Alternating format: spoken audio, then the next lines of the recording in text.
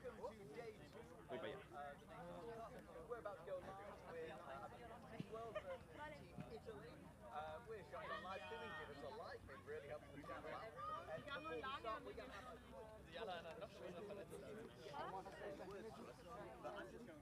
make sure that the sound is definitely on. Is the sound on? I don't think the sound is on. Because I put the wrong mic on. So I'm going to start again. Hello, I finally put the right mic on. Right, this is day 2 of Nations Cup. We're about to go into Italy versus Team World. I'm Sam Davis from Shots On. Like and subscribe to the YouTube channel, really helps us out. And we're going to see if we can get any words from any of the teams, see if anyone wants to say hello to us. Let's see what's going over. They do look a little bit busy over there at the moment, so it's just going to be a moment until we see that. Do we need to loosen the camera up a little bit so it can turn? There we go. How's that? Is that turning a bit easier? Follow me. Is it working? There we go. It's working. And we'll go it this way. Brilliant. Fantastic. So we've got Team World over here who are currently throwing the ball about. So let's see if we can get anyone who wants to say a quick couple of words. Hopefully you can see me through the refs. We're not. Here we go, he's got the ball in his hands. Guys, hey, Team World, does anyone want to say hello to anyone on the live stream? Anyone watching back home? Hello. Hey guys. Hi. How are you feeling about the game? You're Team World, aren't you? Team Spain? Team Spain. Team Italy. Oh, I've got the wrong one. That one's Team World. So you're Team Italy. How are you guys feeling for the game? We come with some injury from the last day, so we don't expect to be in the top, but we are here to play, we are here to demonstrate, to have fun, and to demonstrate that the Italian team is here too. Yay! Is there anyone wants to say hello back home? Anyone watching today? I don't know if my mom is watching, but hi ma, I don't know where's the camera, but hi. That way there. Hi camera. Fantastic. Hi students! Brilliant. Well, good luck today, guys. Have a nice one. Let's see if Team World are still doing their team chat. So it's very sunny today, so I'm squinting. They're still talking. Shall we see if we can listen to their tactics? Team World's tactics. That might happen as well. We'll play that by you. You're on mic. We didn't get many tactics there, but what I heard was we're going to play how we play. Can I just, Team World, how are you feeling about your game against Italy now? Amazing. Good. Okay, lots of spirit there, lots of energy. Anyone want to say hi to anyone on the live stream before we start? Hi, Mum. Brilliant. So, who's going to win this one? Again, lots of energy there, isn't there? Lots of energy. Top seed, baby. Well, good luck in the game to come, guys. Have a wonderful day. Right, and those were the thrilling chats for the first games of the day. We got lots of information there, and everyone seems very awake. So we're going to start very soon. I'm going to see if I can find some proper commentators for you, and we'll get the games going. If you want to point the camera that way. Thank you.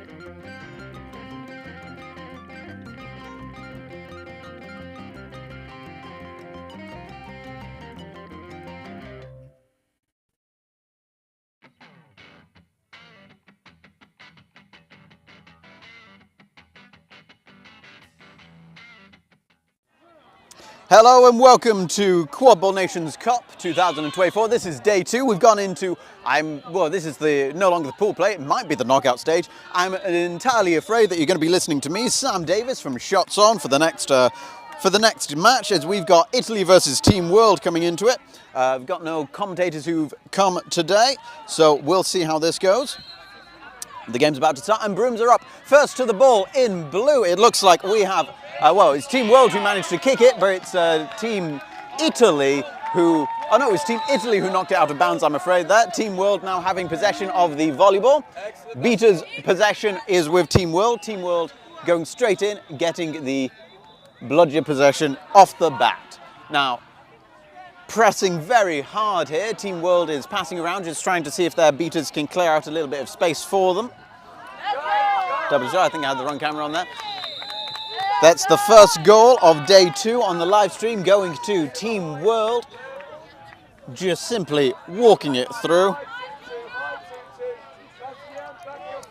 There we go, I figured out which camera is which one now. So hopefully now we'll actually get them. We have a press being called by Team World, forcing a long pass over the top of the hoops, meaning that Team World's keeper has now regained the volleyball possession. Little cheeky beat out there by Team World number 36. I can't read the back of their shirt, I'm afraid. Number 36 beater wearing a lovely scrum cap. Fashion is something that we're very conscious of while playing quad ball. A diamond being called. So a diamond, you might know this as a troll pass if you're somewhere else in the world. Essentially, we've got 3 players at the front of the hoops from Team World, attacking with a player behind there. Lovely pass straight to the player back in the point position. Puts it straight through the hoop there. We now have possession of the bludgers is still with Team World. Team World making a long run on the pitch there to regain bludger possession, I'm afraid.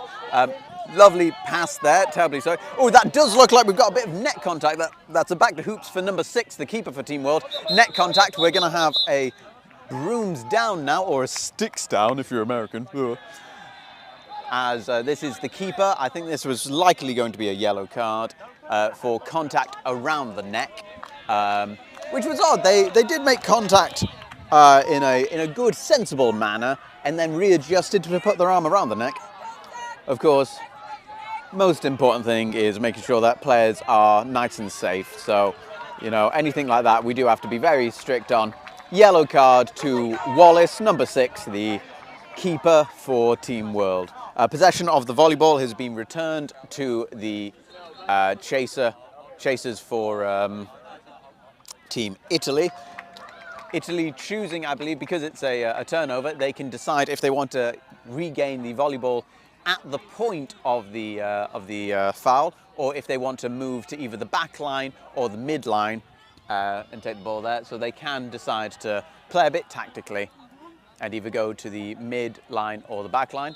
It does seem, though, that potentially we had a bit of confusion there. Number 5 originally going to take the volleyball, but it was number 44 from Italy who is actually fouled. So number 44 is the one who's going to be taking the penalty, or taking the volleyball all the way to the back line. This just gives them a little bit of space. They had number 1, Barbard from Team World, right there with a bludger. So a very smart move to move themselves out of that area so that they and their team can reset. But it does look like there's a beat straight on that, but it does leave the volleyball behind the hoops of Team World, giving Team Italy that chance just to get back into their defence. It looks like Italy are playing a very tight defence around the hoops. They've got 2 forward, 2 back in the chase line, and the beaters, we've now got 1 beater pressing the point, managing to dodge a beat there, putting pressure on the pass there, pass being pushed up there. Number 5 contesting 26 of Team World, 26 passing it off there. 12 trying to find space, not quite being able to make it, waiting for their beaters to come back and give them a bit of a shield. Team Italy using their beaters there to just put pressure on the Team World players. Team World having to make some very quick passes here, but it looks like Team World getting their beater in there to break up the play there, giving them a moment pause to get in. Team 12 passing it over there to their player in the wing. Not quite getting the hands to it. Pushing through. Making an attempted shot. Number 44 from Italy. Getting the hands to it and passing it to number 1, the keeper. Lots of things happened there. I hope I didn't break the mic. And I hope some of that was coherent. A lovely bit of booty short action coming up here from number 24. The beater for Team Italy. Terribly sorry if I've said Team Spain. Walking up here. Big beats coming up there. Team number 1 for Team Italy trying to take it through. 26 not quite getting the hands to it as beater number 36 for Team World was waiting there with a bludger. We're getting a big sub-off situation for Team World now. I believe 4 out of the 6 players subbing off, taking the moment to get new fresh blood on there. Team World have shown throughout the competition that they've got a very physically fit team. So we're seeing that they're keeping up their energy by making sure that all their team gets on pitch and subbing as they go. And an attempted shot there, not quite getting it through the hoops. Team World beater taking down another one. It does look like we might have a slight issue here for a head.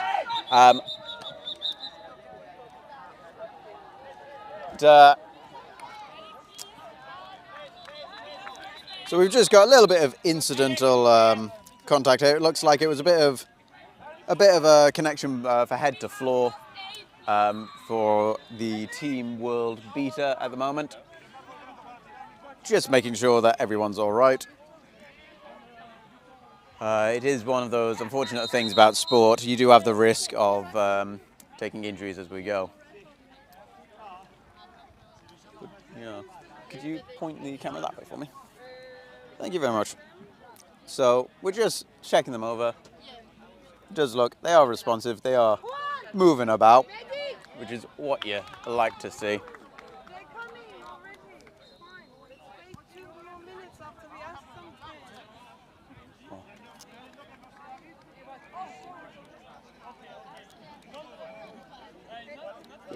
Could you step back from me just a sec? Thank you very much. Over here on the, let's see if we can get them. There we go. Looking very serious on the score table, we have Luke Twist. Beater for Team World is now leaving the pitch. They are walking.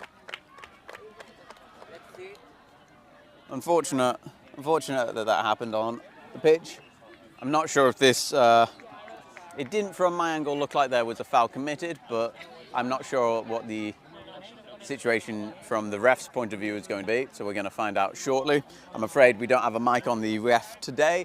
It is their very first game reffing today, or head reffing, HR, so a bit of a big decision to be made for them on the very first day, or their very first HRing slot. We are having a little bit of a chat in the pitch here.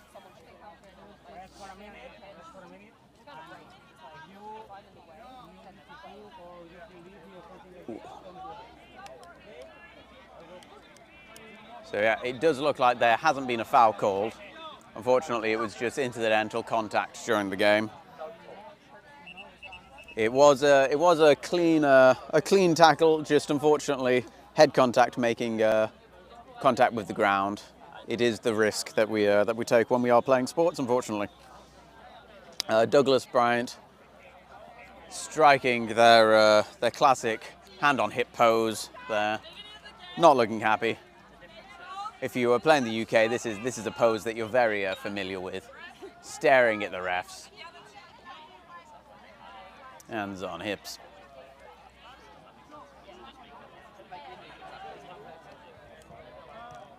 So volleyball possession is still with Team World at the moment. Bludger possession currently, I believe it's 1 bludger per team with 1 bludger on the ground. No, it is now. Bludgers are with Team World. It's a straight to the face beat there by the beater for Team World. Also attempting to beat out a player who's... Team World are now calling a press and pushing them right back to their hoops. The keeper does have immunity in their hoop, but he's stepped out and then being pushed straight back in, which means that he no longer has immunity, so he is able to be taken to the ground. It looks like Italy have got back up though, and they are taking a run for it, but deciding not to go up against the 2 bludger defense that Team World currently have. Team World throwing 1 bludger back towards hoops to try and get out of the danger zone. 0 beater for Team World, clearing up the pitch there, doing a fantastic job of holding a very high line.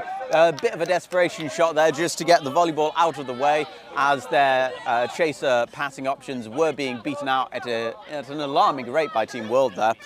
Team Italy making, I personally think, quite a clever decision to get rid of that volleyball while they waited for their team to get back into a defensive position. Sometimes you have to realize that not every attack is always on. You do have to sometimes think about your defense and get ready for it. When you've got 2 beaters running at you, get rid of that volleyball, make sure that you've got a defense back there.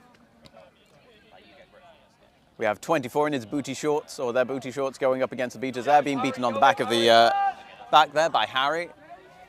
An attempted pass or shot there, but it's gone out of bounds, bringing the volleyball back to number 44 of Team Italy.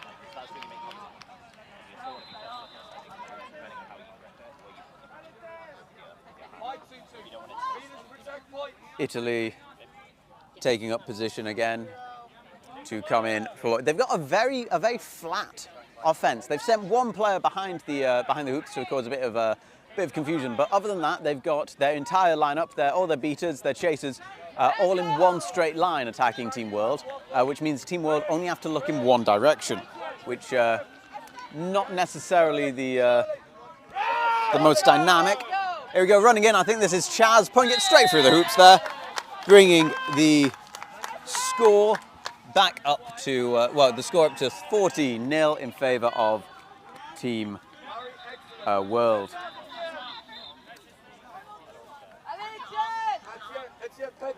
Team World readjusting their defensive line to form a higher point. So we have a cavalry wall here, I believe, by the 2 chasers. But that was a double beat, it looked like, but it looks... So double beat on both the beater and also the chaser for Team World. But it looks like that's to number 75. I think it was Chaz who managed to intercept a shot on the hoops there. Passing off to their chaser partner, but passing it straight back to Chaz, number 75 for Team World.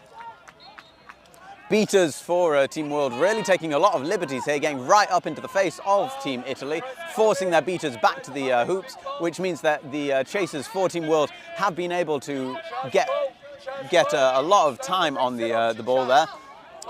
An attempted shot, but it's got to the hands of Chaz, which means they have another attempt, passing it off there to number 27, or number 72 of Team World, who not quite getting their hands to it, losing possession. Chaz being pushed off the ball, but it looks like beaters have got there. That's going to be a kick off pitch. It does look like one of the refs is calling that, as that is very much a kick straight off pitch. Will it be a case of the refs say that it was an attempted goal by kicking, or is it just a straight kick off pitch? If it's a straight kick off pitch, I believe that would be a blue card for the Team Italy chaser there, who was competing to get the possession from Chaz. Oh no, it's a yellow card, I'm sorry, for a straight kick off pitch. I believe, does that count as time wasting, or is that just annoyance? Again, we'll take this moment to say, subscribe to the channel, it really helps us out. Shots on. We like live streaming things, but it makes life a lot easier if we've got a lot of subscribers. Doesn't cost you anything. I swear I won't charge anyone. Just click the subscribe button. You don't even have to ring the bell. None of that nonsense, just the subscribe. Press it now, press subscribe.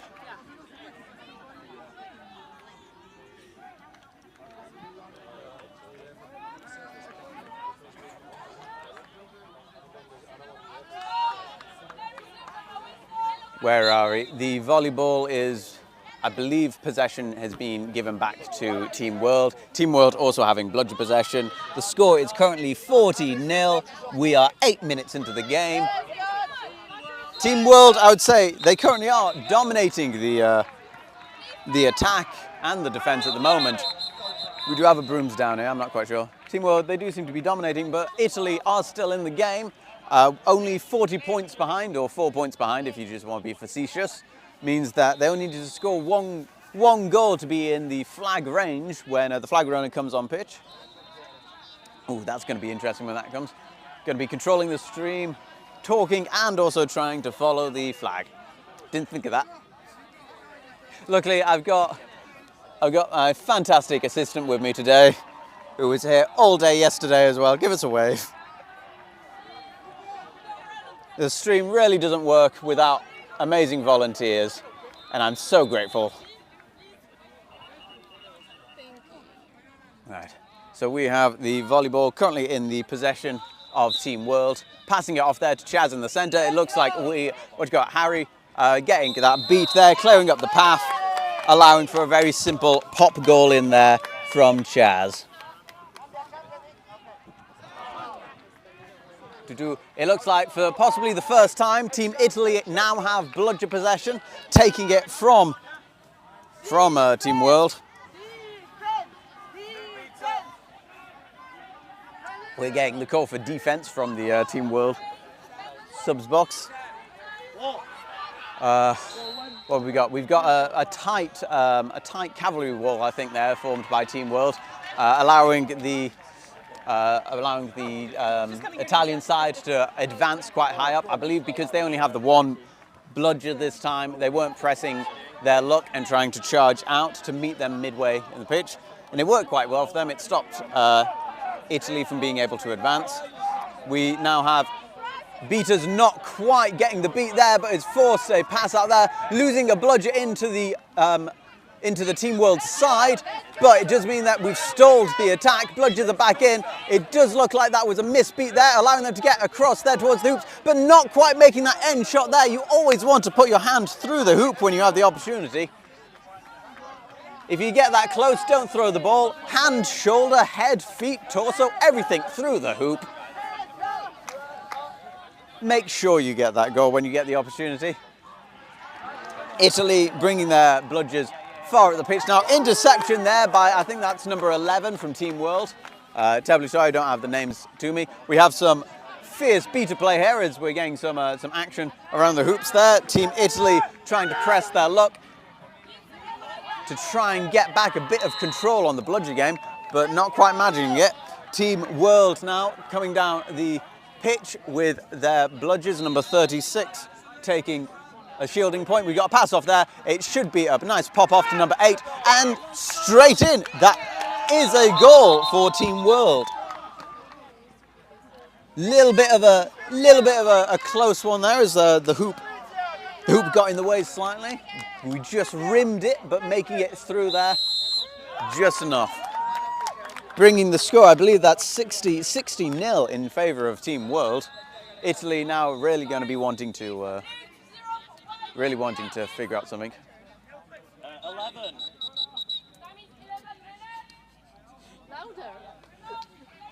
So I thought there was going to be a brooms down there, but it looks like it's 11 minutes. 11 minutes. So not quite a timeout there, but you know, did have a good 30 seconds to catch our breath back and get ready for the next run of the games. Team World really using their beaters there to put up a high press, almost getting the volleyball out in the midfield, but it's been passed straight off there, but it has been sent out of bounds, allowing number 6 to regain, and we've cleared out a beater defence there, allowing Team World to go straight for a run-in. They're going for a run. Lovely contention there by number 22 of Team Italy, 72 of Team Italy, passing it off there, straight into the middle of the pitch, trying to get that number 22 of Italy doing all the work here, but it does look like there might be a bit of back contact that's being called. Team World going for a shot, passing it off there. Another shot to pass, but not quite getting it through. And 23 going in, finally getting that shot through there. We had 3 attempts, 3 shots at the hoops, and 3 passes going straight like through. Wonderful, wonderful to see. Finally getting that hoop in there. I believe that was number 23. We have a delayed penalty. I think it's a back contact penalty. So running into contact while someone's back was turned into you. That's a no-no. That's naughty if you do that. And it's a yellow card. It will be negated by the goal, I think. So there is a yellow card there on Team Italy for back contact. But because there was a goal that happened after that, it means that Team Italy won't have to serve any time in the penalty box because the goal has negated that. We have some cheerleaders at the side of this for Team World. I think they're quite happy about the current score on pitch.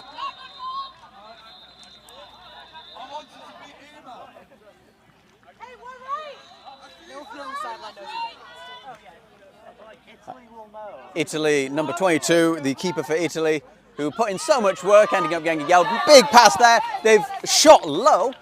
Interesting technique that I'm seeing a couple of teams coming up here, trying to pass low, bouncing it underneath the defending line, because we're getting a lot of interceptions nice and high up. But if you pass it underneath, here we go. Is this just going to be a dog? No, straight pass off that. But it looks like there was a beat before. Well, it's contested here. One of the assistant refs is saying no goal because they think it was a beat before. I think it possibly was a beat before as well. We're going to hear what the ref, well, we're not going to hear what the refs say, but I'm going to tell you what they say. One ref is saying beat before, the other refs are saying it definitely went through the hoop. The question now is, was it beat before or not? If you're beat before you put the ball through the hoop, it's not a goal. Nice and simple rules. But we will have a conversation here about it. Ooh. The goal has been called no good, beat before.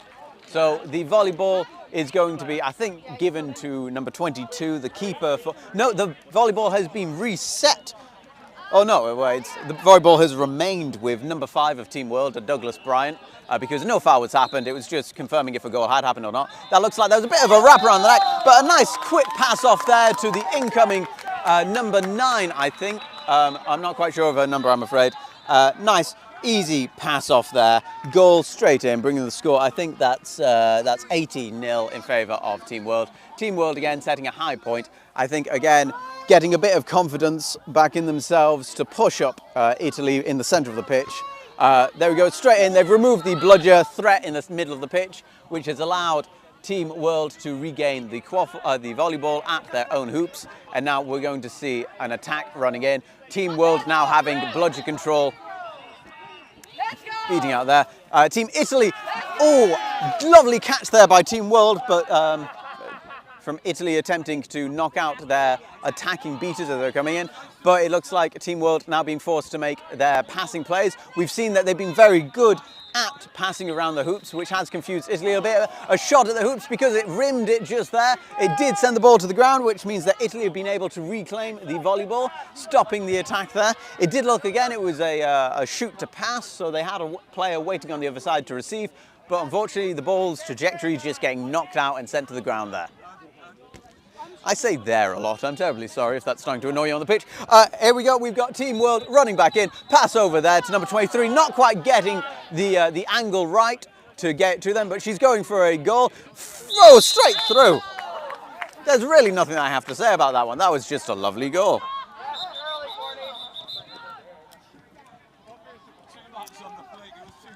I wasn't quite sure what was happening there. I thought it might have been an injury, but I think it looks like we're having a timeout. Score is 9-0. Timeout's being called out by Team Italy. Just because I'm running out of things to say at the moment, I'm going to put on a little bit of music for you.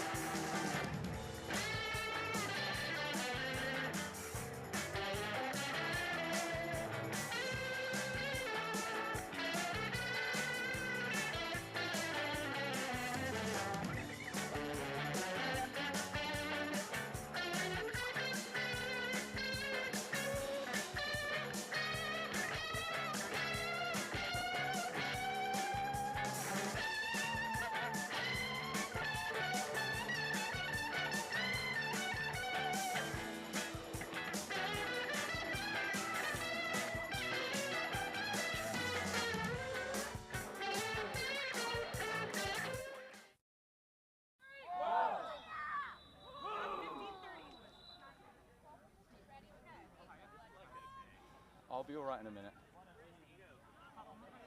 Yeah, I try to be too cute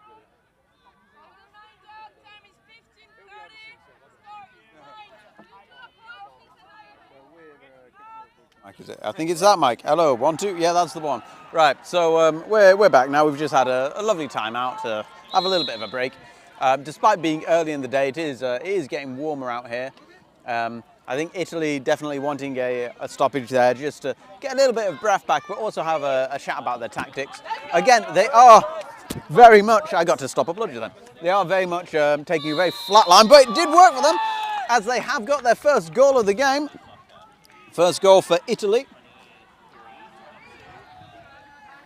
Fantastic play. Literally just as I was complaining about their offensive line, they managed to prove me wrong and score. So what do I know? Team World, I believe they're going for a stack, so that's where you've got... oh no, sorry, they've gone for quite a classic box, I think. So 2 chasers in front of the hoops, 2 chasers behind the hoops. Lovely pass and pop in there. So a drive and dish situation where we had a chaser who is causing quite a bit of everyone's looking at him. He runs in, or they run in towards the hoops, which pulls the defense towards them, and then they simply pass off there. A long pass there to number 22 behind the hoops, but a big pass back over here. But unfortunately not quite seeing that there was a beater behind them, and it looks like they've now been beaten up, which leaves no defensive lineup ready to take on the Team World chaser who's charging it in. And a very nice, simple put in. That was Sebastian, I believe, causing that play.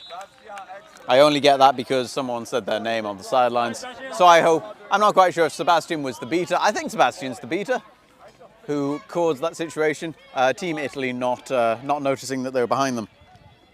But you saw it live, so you know what's happening. Big pass over there again. Italy, I think Italy relying quite heavily at the moment to trying to get these long passes off here. But unfortunately, the longer the ball is in the air, the longer your defense or the team defending against you has to set up their defense.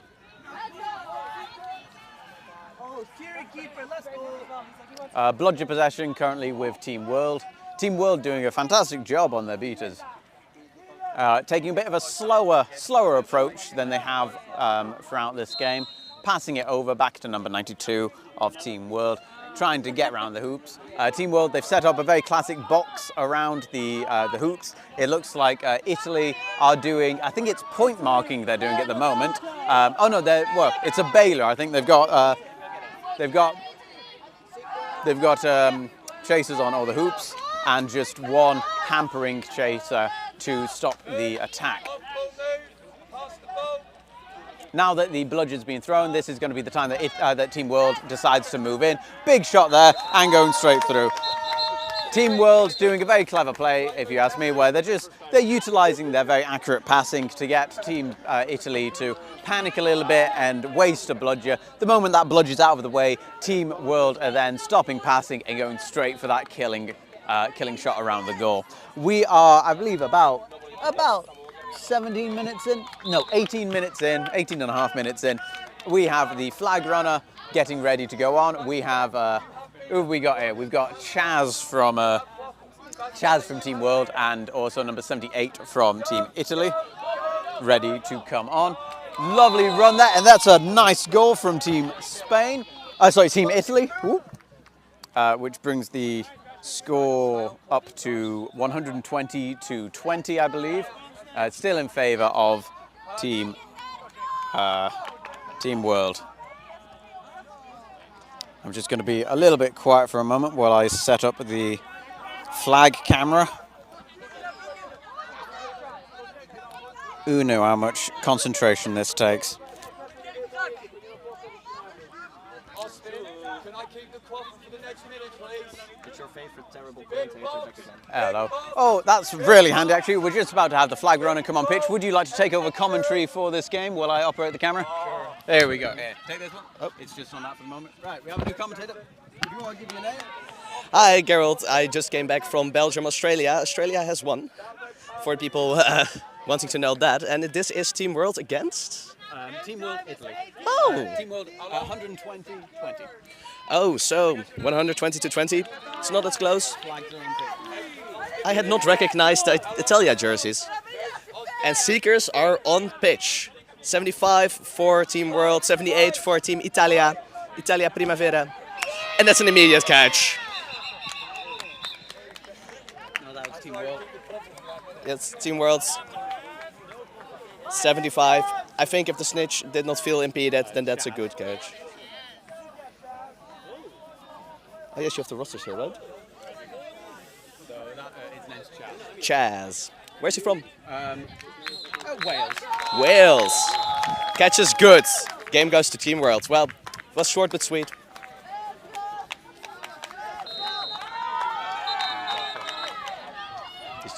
Yeah, short but sweet.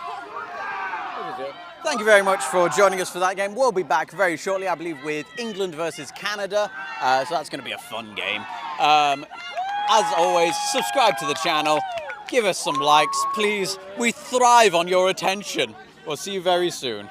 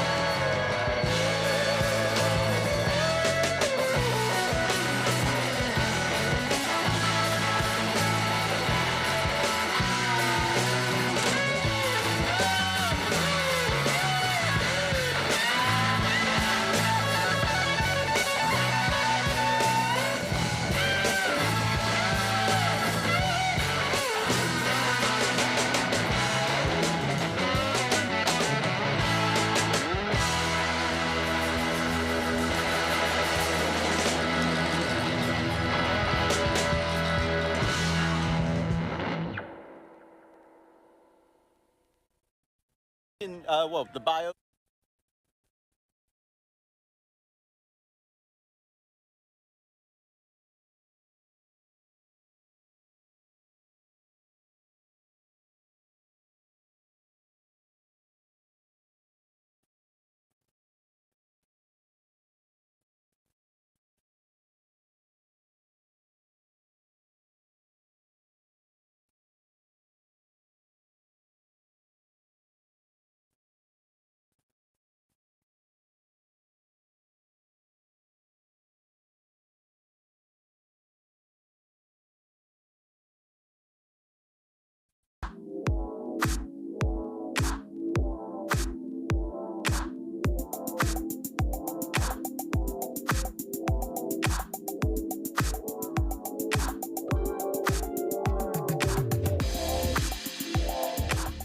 About to go live.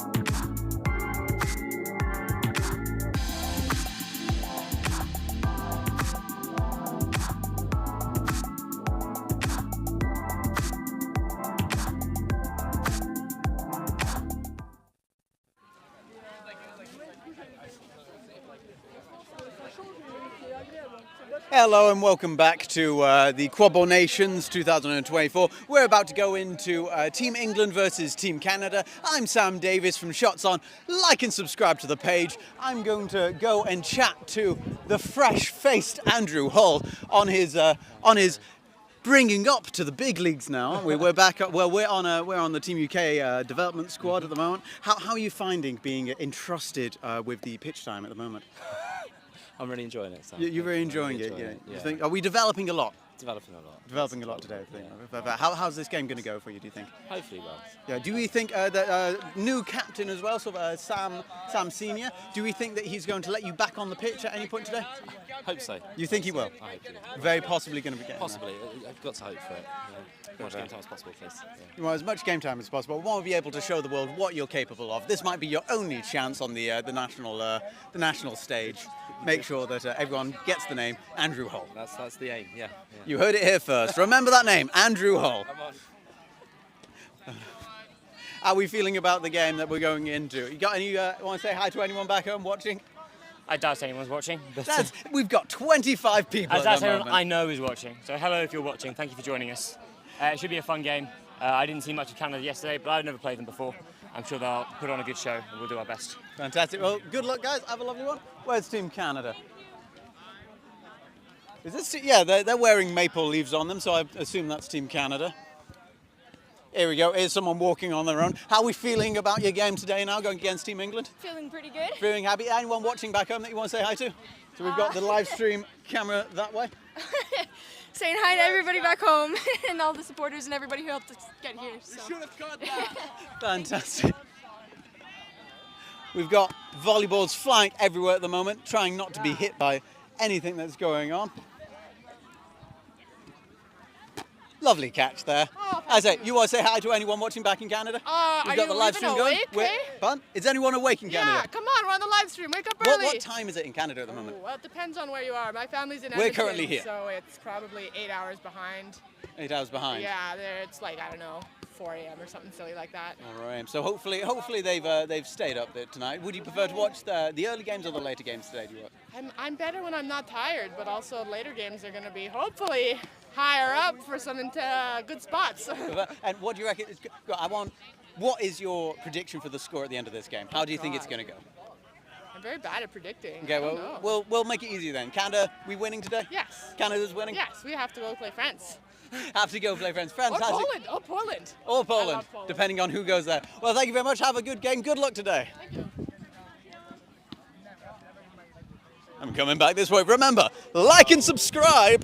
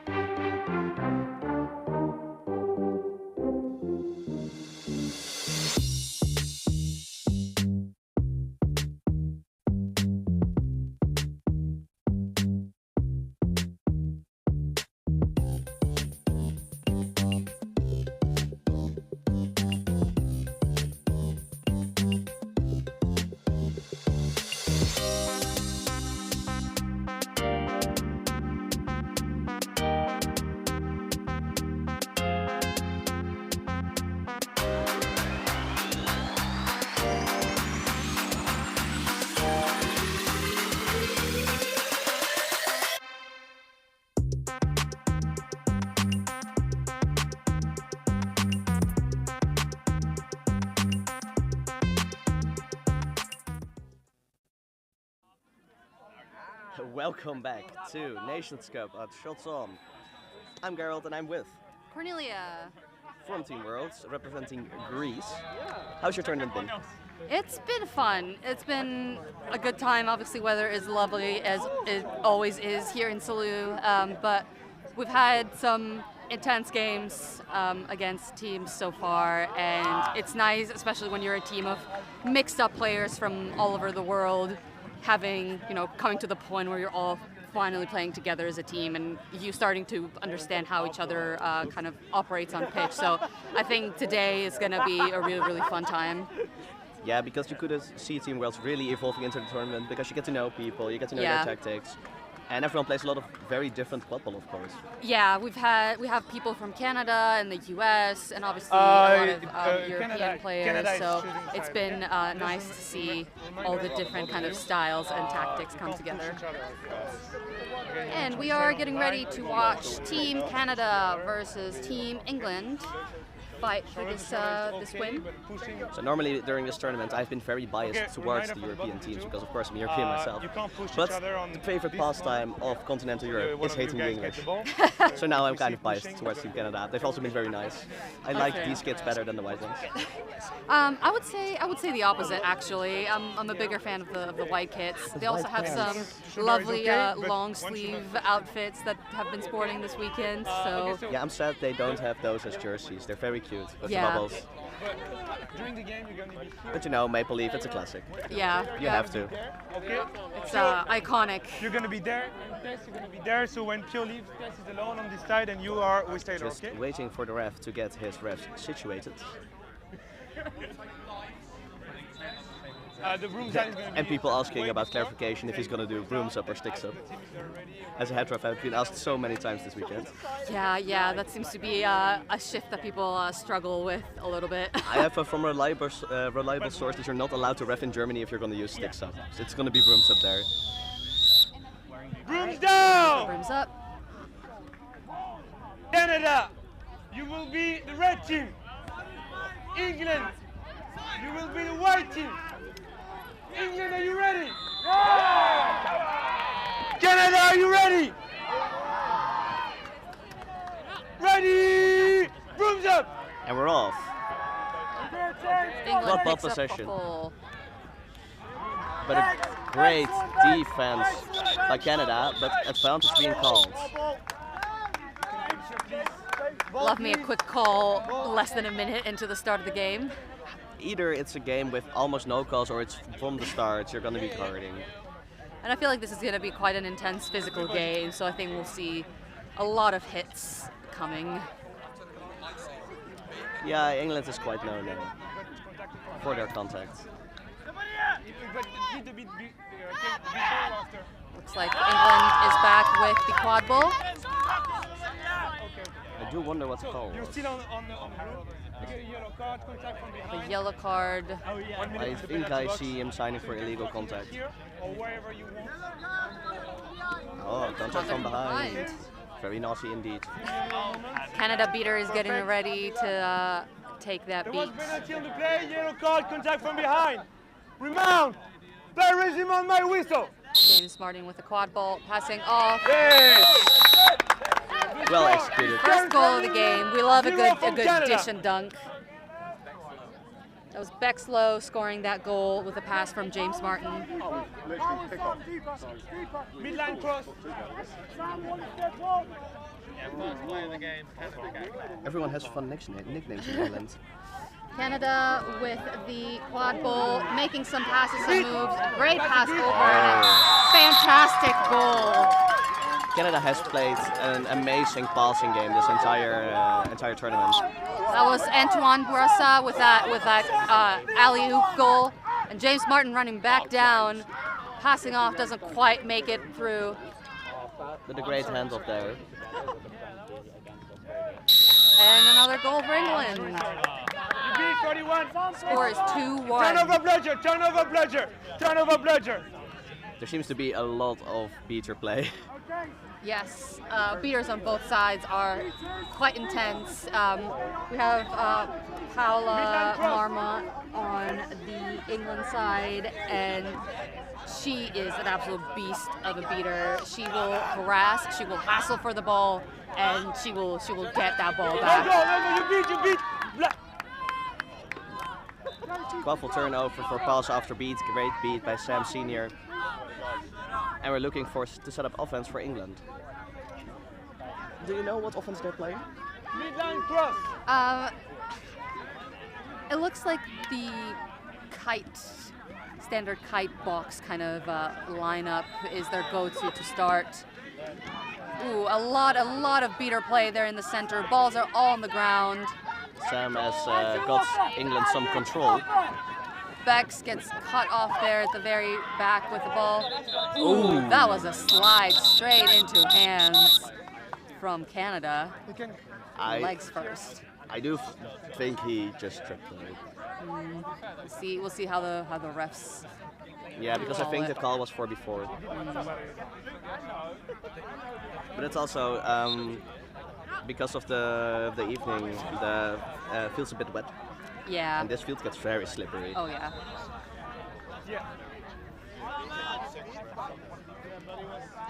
It's probably contact after being beat.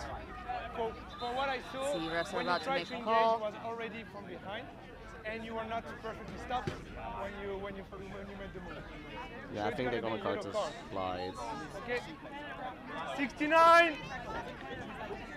So 69, yellow card, contact from behind. The score is indeed 20-10 for England. 20-10 for England. 69 indeed gets a card, but for contact from behind. Okay, the same as just before. We're just gonna see how England is gonna capitalize. Number 45. Canada being one chaser down. Number 45. And it's one of their tall players as well. You can stay here or go. Seems to be quite physical, so that will hopefully open up some more space.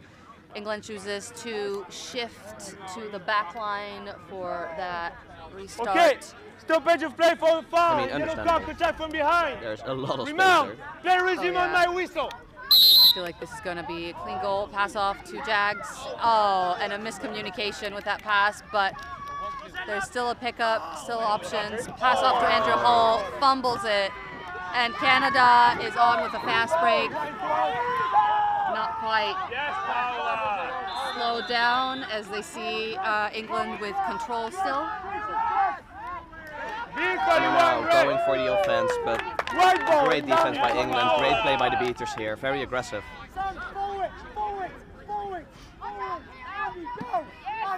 Great pass back from Canada, but England still maintains that control. I am confused about where the second Canadian beater is.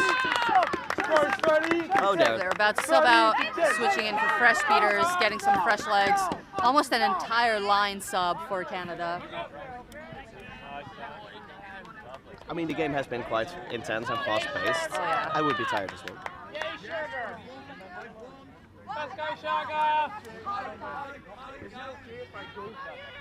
Lots of yelling from both coaches.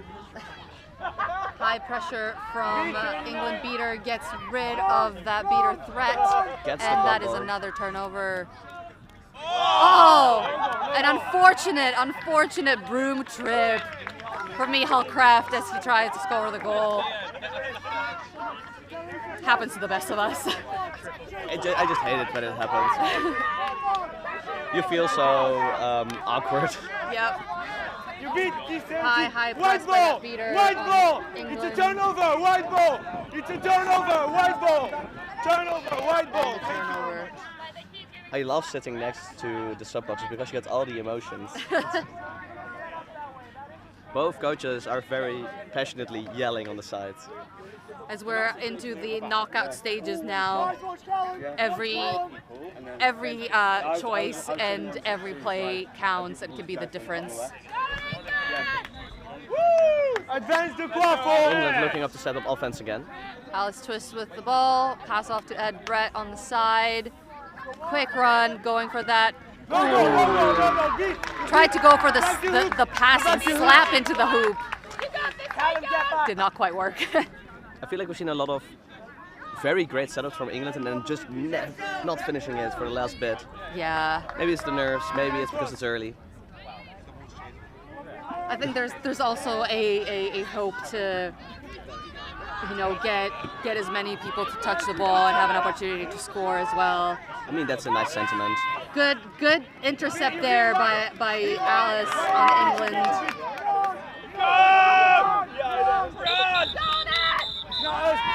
Keep playing. And a great drive. And again, fumbling on the finish. Oh, and maybe Ed Breton will be able to finish it. No, beaters come in. And someone lost their broom again. England can't seem to quite connect on offense. The positioning is there, but the play is great, and then the last move just doesn't stick. Yeah, yes. It happens. I think the longer the game goes, the more they will be able to finish these plays. Ooh, strong hit from England. You could hear it from the sidelines. 61 you beat.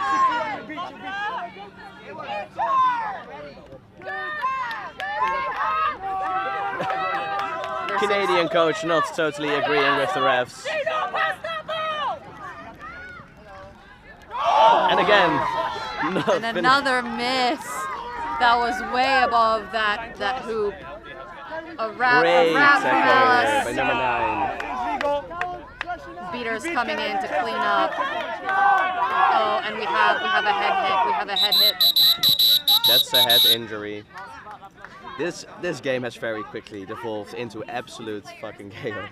Yeah, there seems to be on both sides a rush to do things, not really moving the ball and setting up those offenses and taking their time. There's just been so much quick back and forth. And that's number 4. No, it's not number 4. Number 9, Alice Twist, subbing out with a head injury after that great tackle on the ball carrier. But she's talking. Not entirely happy, of course, but you know, she's fine. That's the most important part. As someone who just got a big head hit myself in our last game, it's always scary. It's not pleasant, but it is all part of a full contact sport. You know what I hate the most? Getting hit in the nose. For England. Yeah. Because when you beat you, please. Just feels terrible. Just feels terrible. We're getting a bit more ref calls. The coaches are very intense to the refs, and as a header myself, I dislike it a lot. Yeah. But I'm a rugby player, and we run a zero tolerance policy. I feel like with quadball being, you know, the pretty much amateur sport that it is, and having such a variety of ref levels, it's always tricky to maintain that respect all the time from players. Yeah, and also it's a second day, people are tired. Yeah. England looking for the drive. Did they connect it? Oh. Yes. Goal, finally. I think England may need to be just a little bit more selfish with their goals. But they also have fumbled some drives. Yeah. So, I do think they have the right idea. They just need to make it click. Execute it, yeah. Planning is the first stage, then executing it. Canada in, Norbert Buenio with the ball, bringing it up, passing off to Graham Richere, and back up top to the protection of Chris Rothery with the bludger. Picked up by Jasper Whitby. Looking for that offense, seeing how to deal with the England defense. And they're running, I think, a modified 2-2. Yep, shifting back up top to provide that support. Went for the shot there, didn't quite work out. No, but this is something we've seen before from Canada, that there's not always a chaser behind the hoops. So there's no one to pick up those shot attempts. Yeah. Yeah, they had their keeper behind hoops, but then the keeper ended up shifting back up top. Bit of miscommunication. Now looking again for the drive, but beaten out. Canada still maintaining control. Long pass to Faye Davis. Turnover, red ball, please. Waffle turnover, again a pass after beat. I do not envy this head ref. Yeah, it's a lot of intense back and forth. We have some new chasers in for Canada. I also feel like these teams are very closely matched. Score is still very, very low. I feel. Long shot attempt, back up top. Number 61 running to stop that ball before it goes over the line. And now looking to set up offense again. And indeed was a shot attempt, so no illegal reset here. Wadiki with the ball, running around, going through the England chasers, passing off the ball right before the beat. But advantage has been called. And that is a goal for Canada. Lots of people waving, lots of emotions. Guenio really hyping up Team Canada after that goal. There seems to be some concern on the England side about what the play was around there. Our favorite pastime here in Europe, we're doing it again, debate ball. Our favorite pastime. Score right now is 40-20. England is up. Just about to be 10 minutes on the clock. So we have at least 10 more minutes of thrilling and exciting football. I just say these teams have a lot of energy for day 2. Yeah, for their first game of the day as well. They've really picked up the pace already. Done a good warm-up, got a bit hype. Listen to some music. See, ref is about to make some calls. There was a contact from behind. Talking to the England keeper. It's not being mean, but it is. 61. Coaches on both teams having discussions with their players on pitch. Going to 61 to speak about contact there, I believe. Someone grabbed your horse. Do you remember who it was?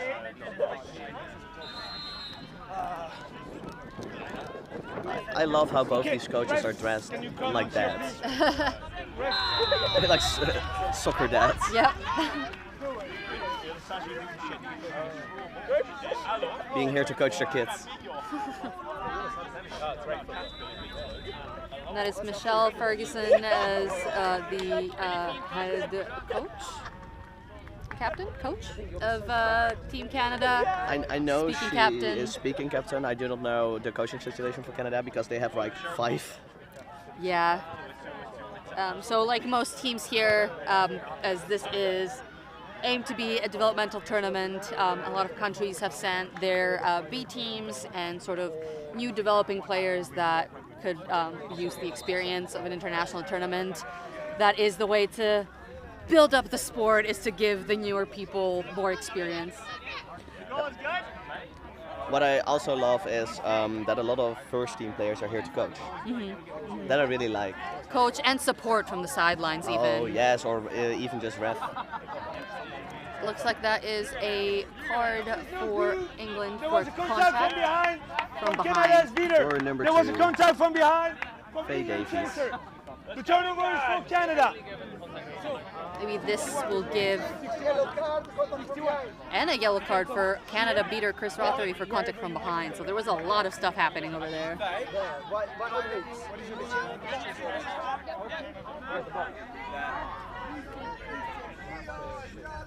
Okay. Let's see Sorry if for the long time. this There was many things to decipher. chaser loss I gives do Canada wonder a if chance to score. the goal is not good. Because the Jack, ball is back with Jack, Canada. we fine. So the score is 4-10. Okay, thank you very much. Remand. Play resume on my whistle. Oh, and going for that pass instead of the goal. You beat 3, you beat 3. I don't know if that was the right idea there. I don't think so. I feel like just hand through the hoop would have been the smart move. I think there might have been a beater on them. Yeah. One more goal for England and an immediate sub from number 35, Daniel Bennell. And now James Martin leisurely strolling up to the hoops. That was the second goal for Bennell. This was our starting line. Let's see if they will click a little bit better this time around and get some more goals in. Keep playing. Hard hit. Going for the resets. Hard. Oh, that was contact a over the net net. Contact. That was a high And net contact. reconnecting from behind. And all the contact rules. There they go. Oh, it was a very, very physical scramble on the ground. Come here. We, No. yeah, we love a bit of free wrestling. My favorite thing was Shane chasing while we were still being So it's going to be yellow card. coming for you. You speak French? No. Okay. So yellow card number There seemed to be some 45. frustration. Contact in the head.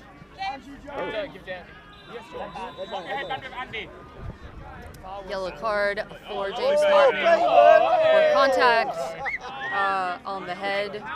And now 24 will be the keeper, and that would be Andrew Hull.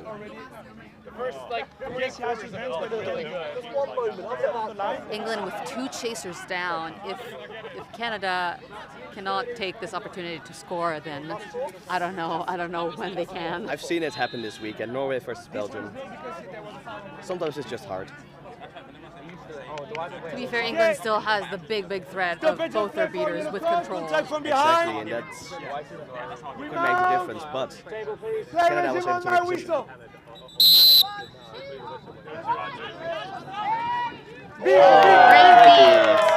Great beat by Paolo Marmo on that chaser. And all beaters have been taken out of play. And Faye Davis. Head contact again. Faye Davis going for the score on that hoop, and it looks like a chaser was found in the way of those arms. The goal is no good. No, it was my ref told me that there was this one. Goal is not good. No good. After all. And we're now going to get the chaser off pitch, but I think they're waiting for them to be able to be moved because it's a head injury. Yep, Davis also just came in from the yellow card. We'll see if there are any card calls for that contact. I think it's difficult in cases like this if you go for the score, because especially with a smaller chaser like that. Yeah, they're sort of are putting themselves in the way there. It is part of the risk, but on the other hand, do you want it to happen? The answer is no. Yeah. So we'll see what the refs discuss, and if they will give another card. If it is a second yellow card, then that will be an ejection.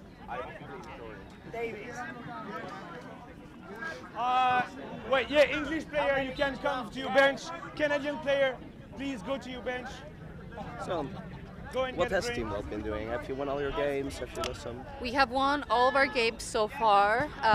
We've caught 4 out of the 5 flag runners. So it's been a good weekend for Team World. We're already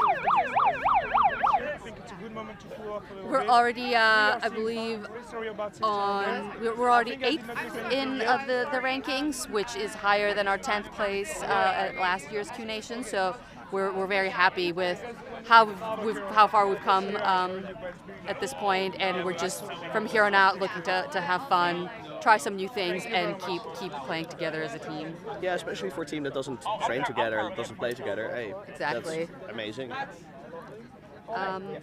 Do you know who you're playing next? We are playing Australia, so that will be an intense game. Very physical team. Yep. Yeah. So it will be interesting to see how that goes. I have heard from everyone else who has played them that they're fun to play against them. So that's the most important thing, I believe.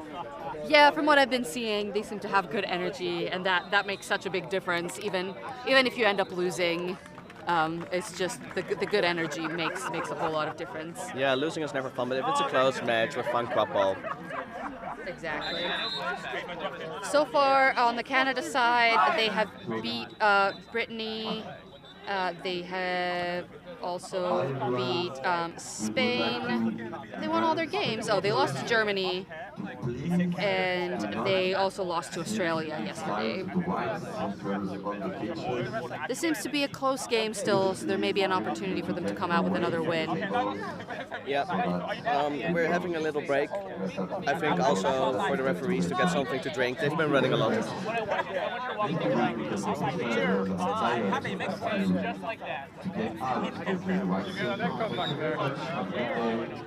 On the England side, they beat Belgium. They have lost to the United States by 4 points. They have defeated Norway, and they have also defeated someone else that I can't find. I think that's Catalonia. I think Catalonia. Catalonia, yeah, that sounds right. I think that was in the same pool as Belgium. Yeah, that was their first game.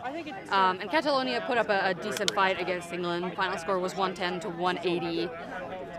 Yeah, if I remember correctly, that was a very intense game because I was on this pitch and it was, I think, the pitch there. And you could hear the game from here. Yeah. But we're resuming the game shortly. Our players are back on pitch, waiting to remount. Cole's goal, no good from Faye Davies back there. Beat before. Sorry, I forgot. 10-30, the score is 50 for England, 10 for Canada. Remount. 50-10 on the score for England. And we're slowly starting back up.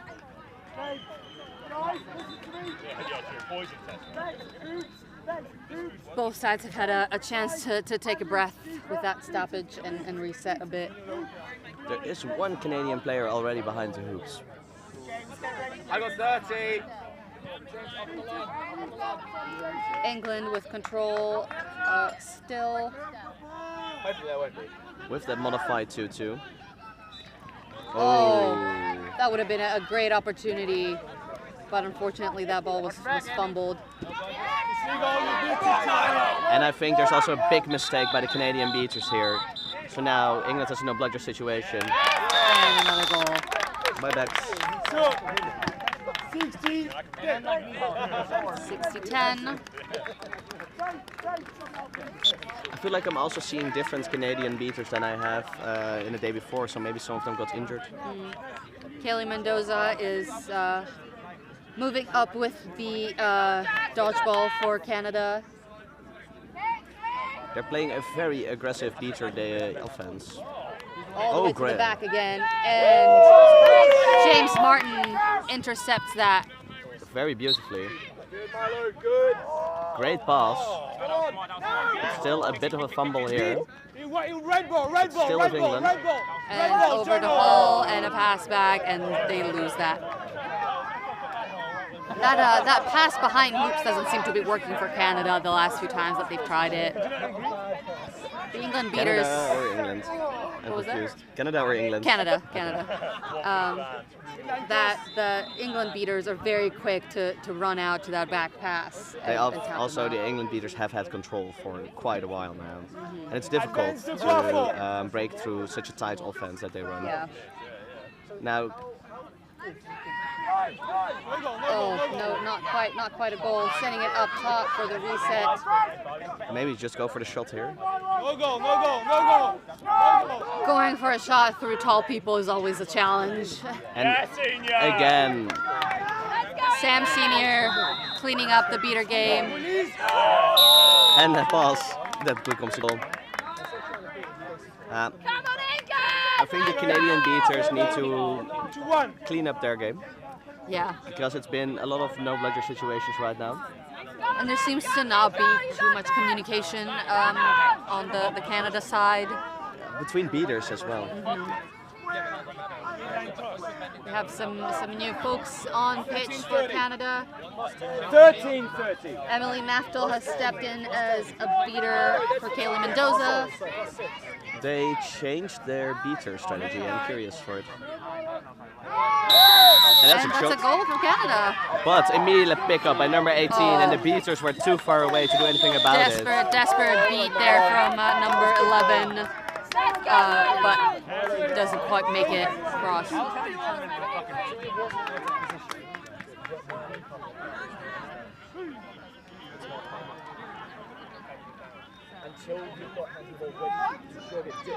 I think that's the risk of moving your dodgeball so far behind the hoops.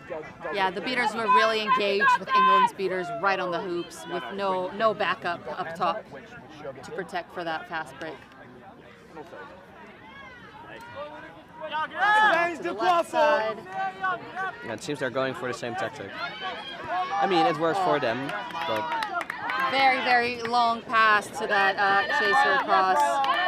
And it's, again, no bludgers. Oh, Goodbye, good go for the block from shot. Canada on that pass. And a great cross. Looking to now set up offense a little bit slower. Control is with Canada still. It's a no bludger situation. But Canada is not pressing. Miloto brings back that dodgeball for Sam Senior. Great catch from Canada beater. Red ball! Red ball! It's a red ball! And that's turnover. a press and a turnover. And now England they go. beaters are nowhere to be found.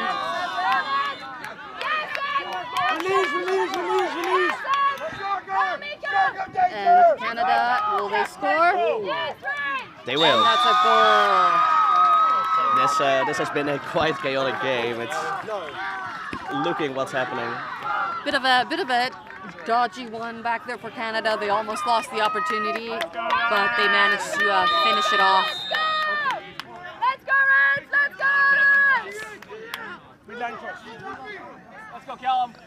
I think both teams need to really slow it down a bit.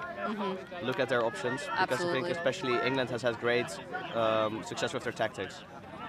Sam Senior, that's Callum Brennan that was fighting for that dodgeball. Oh, another hard hit. And the keeper knows it. But I don't know if that was illegal contact. I was watching beater play. I was watching Paula Marmol absolutely destroy. Red. Oh, that's straight red for number 3, Norbert Bueno, for that contact. That seems to be another head hit. I do wonder why that was straight red though. Just before. Canada, go to your bench. England, go to your bench, please. An ejection. England, go to your bench, please. And a 2-minute penalty. 1 or 2 people next to him. Senior, in the shades. And now we're going to take a medical break yet again. So let's see what's going on in the other pitch.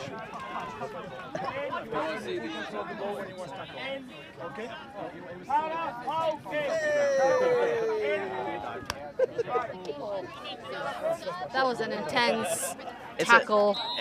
Excessive force seems fair when we look at the replay. It was quite dangerous. Hit from behind the back, and from behind I don't agree because the player turned into it. fair enough. But the excessive force, that's both feet off the ground, yeah. The tackler's feet left the floor as they were doing the tackle, so that is a big no-no.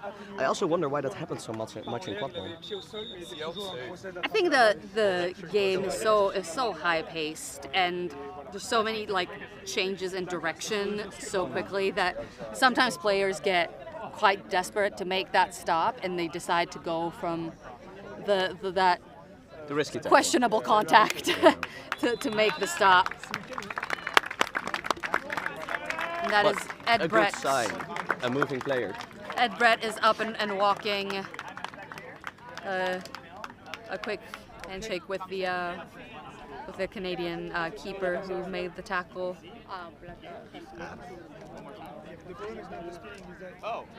These contacts, they happen. Yeah. Again, it's all part of a full contact Bateman, sport. I think you dropped your card. Bateman's so eager to give yellow, he drops them. really sorry about that, but I will stand on my bed. So what has been your favorite team to watch so far this weekend? So far this weekend, I think Australia. Yeah? They have a fun game. It's very different from European Quadball, but still in a very clean way. And but that's also, I think I have not seen a lot of Team USA. I've only seen a game against Catalonia, and that was a really, really physical game. So that's not always fun to watch, because you're always like, is that player gonna get up? Yeah, I did get a chance to watch a bit of the England versus US game, and that was quite intense. US players, even though this is supposed to be their developmental team, are very, very physical, very speedy, and they are just like, they don't slow down. I think also a big difference is like, I think the only European developmental team that has been around for a while is the German E team. And besides that, we have not had a lot of these development teams yet. Yeah. Because there also wasn't a tournament for them. And now people finally have motivation to join such a team. Because and otherwise... really work towards this tournament for the year, yeah. Yeah, because I know, for example, for both Belgium and England, that a lot of people are not as motivated to try out for the national team anymore, because you know who's going to make it. Yeah. The players that go there are just too good. Yeah, and it's so tricky with Team England because there's so many good players on that team. Even some top-tier players that have been rostered for previous international tournaments did not make it for EG, for example, or World Cup, because there's just so much strong there was talent. foul on the play. Tackling a helpless receiver. Red card. Helpless receiver. Rebound. Play resume on my whistle. And we're back. Number 61, Wadika has taken over as the keeper for Canada after that ejection. England slowed the game down a bit, is now looking to score another hoop. England is looking to be moving the ball a lot more up top instead of going straight for that push. Canadian beaters with the control are really pushing back on those drives. But I saw them just leaving their hoops, and I think that's a bit dangerous if you're one chaser down. Yep. Beater 79 stepped up almost too high and almost lost their bludger, but they were quick to throw back. You beat 35, you beat 35. First we say you. And a very enthusiastic beat by Canada 11, so that means 16 you beat. that the bludgers are a bit more endangered, especially their control. Number 79 has been running way, way high. Lovely, right? Oh, that bludger stolen by Paolo Marmo after the beat. Such a sneaky move. Oh. I love those steals. Just oh shit, there's another beater. Yeah. I really love watching Paola play because of the stuff she pulls. It's just so entertaining to observe. Terrible to play against, but great to watch from the side. Yeah, you're a beater, right? This is actually my very first tournament as a beater, so it's been an experience. Oh, that's a nice contact. Great turnaround. Benel going for that goal again and scores it. I think there might be some discussion about that contact. I think it was good. Yeah. But I am known to be too lenient with contact penalties. That was much better patience from England, I think. They're really slowing down their game and waiting for the right moment instead of rushing in. It's also nicer for your own players because less risk involved in getting themselves hurt. Yeah.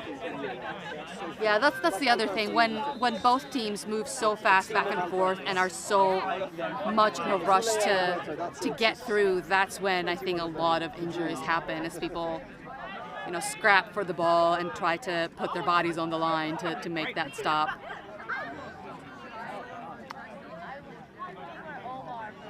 The score is 90-30 for England. There is still some card decision and blue.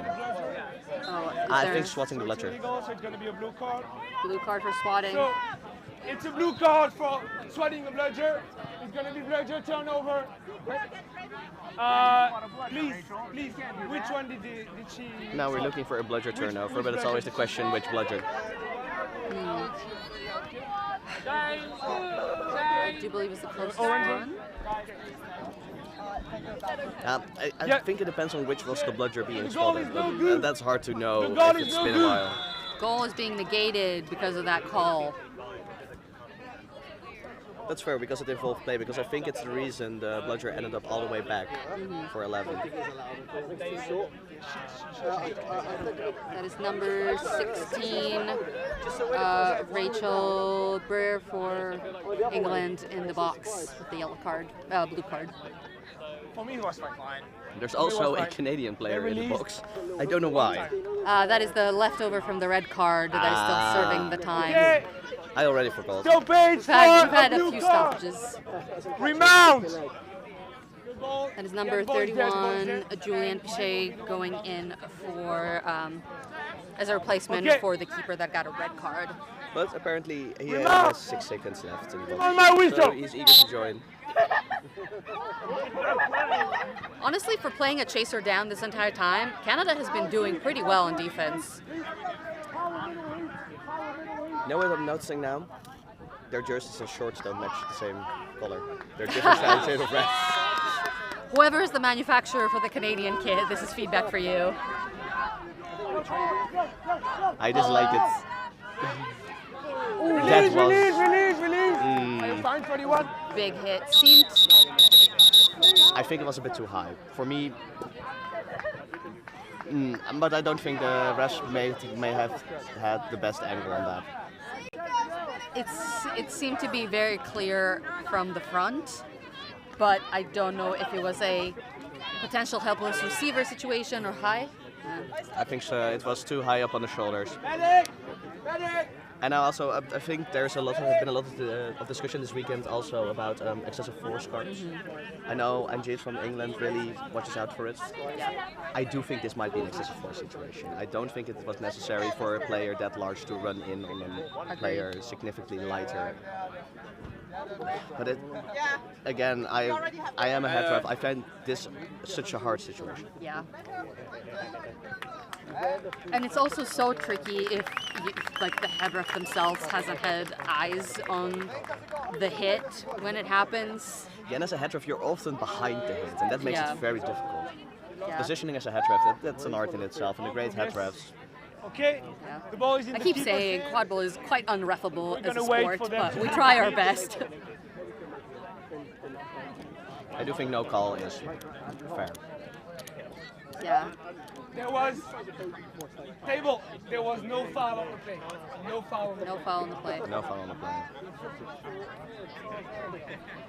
18:30 is Stop on it the for injured player. Remount. Play resume on my whistle. And the Quadball is with England again, looking to set up their offense. They're doing it again a little bit slower, waiting for their beaters, since Canada has control. The snitch is doing a little dance here in front of us. A bit distracting. We're trying to watch the Quadball. Little walk around the park with the flag ref, getting to know each other. That's important, a good relation between flag ref and flag runner. Release your contact. And they are frolicking on the pitch. You don't see that a lot anymore. The fun snitch walks on. That is something. The flag runner shenanigans is something that I miss a bit about the sport as it's getting more serious.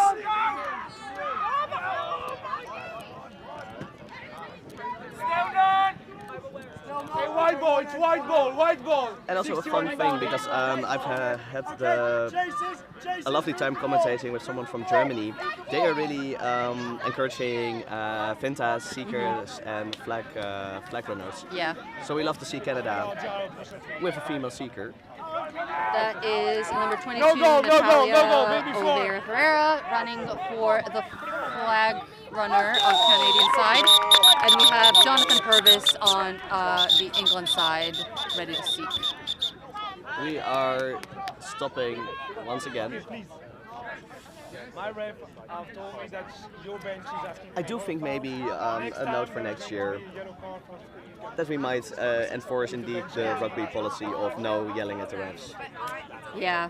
I do find that refs are getting more and more strict about those types of things and those calls. I love it.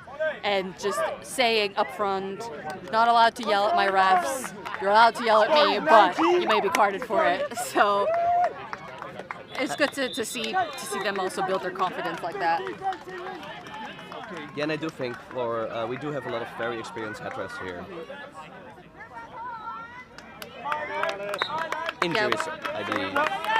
We've also seen a lot more Finta refs in the last few tournaments here on the European side. As well at this tournament, there's been 2 or 3 that have consistently had ref games.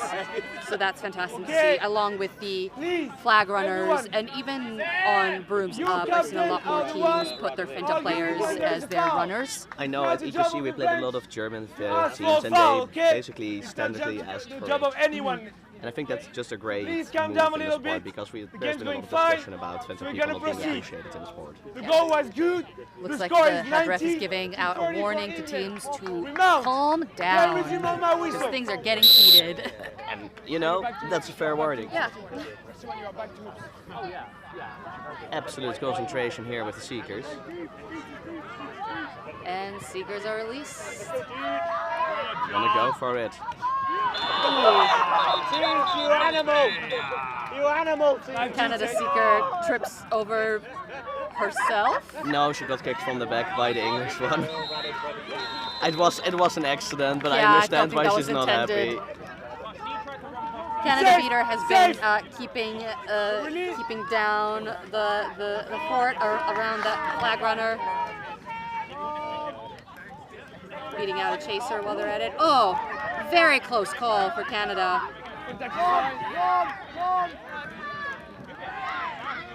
And a goal for England.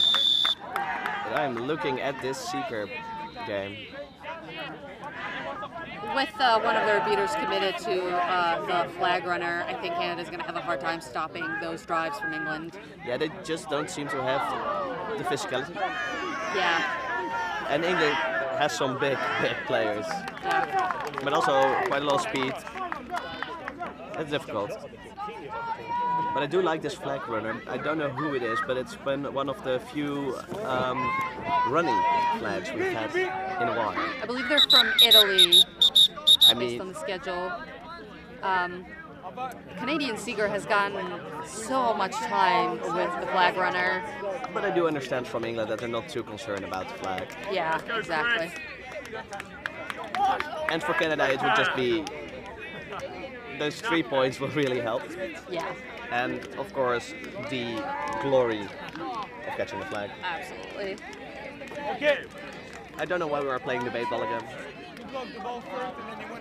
There seems to have been a play all the way to the corner, but it sounds like it's going to be a no call. Oh no, we lost some of the Canada water bottles on it. Now, whistle. Hydrate, people, it's important.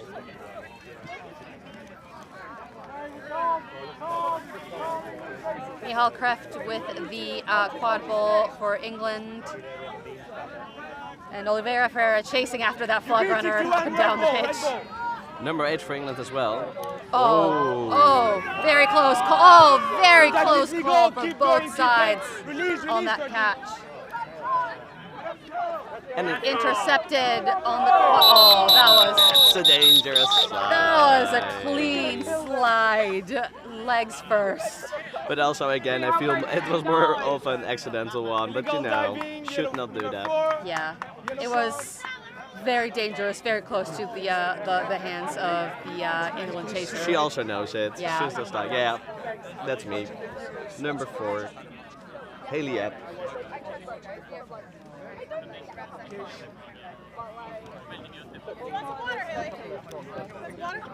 So it's a yellow card, illegal diving.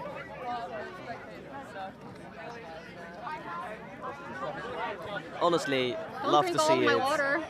I'm gonna have to send you to refill it. I will. Flag runner, flag referee, Seeker, all having a great time. Does that also change in the new rulebook? Are we going to call them differently than Seeker? Potentially. I'll be honest, I have not reviewed the new rulebook yet. I only know Sorry Stick. to admit it, but... I only know Stick. Stoppage of play, yellow card, Because of the illegal diving. Oh, yeah, and general rule, but we already played. I get all of my rule updates from the Quadball meme pages. Of course. The only boundary, the only source for rules. Shout out to the only boundary and off broom gang. Maybe they should do a rulebook video. Ooh. Here we go. I think that was impeding the end of potentially off broom, so that was not a good catch. Seeker has some emotions about it. Kaylee Mendoza back with the dodgeballs for Canada. England with control still.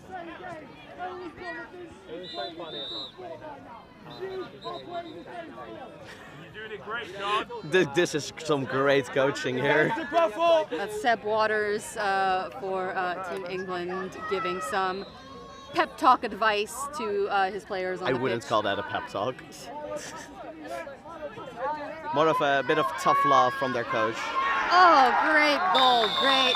That pass behind the hoops finally seemed to click for Canada. But also the fast scoring. Turnover. Ooh. That seems to be a good catch.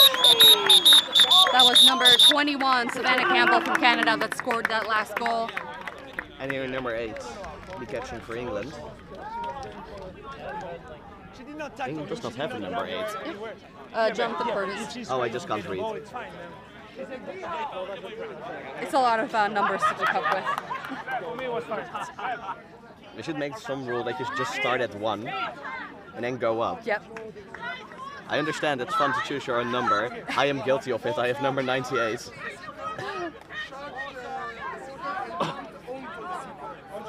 The coach of Canada also giving some very, very motivational pep talk. Yeah. And I think the catch might be called no good. I mean, we're looking to readjust the shorts. I think it was impediment of the snitch. We're at 23 minutes. I think instead of a tiebreaker, if it ever gets to it, we should do a boxing match between the coaches. I would watch that. I am putting my money on Canada. People would bet on that. Yeah, knowing Michelle Ferguson, she can throw down. I can see the passion. Yeah, yeah.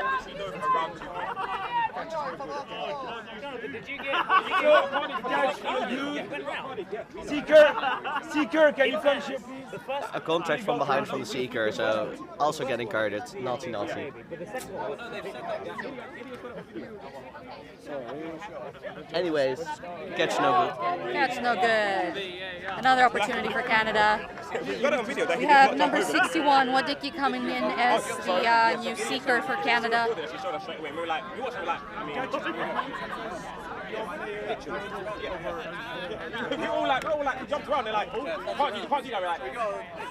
seems to be some concerns from England about whether that card is deserved or not. This is a great argument for VAR. At the end of the day, we don't have any instant replays for the refs, so they gotta go with what they see. And sometimes it's just very difficult.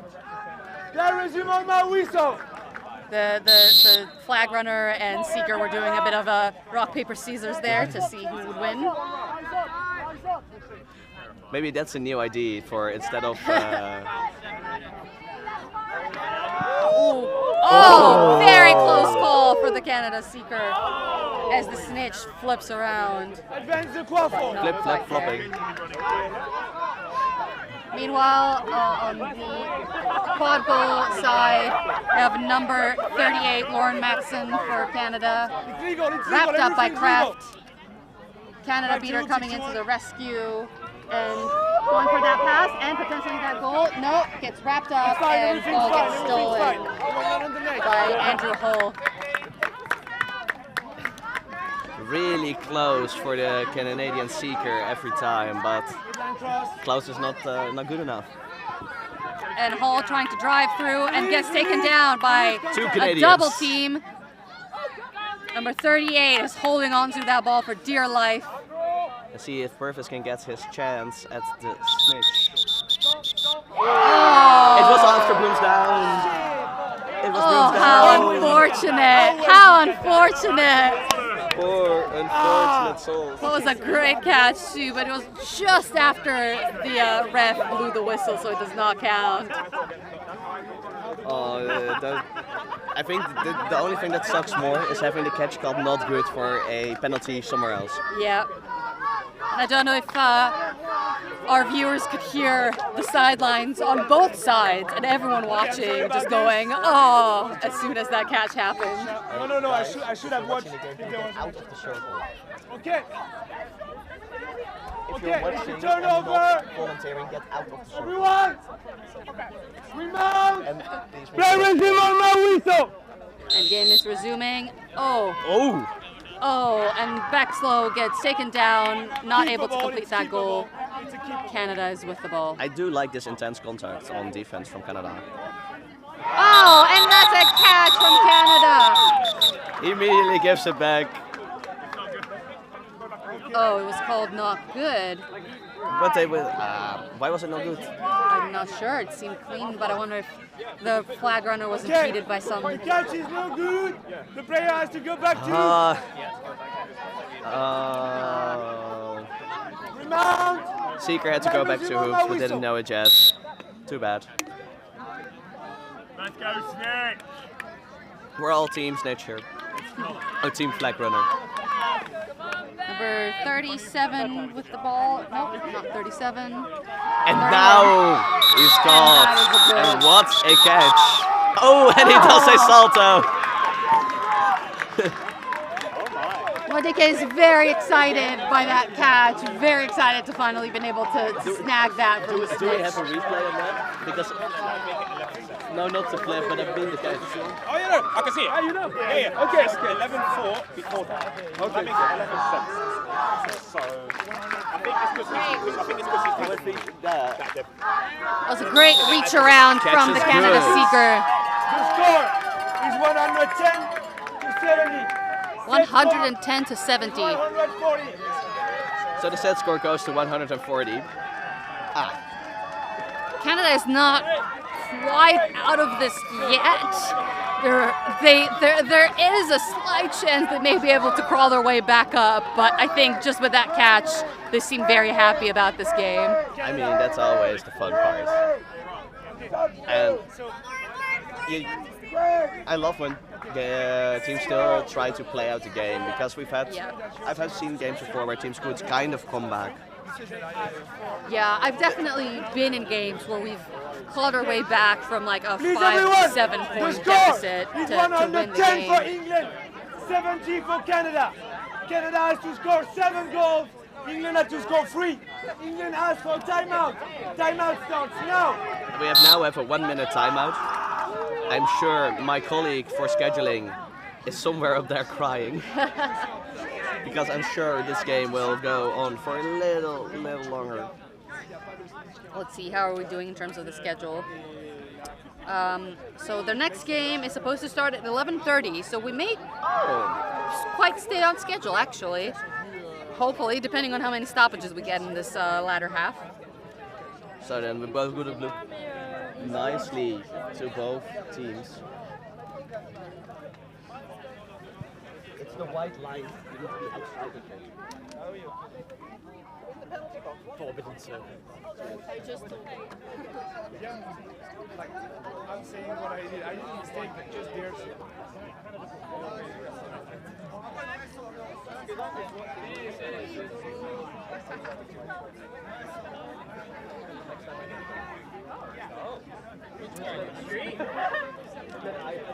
Taking a timeout for both teams.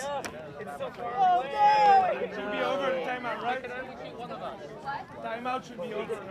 Both teams are taking a moment to breathe, reset, and we're getting back on pitch.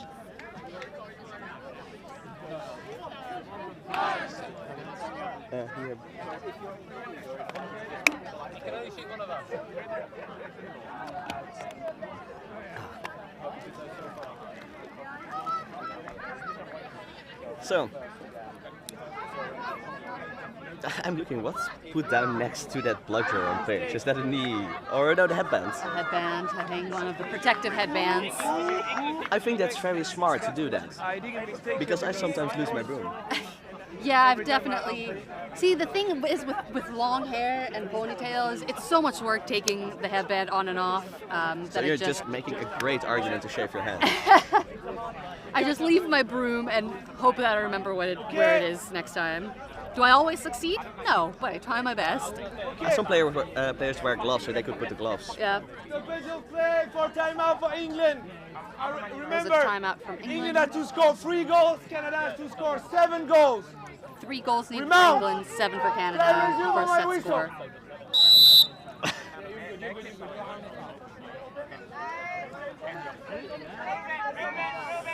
And I feel like Canada has also got some of that fire back. It's legal. Really. Release the tackle. And come on.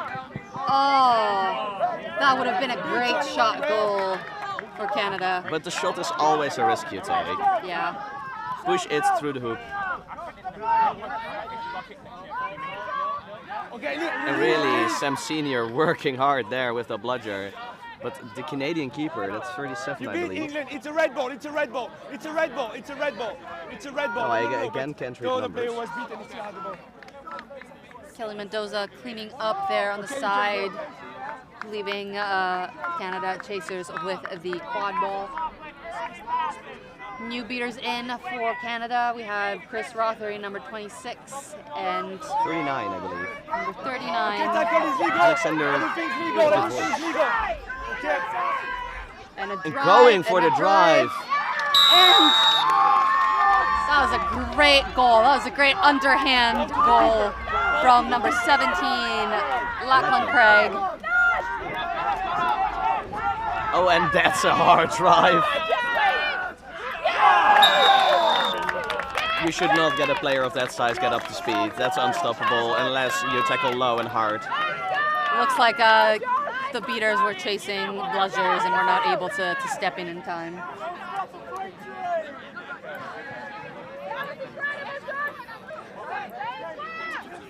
James Martin was that, yes. Canada keeper bringing up the quad ball. Number 0, we love to see it. Passing off to Haley Yap, number 4 on the side, who's going in for the drive and a long pass to the side, but Andrew Hall intercepts it. Once again. Oh, great play here by England. Once again, Canada beaters are left without balls and unable to do anything to stop the drive. England needs 1 more goal to finish this game. And the beaters have been running a lot, so they're now subbing out, trying to find that edge again. This the pair of beaters that just went on the Canada side seems to have had good success in their last runs. Yeah, I feel like Canada still plays with the classic beater pairs. I've seen a lot of double subbing out. Yeah.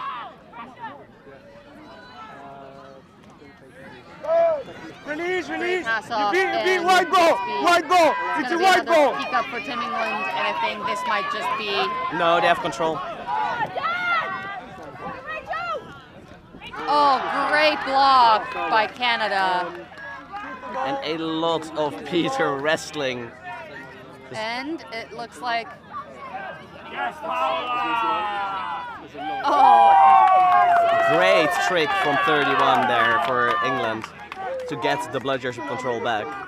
Paula single-handedly managed 3 different bludger throws and maintained that possession. Great fake outs. Passing back up top for Canada. Number 4 running around. Back up top to number 0, the keeper.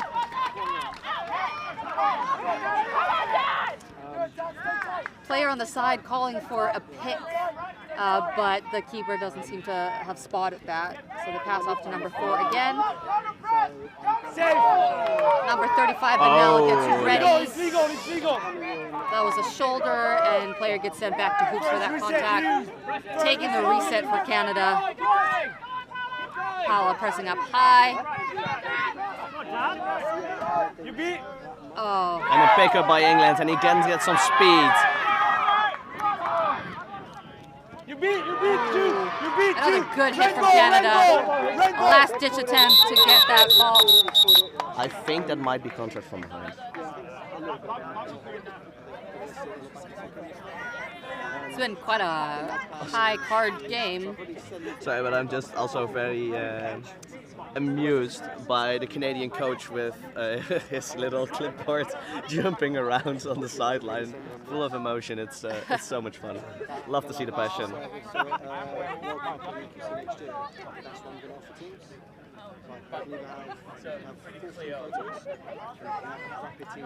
Time to hydrate again, people. And a friendly reminder to like and subscribe. Follow Shots On all social media. Except TikTok, because Sam doesn't want to have TikTok. He's old. Looks like the call.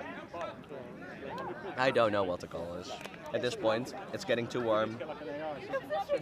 Oh, call. There's going to be a yellow card on number 69 in Canada, from the looks of it. Or 0. For high contact.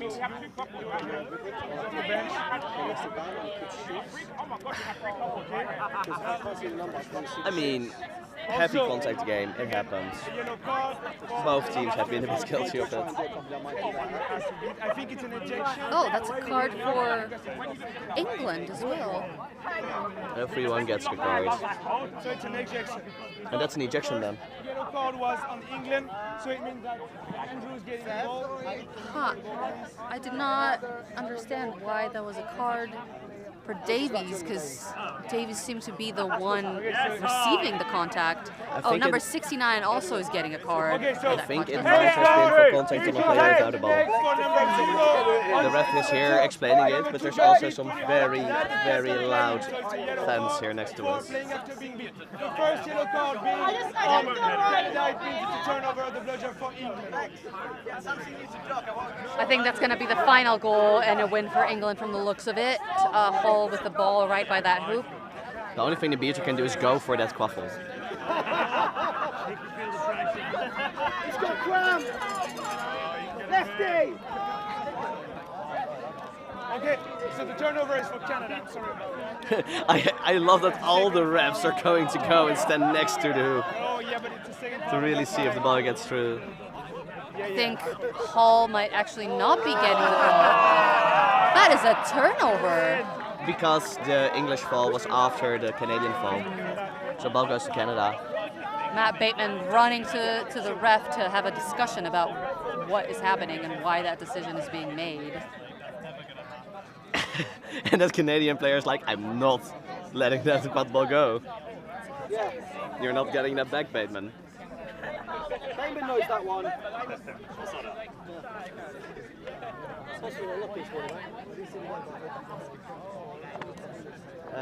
Sorry, can you move out of the white circle?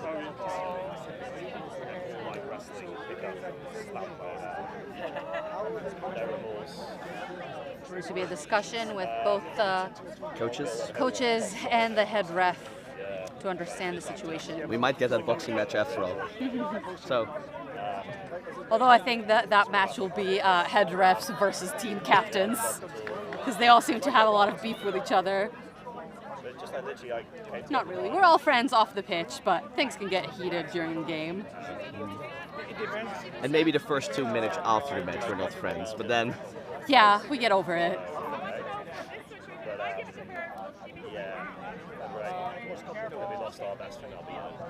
Ah, so there's a bit of a rule discussion here, which Bateman doesn't agree with, which is a fun thing.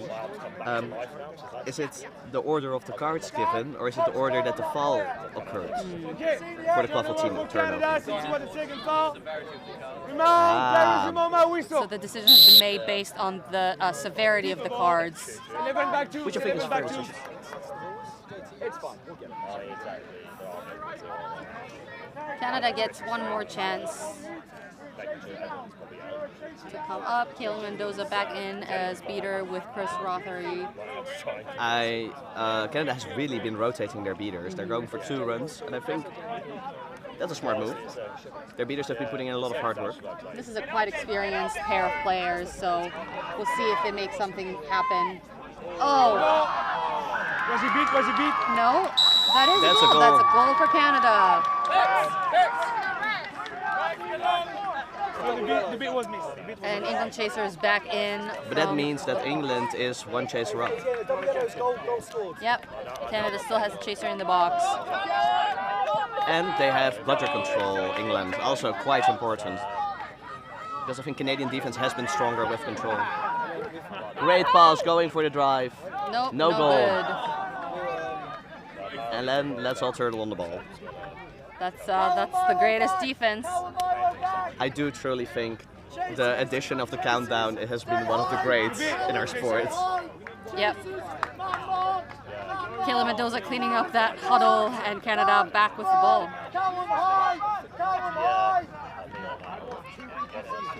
England pushing the beaters high. Great play here. Great catch by Mendoza. Number 21, and pass off to number 69, who loses the 21 picks it up and scores. No good. Was it not called? Maybe pass after beat. Oh, that was unfortunate because that was such good ball movement.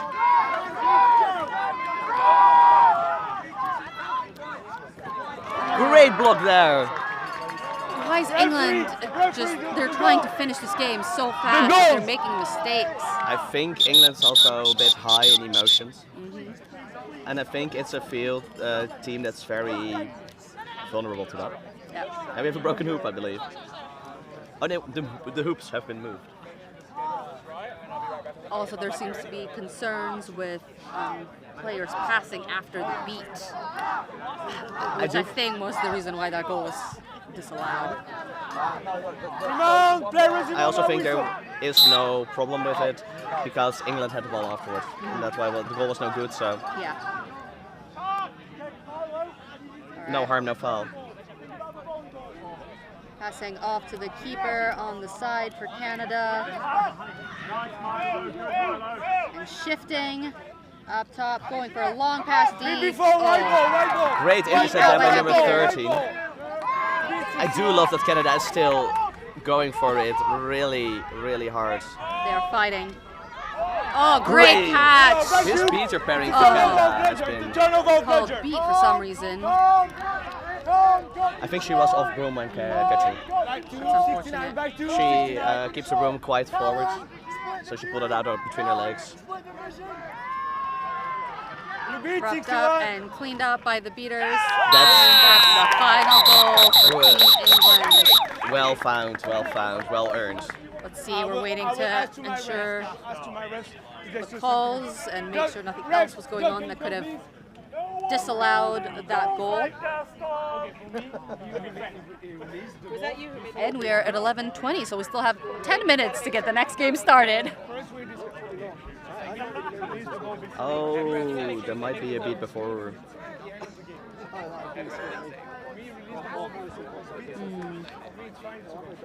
Let's see what the refs decide. I think that's hard. It's only the second slot of the game. We cannot be already off schedule. I mean, if it's for a game like this is fun. I Yeah, love that yeah. Canada is really clawing themselves back into this game. Absolutely. But this is the game. That is game. That's a win for England and a loss for Canada. All other games this day are going to be as exciting. Absolutely. A great flag catch from Canada to bring some energy back into the team, and they did not stop pushing for a single second, even when they were down in points. So, thank you for commentating with me. Of course, thank you for having me, and everyone stay tuned for the next game. Which is? Which is? I think getting scheduled right now. Which should be a Norway versus Austria, which should be another high-intensity game and fun to watch. Well, we'll see you then. Bye, guys.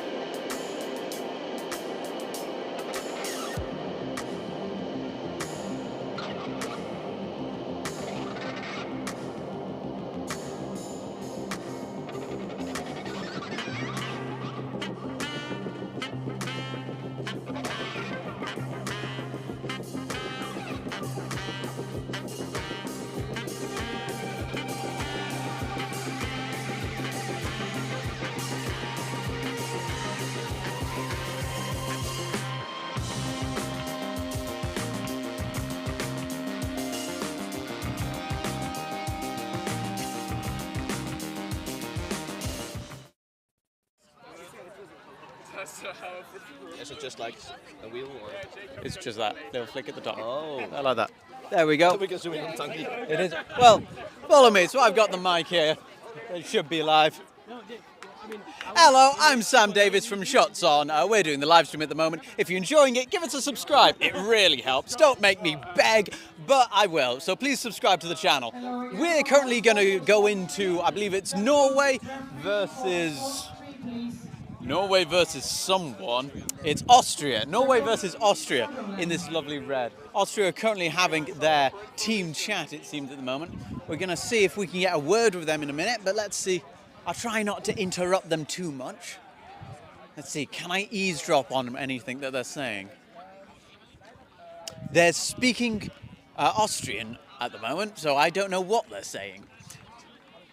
But it sounds very intense. They do look very, very intense. I would take you over to the Norway team, but we do have the refs currently in the middle, so I don't know if we'll be able to see the Norway team. Let's see if we can see any of the Norway team. Let's see. Can the camera still follow me? Can you see me through the... Not quite. How about over here? Can we keep on going this way? There we go, can we see? Brilliant, we can see past there. So we have, which team's this one? This one's Norway, isn't it? How are you guys feeling about playing against Austria? Good. We have several friends, so it's going to be... You got friends? Yeah. No, they're your competition. Yeah. But you want to beat your friends. Okay, well, beat you for... Well, you're not a beater. We'll find a beater. Oh, fair enough. Have you got anyone watching the stream that you want to say hi to? I can recreate my sister's meme. I want to say hello to my friends and family. And then... I need to say hi to all NTNUI players watching at home. There's a camera on there. Yeah. Who's that then? What? Who's that you're saying hi to? I don't know. I don't know who's Oh, watching. just all Austrians. Oh, sorry, I thought you said... all NTNUI players at home for my home team in Trondheim. Hello, guys. So where's your... Did you say it was Inter Milan? No, that's a football team. Which team did you say that you played for? NTNUI. NTNUI. Yeah. It's like this team in Trondheim in Norway. Oh, perfect. It's Rumpeldunk, isn't it? Yeah. Rumpeldunk in Norway. Yeah. The best name for a quad ball in any team. Right, well, good luck. Hope that the game goes well for you. And we'll see you on the pitch. So over here, we now have Austria, who have just done their chant. And we have a keeper. How are you feeling about the game going into this? Tired. Like we have been playing the last game as well, so we were missing like a break slot. But we're excited for Norway. How did the last game go? It was a tight game against LATAM. They were athletic. They ran a lot of fast counters, but we adapted sort of halfway through and then had a good shot. Fantastic. And have you got anyone back home that you want to say hi to on the stream? Yeah, I'll say hi to the Vanguards. I think they're watching. Daniel, I think, is watching, and probably Simon and Lisa. Yeah. Fantastic. And can I say, where are we walking? I'm gonna get my stuff because we have to switch sides. Fantastic. Well, good luck today and have a great game. Right, there we go. So we're about to get into the game now. I'll hand over to the actual commentators. And remember, subscribe.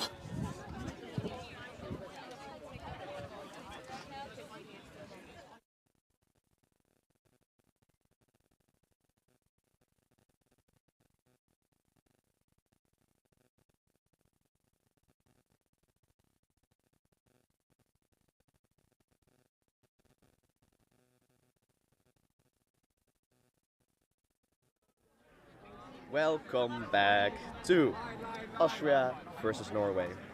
I'm Geralt and I'm here with James. Sorry, I thought I'd have more time. I'm currently working through a banana. Yeah, because James is a player, so he has to eat a lot.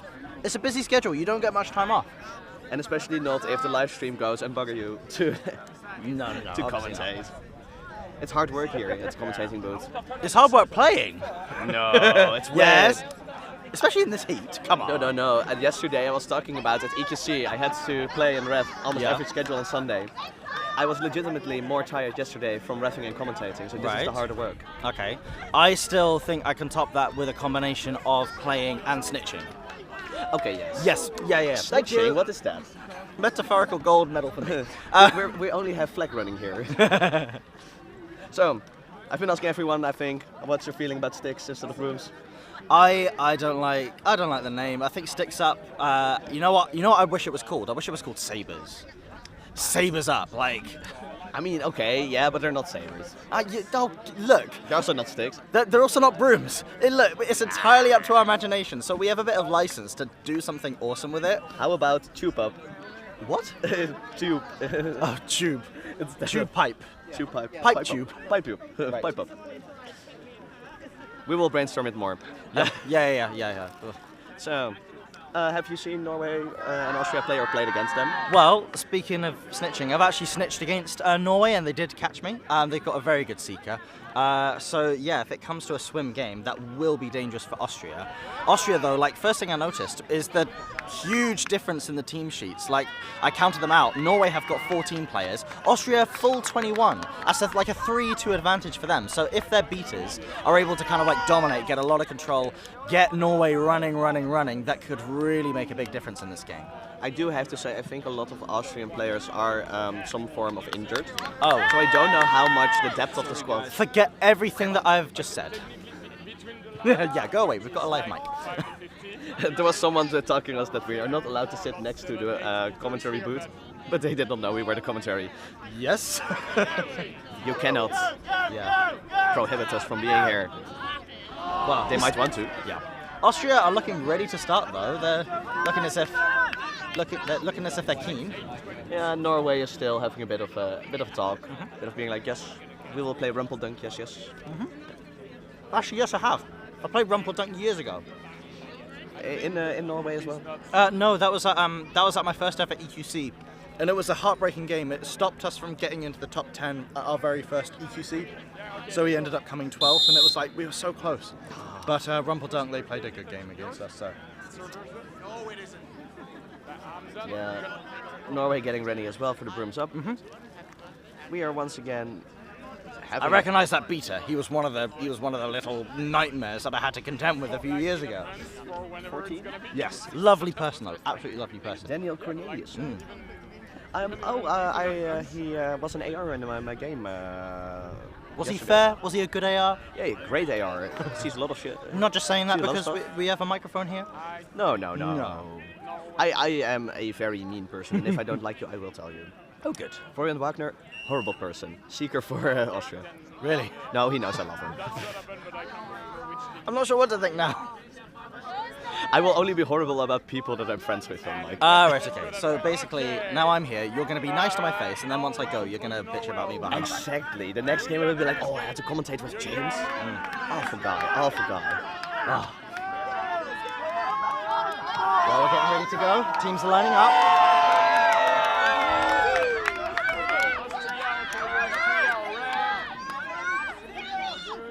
We go looking around, being like, yeah, we're all ready. Norway, are you ready?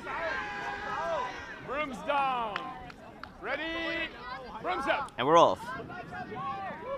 Austria getting the quaffle, but Norway getting the bludger. I see you're an old school kind of guy. I don't call out everything, but it's no, more like the quaffle, snitch. Oh yeah. Bludgers. I can't remember. I've had to change this weekend as well during commentary, but I've heard from the USA and the Canadian commentators, they call it the quadball instead of the football. Alright.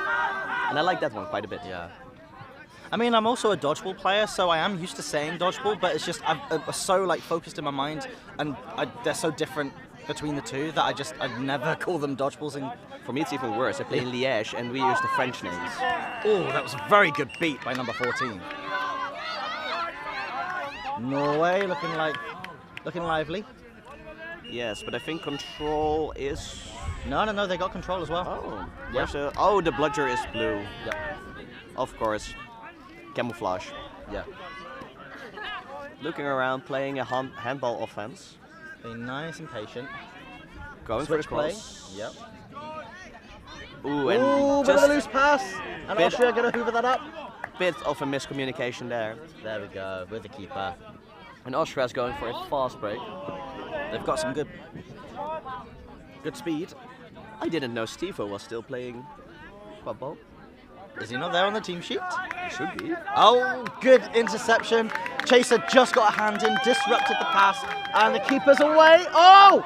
Go, go, still going, nearly there, there we go. Oh. So, probably a bit of a contact card there. Yellow card 22. No, but Steve-O is number 13, Stephen Shorter, has also played for Ireland. Oh, Just like right. you. Oh. In the past. Why is he not still playing for Ireland? Because he moved, I think. Oh. He used to live there. I think it's years ago. It was 2019 Bamberg. Oh. But goal stands for Norway, and it was amazing fast break, really. Yeah, it was really nice. Beta was in position to beat him out. Lost control, doesn't matter, got the goal.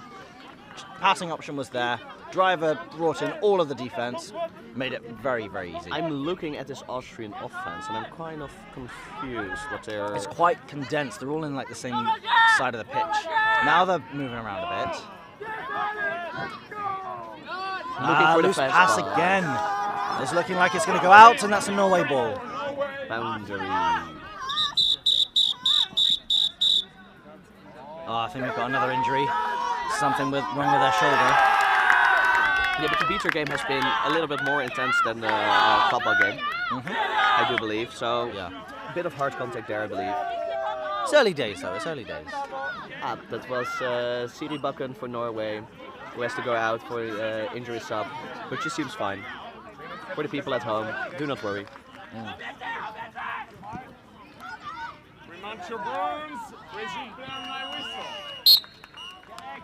Okay, Amunda's on the charge. Really looking for the drive, but also for his passing options. Oh, good block from the beater. Oh, shot goes astray. I will say it's been a lot of unfortunate shots for Norway on live stream. I think Amund has a bit of camera shyness. Yeah, I think as soon as there's like, if the beater's beat, then that's all well and good. But the beater managed to block that, so I think maybe a bit of communication. Go like cancel, call it off.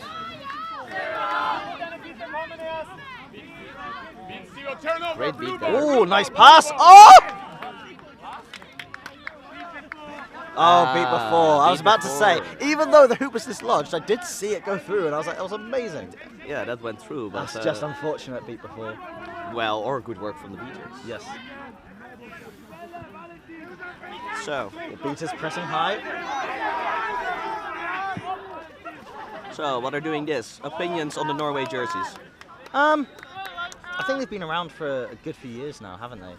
I do quite like them. Something similar, I believe. Amund's passing across. Oh! I think that might be beat before, but to me that feels like it was fast enough. Goal is good. It was a lovely pass across the entire Austrian defense. Very quick catch and goal. I don't think they even caught it. I think they just immediately slapped it through. Yep. Great goal by Julie Sandvik.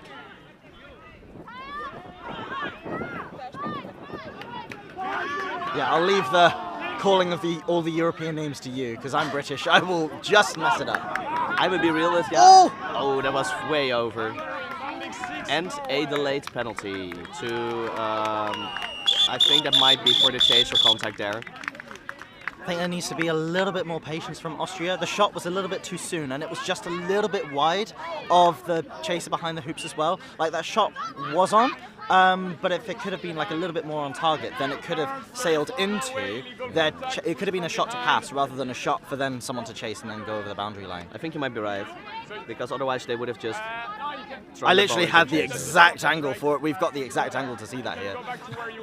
Yeah, the angle is a little bit better for the hoops on the left side of the pitch than for the right side, but we'll make do. I've had worse. So we've got a card for Norway. I don't know what for. It was for the contact. Right. Contact from behind on the number 50 on Austria. Right. Nice and slow. Austria patient. You can't do a short pass like that when there's a beater there. You need to get the ball much further away. I think it was just a bit of a miscommunication. I think they didn't know the beater was there. You need to know these things, though. It was a brims down. You've got time to look around, see what the situation is. Yeah, but especially at this time in the tournament, people are tired, people are stressed. Yes. Mistakes are bound to happen. Yeah. But close game until now. I do feel Austria needs a bit of work on offense. Norway is really looking, really playing to their strengths, the passing. Amun's going around behind, but they're missing. Oh yeah. I was about to say they're missing a chaser. Yes, he's in the sin bin. They're just looking to play the time. Whoa, and that's going to be a back contact. Had he just started a second earlier, it would have been fine. Yes. But now it's from behind. Well, now it's 3-on-3. Let's see what they're going to do. Score. Amun's got a beater in. There's a beater protecting the chaser there. That's a reset used. And I think that's second. No, she was not over the midline, I think. Nope. Ooh, good pressure from the Austrian keeper. But there is again a delayed penalty.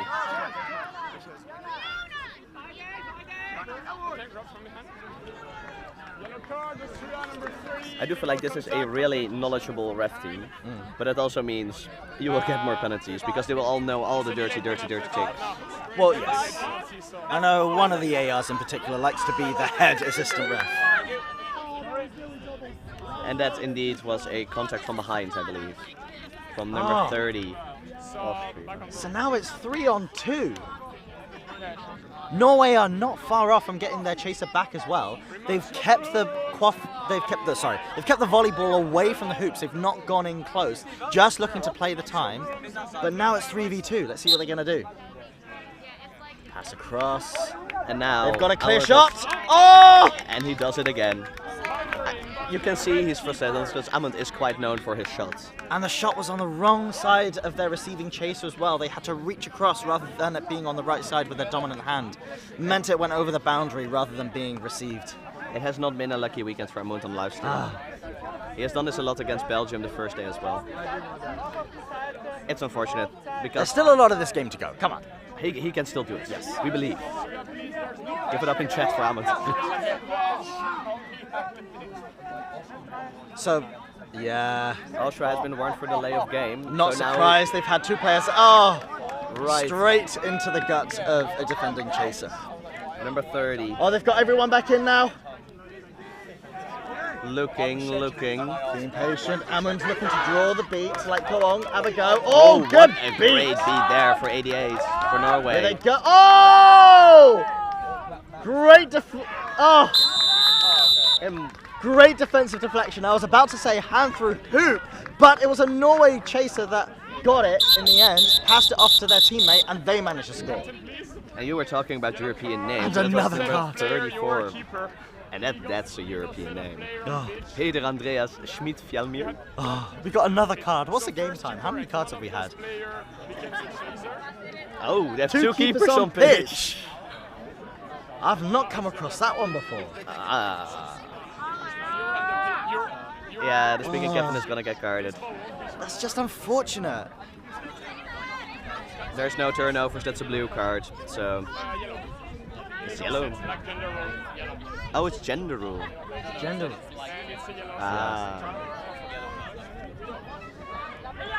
It's just a bit of poor sub-box management there. I think it can happen because, as far as I know, Austria did not bring a non-playing coach. So that makes it more difficult to manage the sub-box. Yes. And they had, of course, that penalty, which means your sublines get a bit messed up.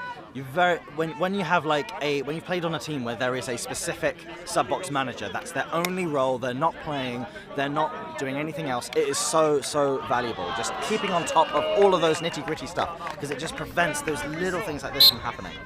Go on, Amund! Go on, Amund! Get it! There we go! And he was done. He was like, I want to score. Yes. And guess how he did it? Hand through hoop.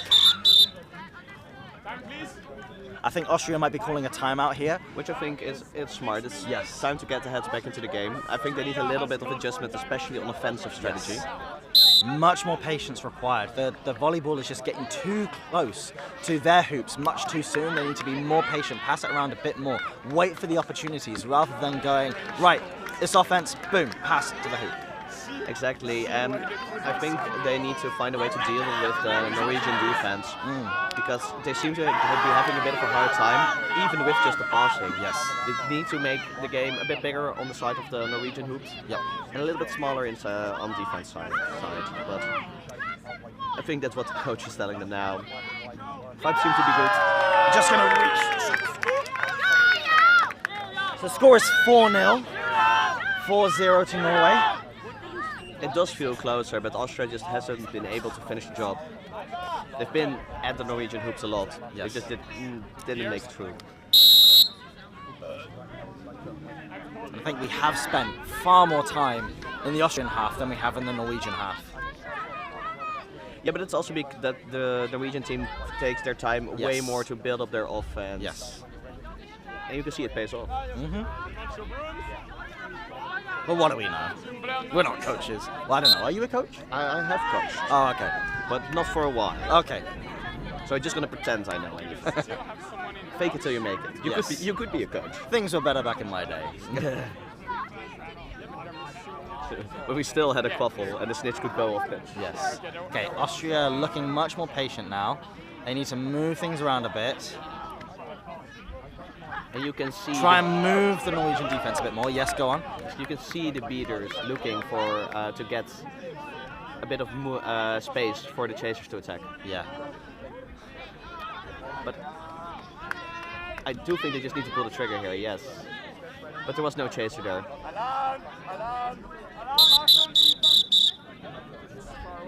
Another stoppage.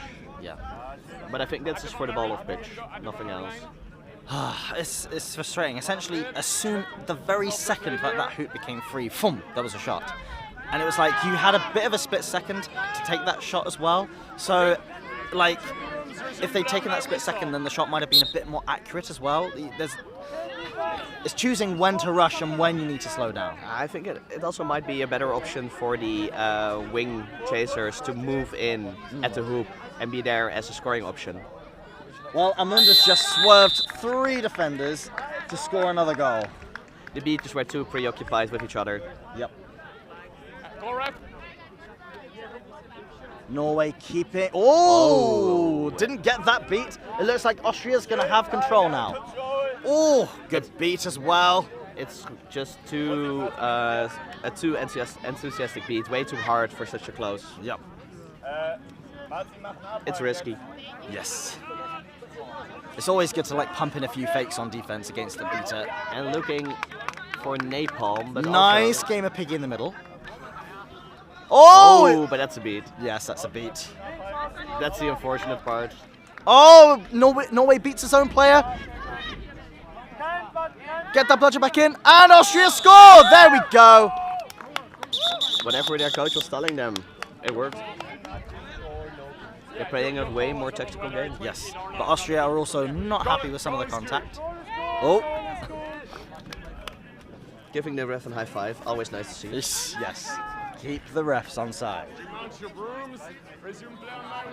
But it's nice to see a team going back to the drawing board, thinking up an adaptation on their tactic and executing it. Oh, isolated Norwegian chaser just got tapped out. Yeah, I've been seeing it for a while. The Norwegian chasers really like to move behind hoops quite early. Yes. And especially against control, you then risk just being beaten out and having to run a lot. If you can get away with it, fine. But if the Austrians are putting that support there, oh no, sorry, if the Norwegians aren't supporting them and they're just getting tapped out easy, then no, it's not worth it. The Norwegian team really looking now. Oh, good tackle from the Austrian beater. Nothing wrong with that. Oh, very good pass and goal. I think that's 50-10. 60-10 to Norway. And this is the kind of quad ball Norway likes to play. Yes. Lots of passing, lots of shots. Game time is 7.5 minutes. 12 minutes still snitch on pitch. And now we see a bit of a subbing adventure for Norway. Oh, good catch from the Norwegian beater there. The Norwegian beaters really have had a great game so far. Yes. Having control for a lot of time. I love the sound when you just get that thunk as that bludger just sticks into you and doesn't drop. Number 8 for Austria, looking for a hole in defense. Oh, good beat. What, they didn't go out for that? Yes, you would definitely beat that. Yeah, but the refs didn't call it, makes it difficult. And then go for the drive, and he scores. There we go. So that'll be 60-20 to Norway. So it's 4 down, still pretty close. At the moment, Austria are trading goals. They need to try and get a few more without conceding. I see Austria playing a lot higher defense, putting pressure on Norway to This get is what they can do with control. to also see and get Don't go sloppy into the beater. passes. There's no Norwegian chaser there. No, too soon. Though it's also smart to, against a passing team, play a way higher defense. Then you force out those sloppy passes. Yes. And get them to make mistakes. That was just very, very good defense for the Austrian beaters. I think that's a boundary, so Norway does get the volleyball all the way back there. But there is a beater right behind them. Yeah, but they can inbound. So I would just go for the reset here.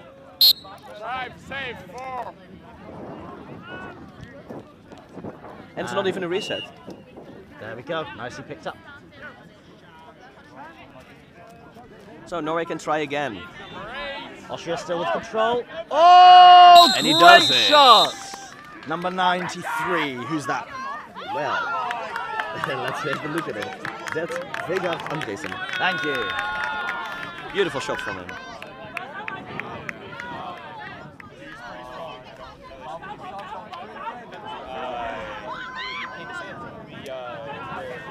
And now looking at Austria building up their attack again, with control this time. Yep.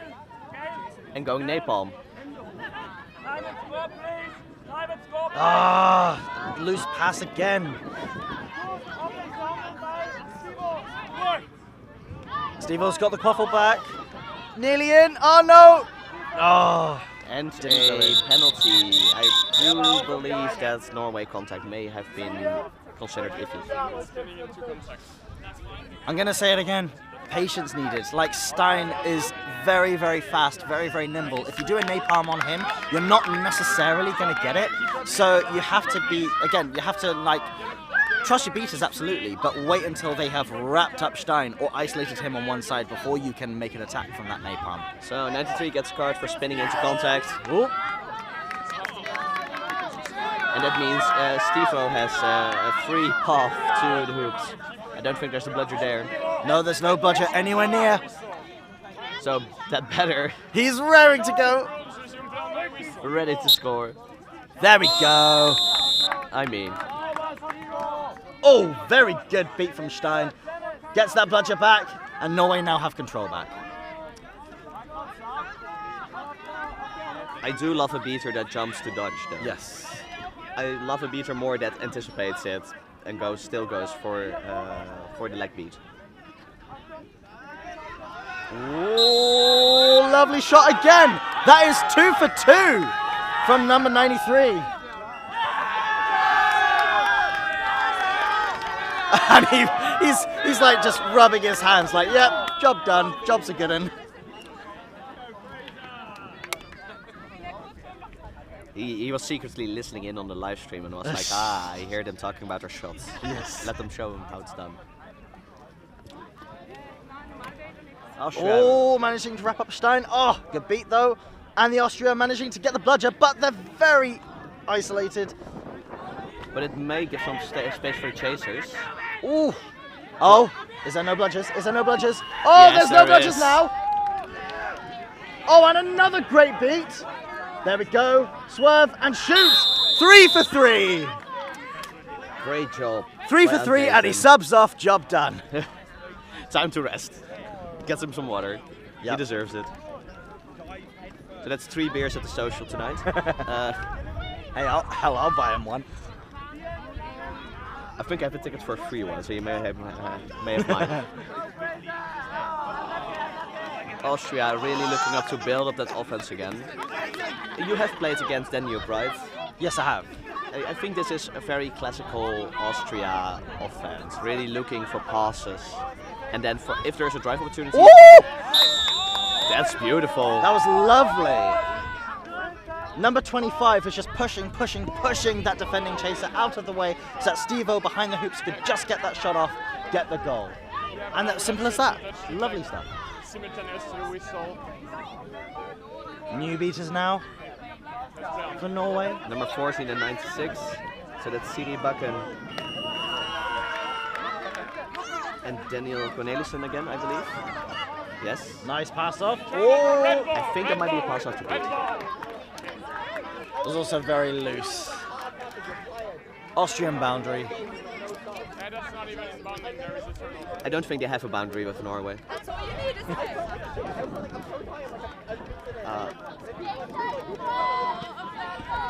12:25 is the game time, so we've got about 6-7 minutes before the snitch is on pitch.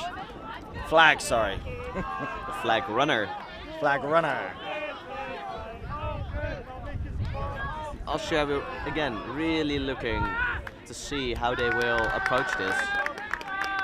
Some lovely active beating on the defense from Norway. Oh, good deflection and a beat! And that will be Norway ball. But that was great positioning from, I think that's that player 25 again. No, that's 8.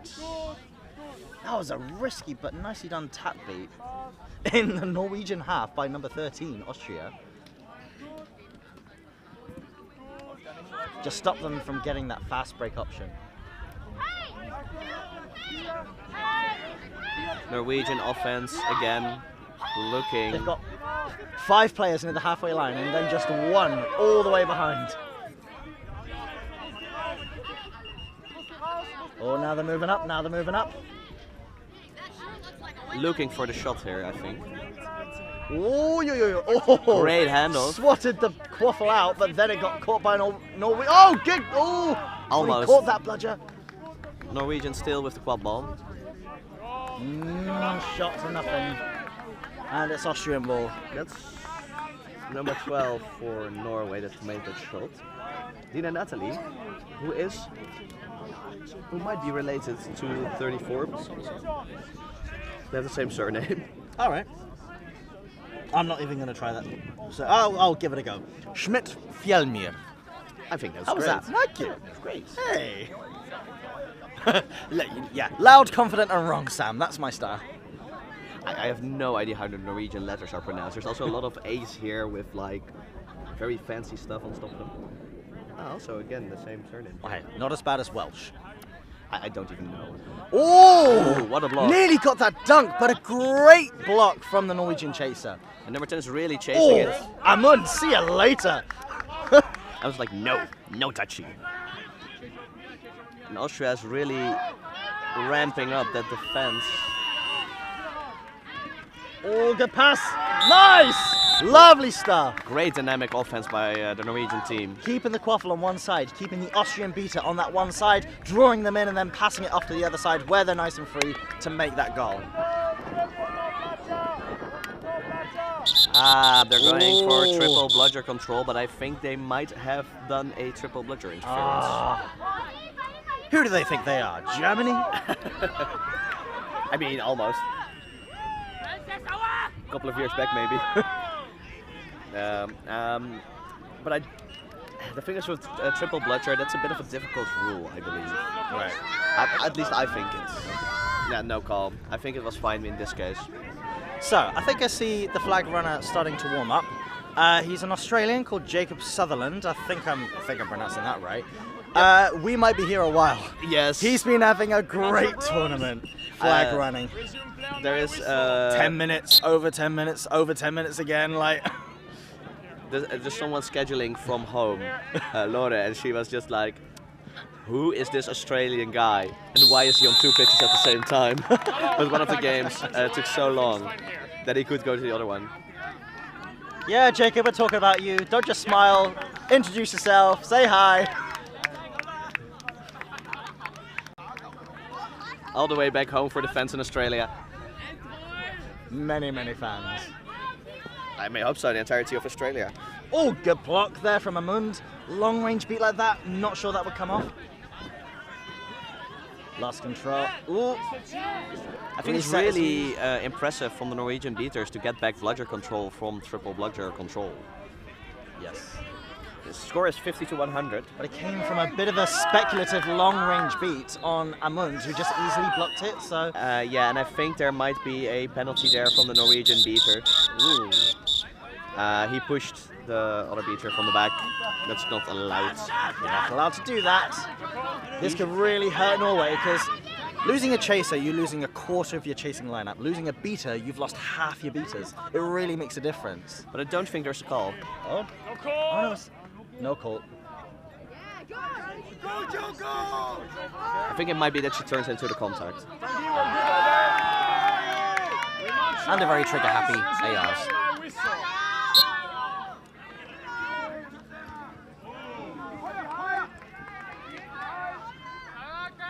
Oh, nice switch. Really looking. Announcements. The lunches are ready. Get ready for a bit. Please do not take them by yourselves. Go by committee. Oh, was he beat before though? No. Oh no. Nice catch from the Norwegian beater. And a good beat as well, but oh! Just managed to get that bludger away. The beater game is really a different level of intense. Yes. Oh, shush about the lunch announcement. We get it, it's lunchtime. So score is 110 to 50. Oh. I think that might be an illegal reset. Double reset to Norway. Resets used. Great reset there, No Mahmoud. resets used. I mean, I think that both of them were kind of illegal resets because both of them were 2-0-1 really. So, but, you know, I think ref is happy to let them called slide. no harm, no foul because there was a Norwegian player on top of the ball. Fair enough, okay. So it was his.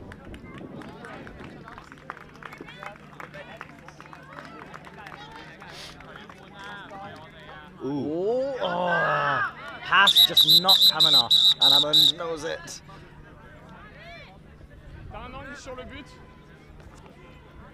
Also a risky beat there by the Austrian beater. Bit of long range. Goal is good. Goal is good? Yeah. Oh. Nah, I got a bad angle for that. I didn't see it. I thought it was a pass that went wrong. I mean, I think it was a pass, but it went through the hoop. 17:48 is the game time. We're just a minute away from Snitch going on pitch and 2 minutes away from Seekers going on.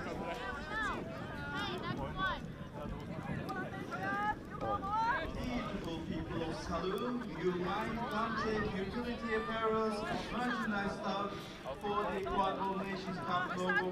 So Austria looking for the play. Really running. Oh! But what a block. Good defense. And oh, both of them absolutely gunning for the volleyball. Austria winning that and using the reset. Norwegian beater there. Norwegian beater. Oh, Norwegian beater gotten rid of. Go, go, go.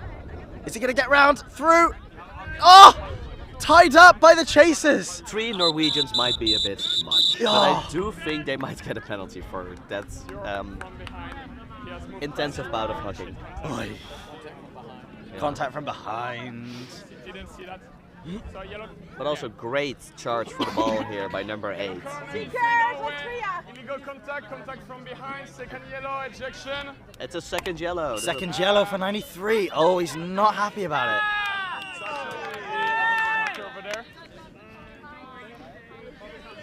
Ah, it's a shame for Norway. He was the one that was getting the shots. Exactly, that's a key player you're missing now. And also with already quite a small roster, that's a sub you're missing. Yes. 40, squad of 14 down to 13. Make your decision now. Okay. On the back line. Score is 12-5 though. They are still 7 goals up. So they've got a bit of leeway, bit of a cushion. Probably not enough to be fully comfortable, but to be quite confident if they play it smart. So, Austria lost the quaffle there, and they're now looking to set up defense again. Oh, missed that beat, and now Austria can press. Oh, that should be an Austrian quaffle. Oh, I think that was just unfortunate. I think that was just an accident. Yes. So I get it's frustrating. I get that volleyball was yours and the beater did kick it away, but again, it wasn't done intentionally. It was just done in the scuffle. I think Norway is asking for a timeout now, which I think that's the smart move here. Tempers are a bit rising. Especially as it's just about to be snitch on pitch as well. Called for a timeout. You have 1 minute starting But I do think it's good if a ref is very strict on the yelling to the ref part. Yes. Love that. This isn't football. You can't do that. Like the refs. It's not even allowed in football anymore. Oh yeah, no, they still do it. No. They now get carded. It's very fun. Oh. It's a new FIFA rule this year. Only the captain is allowed to talk to the ref anymore. All right. And they do get carded for it. And it's so funny to watch. So I think that's a great adaptation. Well, it's gonna take a while for them to get used to it because like it's been happening for years. Exactly, but I have to say, from what I've seen, they suddenly, now that there's consequences, they can adapt. So maybe we also need a bit of a quadball rehabilitation program for players. Yes. Especially of some teams. So, what do you reckon the teams are going to do? Do you think that they're going to bubble that much, or with the score being 7-up to Norway, are they going to stick to Quaffle? I think Norway is going to stick to Quaffle. I think, especially because the flag runner being who they are and being how they've done this tournament, I think the beaters will probably be quite confident in the flag runner to put in a good showing. Yeah, but I do have to say Austria has some great seekers who might surprise this flag runner. But I think for Norway it wouldn't make sense.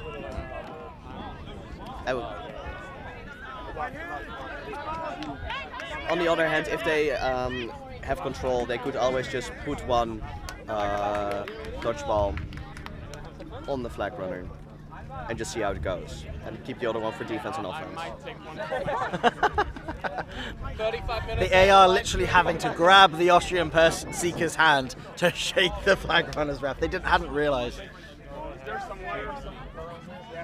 So, flag runner is on pitch, taking a leisurely stroll. Yep. Fixing the midline. Being a good game official. Yep. Give us a show, Jacob!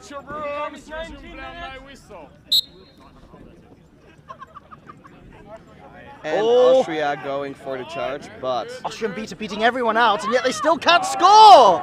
And instead of pushing it through the hoop, going for the shots. Just hitting the rim.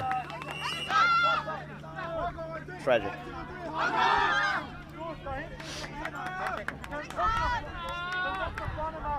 So, it will be seeking for Austria, number 72. Yep. That would be Katrina Bokne.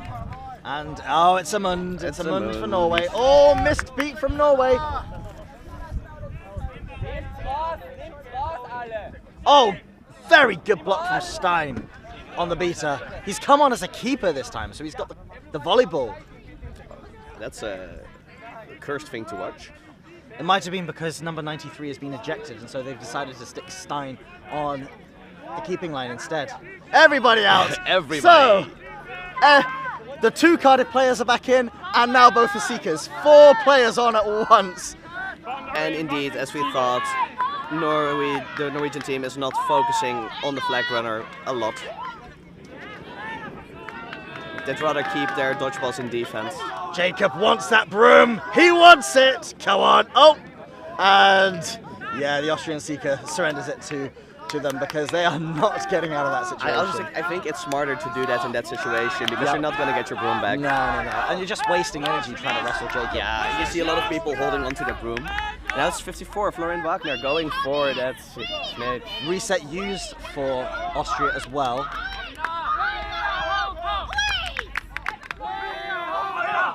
Whoa! Oh. Bit of argy-bargy with the snitching. It happens. Yeah. And oh, nice goal! Lovely pass and shot. And I do love a flag runner that makes ref calls. Yes. Yeah, the flag runner is a ref. Like if someone is definitely like is beat or is definitely like doing something that they shouldn't be, like I happily call them back. It's like no, you go back. Yeah, but a lot of flag runners are just not that confident to do it. I think I didn't do it at first, but it takes a bit of practice and experience. Oh, nearly went for a 90-point catch there.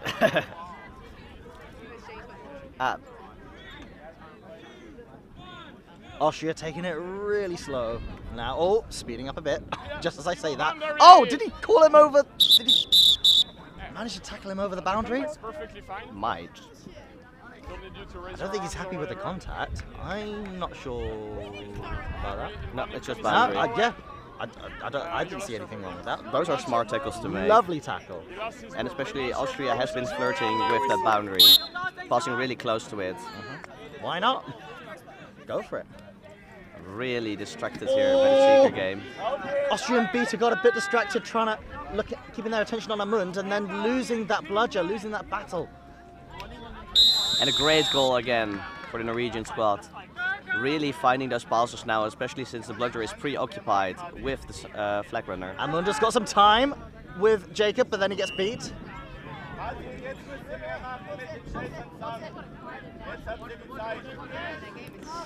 That was close. I think against a flag runner with the reach of Jacob, you do really need to go for that dive. Yes. Amund's trying to be cheeky about it. Keep that volleyball away from the beaters. Oh, great tackle there from the Norwegian chaser. Now, Amund knows his fate. Yep. He knows he has to go for it if he has the chance, but he's not the main star of this game anymore. Norway also playing it slow. They're still pretty nicely up on the scoreboard. I do wonder what the Norwegian head tap means. I think it's some kind of signal. It is. That pass was just a little bit too far for the Norwegian chaser. Otherwise, that was in. That would have been in for sure. Oh! It was Steve-O managing to evade a number of tackles there. Lovely pass. Oh! Just not managing to hang on. Not getting the beat away. Oh, beat before! Oh, great defense there from Norway. And really, also really blocking the pass with the bludger there. I don't know what happened there. I'm gonna need you to have a look at this game. So it's 14-6 to Norway. So Norway are 8 up at the moment. They can afford. All right. Well, for me it was beat before anyway, so it shouldn't be. But again, I'm just a commentator. Not up to me. We are not wearing. But it looks like the refs agree with me.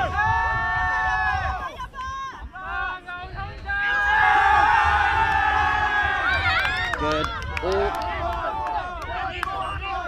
Really looking. Norwegian got control back, and now they can get the beater seeker out, and now Amund can have some time. Oh no, he can't! The Austrian beater managed to get through. And I really like this Norwegian beater pair. Really working for those bludgers. Score is still 14-6. Jacob's got the broom again. He's collecting those. And the Moons is just standing there being like, yeah, I'm not running into a bludger. We're in defense. I do not have help right now. Yeah. And a great shot. Lovely shot from Austria. Was that? A lot of refs called that good. Might be beat before. Or Hugo might have been really sure it wasn't in. Oh, there's a big Austrian seeker. They're like, we have a big snitch, we have a bigger seeker. I think this is. Is he fast enough though? Jacob able to run away quite easily there. Michael Tatsreiter needing to fix the shorts.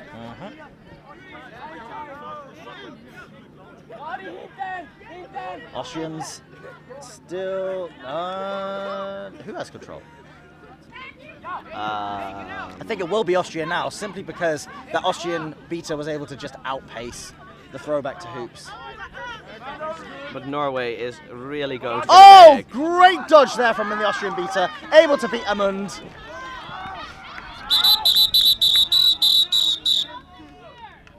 Purely accidental, but impacts the play. Turnover. Waffle turnover.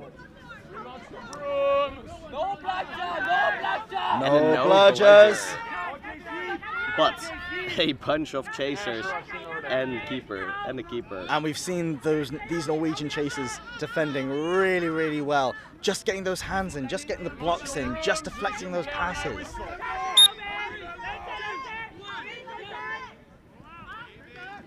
Ooh, good block with the volleyball. And there we go, the Norwegian chasers pile on. You're going nowhere. Going to be a big hug. Yeah, that's it. I just want a big hug. Ooh.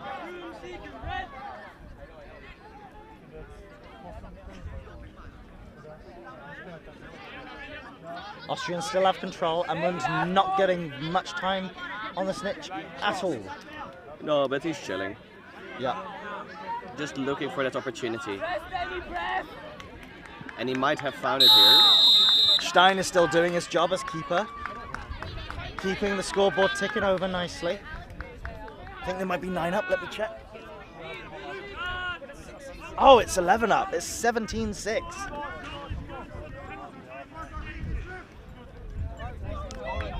And the beaters are getting called back by the Norwegian squad. Please go to defense. Yes. Well, the Austrians decide to bubble. I think.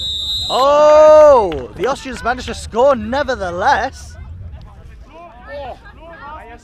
I was literally just about to say that the Austrian beaters need to help out their offense a bit, but they managed it anyway.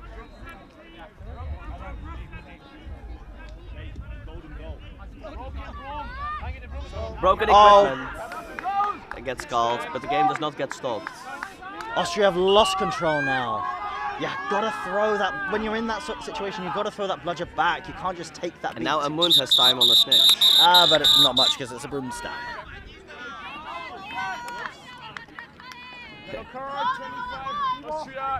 Austria is getting a card for contact from behind, I believe. And that's an ejection, that's the second yellow.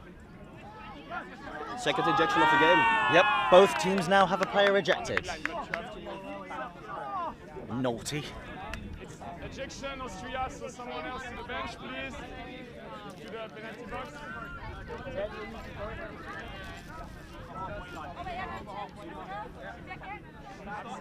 So now they're looking for another chaser in the Austria sub-box. Guys, good. Someone in the penalty box, Austria. Outside your bench. Yeah. Okay, great. Get out your rooms, resume play on my whistle.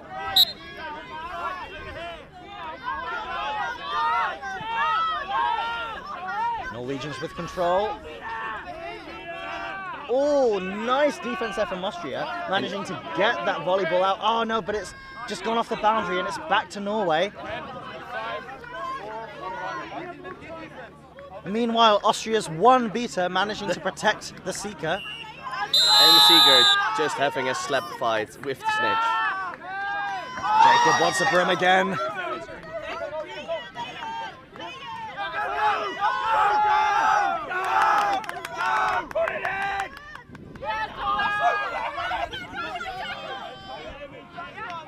I'm not sure. Well, I say that. I was about to say I'm not sure if Austria will have much joy against two bludger defense, but they did it before. Clemens, ihr müsst was machen. Ah, no, not this time. Going into their beaters, and now it's a no bludger drive. There's only one player. Oh, but they take him down, and the volleyball has come out. But it's still Norway that gets it though, but they get beat. Yeah, the coach from Austria just yelled at their beaters like, leave the snitch be, we're not going to catch him that easily. No. We'll try again at second handicap. Yeah. And there's now a new seeker on pitch for Norway. I think Norway have gathered as well. They're not catching Jacob until it's second handicap, so Just past the time. Or you need to be able to trick him. Austria put their big... Really going for it. Jacob's really having to evade a bit more. Bit more physical. Ooh! Jacob managing to redirect that huge amount of mass, though, away from himself. But now having 2 Seekers here and no bludger. Bit more difficult. Oh, Jacob managing to just keep swinging him away from himself. Turn around, Jacob. He's there, he's there, he's there. Ah, he knows it. He's just teasing us. And the Austrian Seekers had enough. Time for some fresh legs. Yeah, they've been really rotating their Seekers. Keeping them fresh. It's first handicap here for... Second handicap? Oh, it's second handicap now. Yep. It's already second handicap. So we're down to second handicap. The flag runner can only use one arm to defend himself and deflect the Seekers away. It makes it much more difficult, believe me. I also like how he does the second handicap with the hand behind his head. Ooh, still wanting to go for those brooms, even with just one arm. It's like I only need one arm for you. Yep. Norway really pass look away, for the pass. lovely pass. Oh, but the feet is there. Especially with this heat, it's hard to catch the ball sometimes with all the sunscreen and sweat. Oh! Oh, that was so close. Such a risky turn there from the Jacob flag runner. isolated, like caught between the two of them, had to go through them quickly. Neither of them managed to get a hand to the snitch. He was still using one hand, he was just needed a break from keeping his hand up.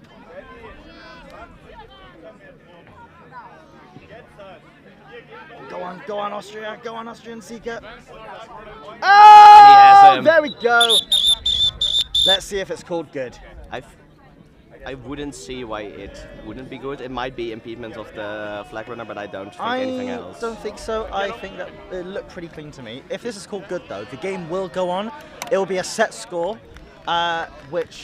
so essentially whichever team is winning, you add 3 to that score and that then becomes the winning score. So Norway, in this case, would need to score 3 more goals and Austria would need to score lots. Let me check. It's a yellow card for illegal contact.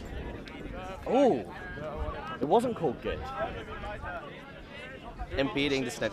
Impeding the snitch. And he might have ripped the shorts. Really wanted to get this snitch out of them. Still, this flag runner is mortal. We know that now. He can be caught. Just with difficulty. If number 17, Marista Heimnese, will do it. She's now subbing out. Austrian chaser nearly managed to intercept that. Oh! The volleyball in the confusion does end up with Austria now. Oh, but Amunda's going in. Amunda's going in. Now it's second handicap. There he goes! And it didn't take long. Let's see if this one is called good. Now, if this catch is called good, it will be the end of the game because Norway is the team that is winning. Catching the snitch would end the game.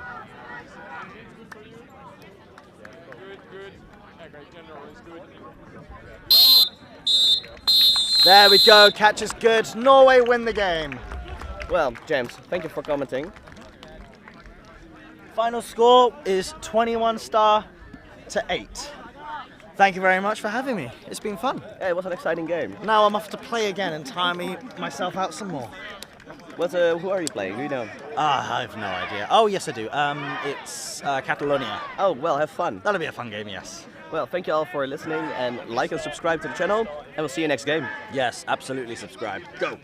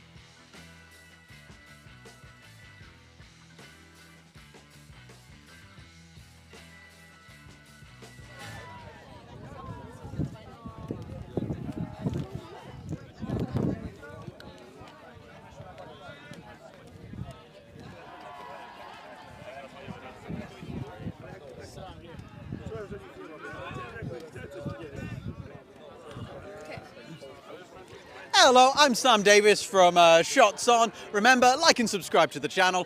We're about to go into Germany versus Team Latin America. You can probably hear me drowned out now by Dan as he talks something. No, he just wanted to say hola on the microphone. Dan likes doing that. Hello, you look happy. Are you ready for the game going in against Team Germany? Happy is not the word. Very smiley. Yeah, I think a bit nervous, anxious I would say, but the rest I think we are a great team. We just have to, you know, like don't get that much cards, which like the referees keeping giving us card even if we don't deserve that. And that if they let us play, I think we have a fair chance to win. That's fantastic. You've had like a great showing throughout the weekend so far. How's your morning been? So what games have you had today already? We had Austria, and we won the game as well. So yeah, I think we're going great. We are doing great during this week.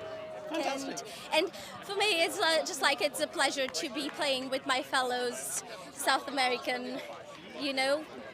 And we have like Argentina, we have Puerto Rico, and we have Brazil, like me. What team do you play for then normally when you're I was playing for the Uni League with the Oxford. With where, sorry? Oxford. Oxford? Yes. Oh, in the UK? Yes, Oh, I live right. in the UK, yes. Oh, fair enough, okay. Oh, yeah, so you're in the UK, so you've not had to come too far then? No, just in fair the enough, Oxford, yes. So, have you got any special tactics you're going in with going against Germany? You said? Any special tactics? Have the coaches come up with anything? Yeah, but that's a secret. Yeah. Secret, not to tell. Fair enough. Do you want to say speak to anyone who might be watching back home? Anyone, sort of like if you've got friends or something, if the Oxford team are watching? Yeah, I believe so, yes. Yeah? Do you want to say hi to them? Hi Team Oxford, hi Brazil. Fantastic. Well, good luck in the game and hope you have a wonderful day. I'll see you soon. Thank you very much. Right, we're going to see if we can catch anyone from, Team Germany now. Here, this one's on the floor. They're immobile. I'll see if I can grab them. Literally, as I get over here, everyone starts pulling off their shirts. I swear that's nothing to do with me. How are you feeling about going into the game? Good. We have the non-playing, so you can talk with them. You're going non-playing over that? Yeah. I'm being pushed over to the non-playing. Are you all getting into your thing like that? Team meeting now. You're cutting it very fine with the team meetings. Oh no. Give our team last information about the team.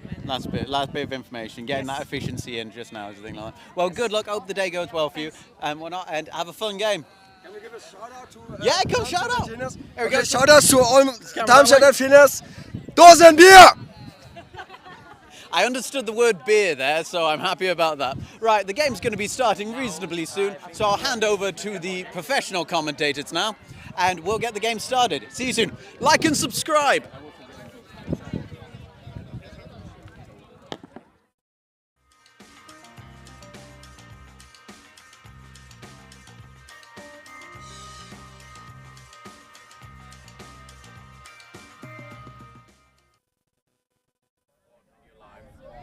And hello, welcome back to the next banger game. This is Team Latin America versus Germany. My name is Oscar, at my side is Amund Storeste from Team Norway. And we are allowed to commentate this game. This is the winners game from the first game of the days. Yeah. Germany beat Team Norway, Latin America beat Team Austria, where I'm from. So you have two sore losers now commentating this amazing game. Let's talk first about Team Germany. They are kinda European powerhouse. They have a lot of teams. You played against them. What can we expect from this huge roster? I think they are way more than 21 because they have also staff with them. What can we expect? Big squad and a lot of pace. With all these excellent German teams around, they've gathered up a big squad that are both physically capable and agile. We can expect offensively a lot of napalms the viewers can watch for. So the beaters leaving their budger on their own side, trying to go for tackle plays to isolate and single out the last beater. So this is going to be interesting because Team Latin America does the same thing. So this will be a game of beater meets beater, napalm meets napalm. on a chaser game. You said they are physically, they can play every different style there is. Latin America is a bit of a small roster. They have a lot of very fast breaky-ish people. So expect a lot of these hero runs and trying to stress the defense to open up for the defense, for the beaters. But I think what we need to talk about is Germany won, I think, all their games yesterday. Although in range, to be fair, they were #1 in their respective group, even beating Team Australia, that also went, well, on a scoring spree sometimes, let's put it that way. So Team Germany really able to meet every play style. For Team Latin America, I'm not quite sure. I think they were second in their group. Yeah. And I think they came only behind... They lost to all the groups. We can check that. We will check. But they were second in their group. Second in the group, but very strong with a big goal difference. Germany won all their games in snitch range, and that's important. Yes. We don't know too much about the snitch, but if it's not one of the top caliber snitches of the game, Germany can probably pull this away with a catch like they've done 4 times yesterday. You just heard the chant of Team Latin America. They are hyped. They are here to score. They had a longer travel way than most of the teams. So expect the hype, expect the energy because they are there. One very interesting fact is they had one player injured on Friday in a non-contact friendly against Canada. I had a chat with him actually. Yes. Yeah. So sad because they had a really far travel and then getting injured a day before the tournament happens. That's the worst. That's the worst possible timing. Yes, but he's in the sub box and supporting them and giving this input, and it's also crucial because sometimes you need these people that are just calm, that know how you play, how you are on the pitch, and not the coach. And Team Germany has a lot of these people as well. So they not only have coaches, they also have staff just there, to talk and make sure that the people are focused on the pitch. And both these teams fight for their way into the finale. With a victory here, they are top 4. Yeah. So this is the quarterfinals? This is the quarterfinals. In the background, you just heard, I think that's Team USA versus Team Basque Country. Also a banger game. Team USA also no losses so far. Pretty dominant in their games. Pretty clean games, what I heard. So right now this quarterfinal is stacked and it's an amazing tournament so far. The weather is perfect, light, a bit cloudy, but not really. Windy. Sun is okay, weather is okay. There is nothing in our way for a great match of quadball, and we can see Team Latin America slowly getting ready. Germany finished their chant just now. So I'm gonna tell you this before the game starts. Hit that like button, subscribe, follow our OnlyFans. It's Sexy Quadball. And no, just kidding.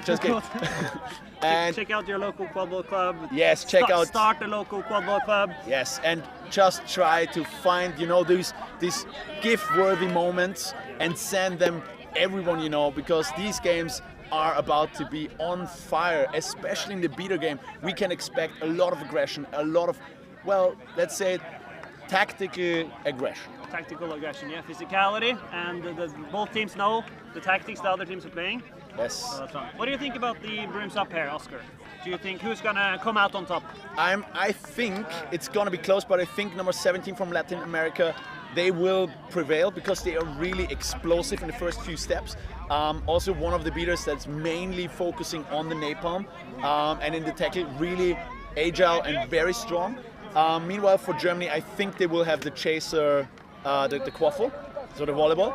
I also think that this game will be kind of rock, paper, scissors, and the team that is stronger in the beater game will have to adapt a different style, and this is gonna be the crucial moment.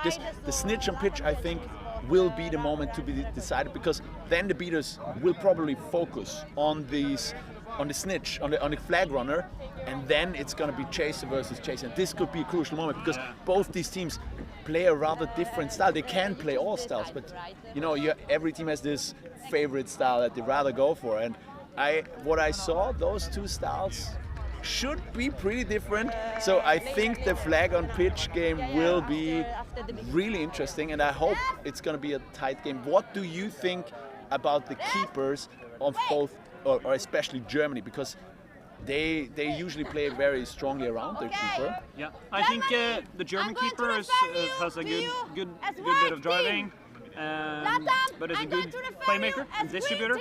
And from what I've seen of short clips of Latin America, he's more of a pure driver and runner. Yeah, we stopped him a bit. Nice. Yeah, but he's still passing really nicely, so he knows when he's matched out. And then, but we see those two keepers right next to each other. They know they have to face, and we're on. And Team Latin America gains the quaffle with a bit of difference. Peter now have the bludger control. As said, number 17 got the bludger, the dodgeballs, and now total win for Latin America. Every ball they could get, they got. Now let's see, they go for the napalm, as we said. Germany is ready for that pass far behind the hoops. Throwing, a bit over, does not connect, and now the chaser stops it from the reset. Number 9 trying to reset this attack. Very nice defense. One bludger only in the German defense. Keeper now with the quaffle behind the hoops, trying to find their opening, passing to number 41, throwing to the hoop, missing just by a hair. Zero now has the number, on training through it, missing the quaffle, and being beat. And we see the hands of the refs up in the air, not quite sure in which direction they have to put that. Game won't be stopped. Yeah. Strong defense, physically strong defense. Latin America is not getting enough out of their napalm, getting tapped out early, and then not creating enough space for the chasers to capitalize on that. But after two very close shots, let's see what Germany can now try against this Baylor defense. Peter going versus Peter, driving number 39, passing to number 12, faking a shot, going for the drive, going through. Amazing, but the beaters still see the game running. Cherry pick on 77 from number 17, Latin America, going for the beat, missing, but still going for a bludger. We see number 15 going behind the hoops, passing, and 41 scores. And here we have this beater game we told about. Beaters making the game fast. Bludger control, swapping left and right. An amazing game so far. What can we tell about the German offense? Because we saw a way cleaner attack. They did not need 3 tries. Latin America sank back into a hoop defense style of play and got punished. Germany attacked nicely from the front, and there was no response until they were too close for them to make a simple pass and then dunk. So Latin America will have to be a bit more active earlier. 39 trying to find their way, being beat. Now being called safe, passing behind hoops, but the hoop defense stand. 41 going for the quaffle and now has it. 77 being beat, keeper being beat. Number 10 on Latin America is on a beating spree. 3 chasers being beat. Looks like they have a card here. Oh yes, but the interesting thing is this beating spree was just now when Germany regained the bludger control.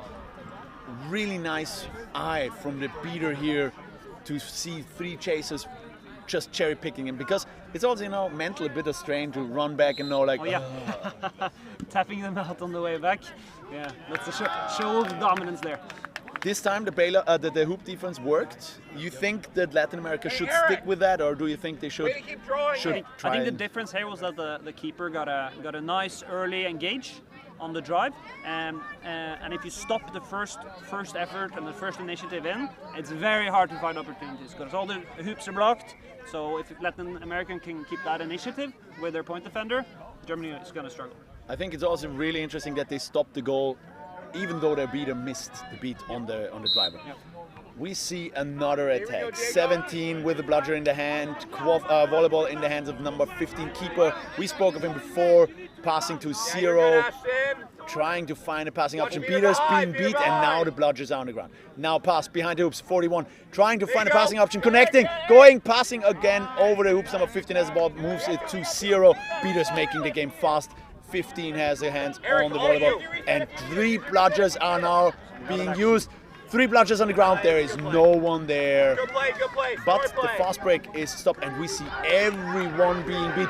Triple bludger on the ground, and now we see the drive. Drive going fast. Chaser has hands on the volleyball, goes into the tackling, steps out, passes, and fakes it. throws, and there would have been another chaser behind hoops and another Beaters one. are setting up a triple bludger control, not picking up the second bludger here. Excellent. This is one of the plays that Germany is known for, and really making it hard for the other team and punishing them for going hard in with the bludger. Great defense by the Beaters. What I think was really interesting right now is immediately, as soon as the chasers in Latin America saw that their beaters are without a bludger, the chasers immediately went to block away the other chasers to buy the time for their keeper, for the volleyball carrier in this moment, because you need to buy time for the beaters. So you liked how Latin America played it? I liked how they reacted. The Germans played it, I think, perfect. Because they scored, they got the triple control.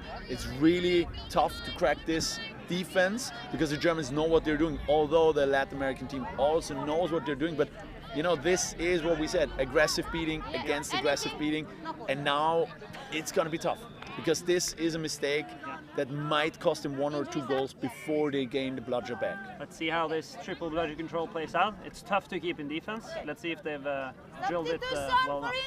But we have an injury sub, nothing else.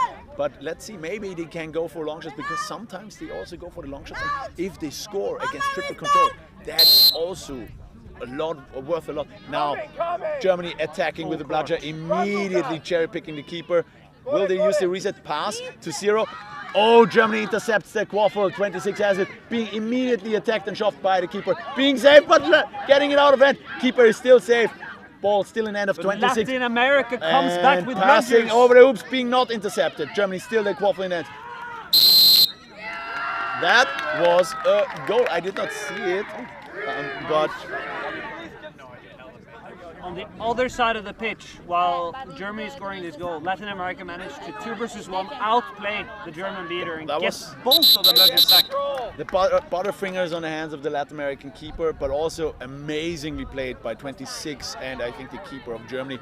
Those two really showed how you play this situation because they made they stirred up a lot of trouble, and then they were just not giving up, you know, moving closer to the hoop by each iteration of a pass and finally getting it through. That was strong. But also the defense of Latin America, they were just overwhelmed by, you know, all this pressure. What's the score? Score should be 30-10 for Team Germany, and we see an immediately perfectly set up defense of Germany. What can I mean? They got bludger control immediately back. That's what So what happened in the play is that the number 17 and the beaters of Latin America outplayed the triple. So that's the curse of the triple. If you can't control the 2 bludgers on the ground well enough, very often come out of it with only 1. So that's the risk of running the triple, because you set yourself in a situation where you're unsure, you're reacting too slow, and you're often outnumbered. Yes. This is a good example of what can happen if you mess up the full execution of the triple. You get a goal, but you lose the bludgers. I mean, might be worth it for them because Team Latin America also has a very strong attack with the bludger control, and the first goal they scored was with bludger control.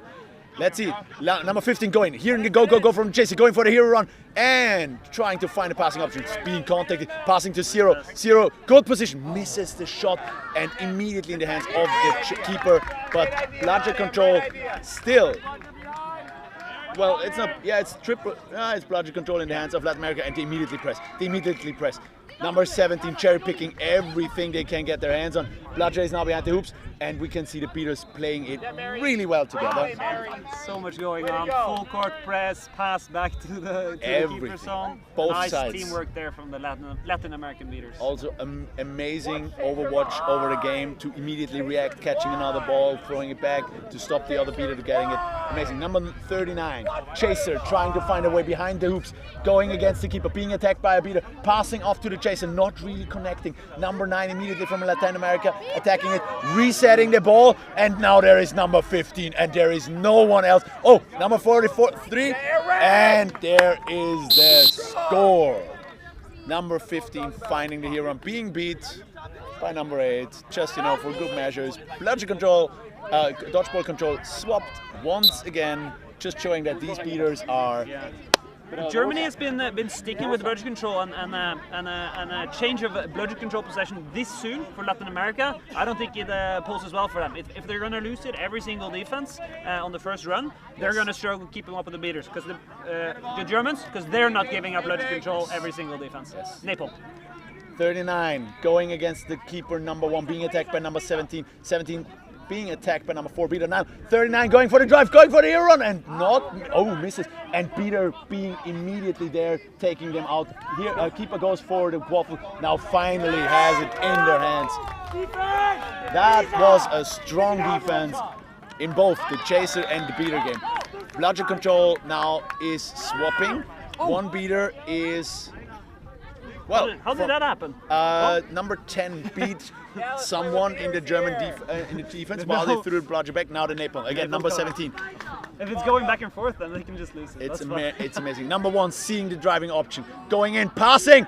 Deflected behind the hoops. Number 12, keeper Germany has it finally in their hands. That was way too close for the German defense. What an amazing defense. A couple of clutch stops here from Germany. Latin America is getting to the scoring positions they want, but they're not executing. Eventually this will go through though.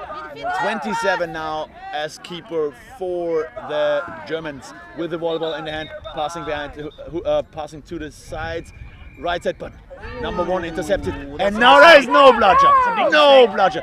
Strong tackle number 43. Strong. There she makes up for it. But Quaffle is still in the hands, but there is immediately attack option. Whoa! Are you kidding? Are you kidding? But that should be a yellow card. I think that was clean from behind. This must be a yellow card. This is a testament to the hustle of the Germans. We talked about it 2 defenses earlier. Lose the ball, bring a tackle, win the ground ball, and then dunk it in. That's an impressive setup. It was beautiful. Also, both teams did the same thing, and Germany was just a bit better with the execution of the stoppage of the fast break because number 43 had an amazing tackle at a very clutch moment, and then the pass from number 1 was just not there. Now 0 going for the shot, missing by a hair, and here number 9 redeems themselves. And bludgeon control is once again swapped.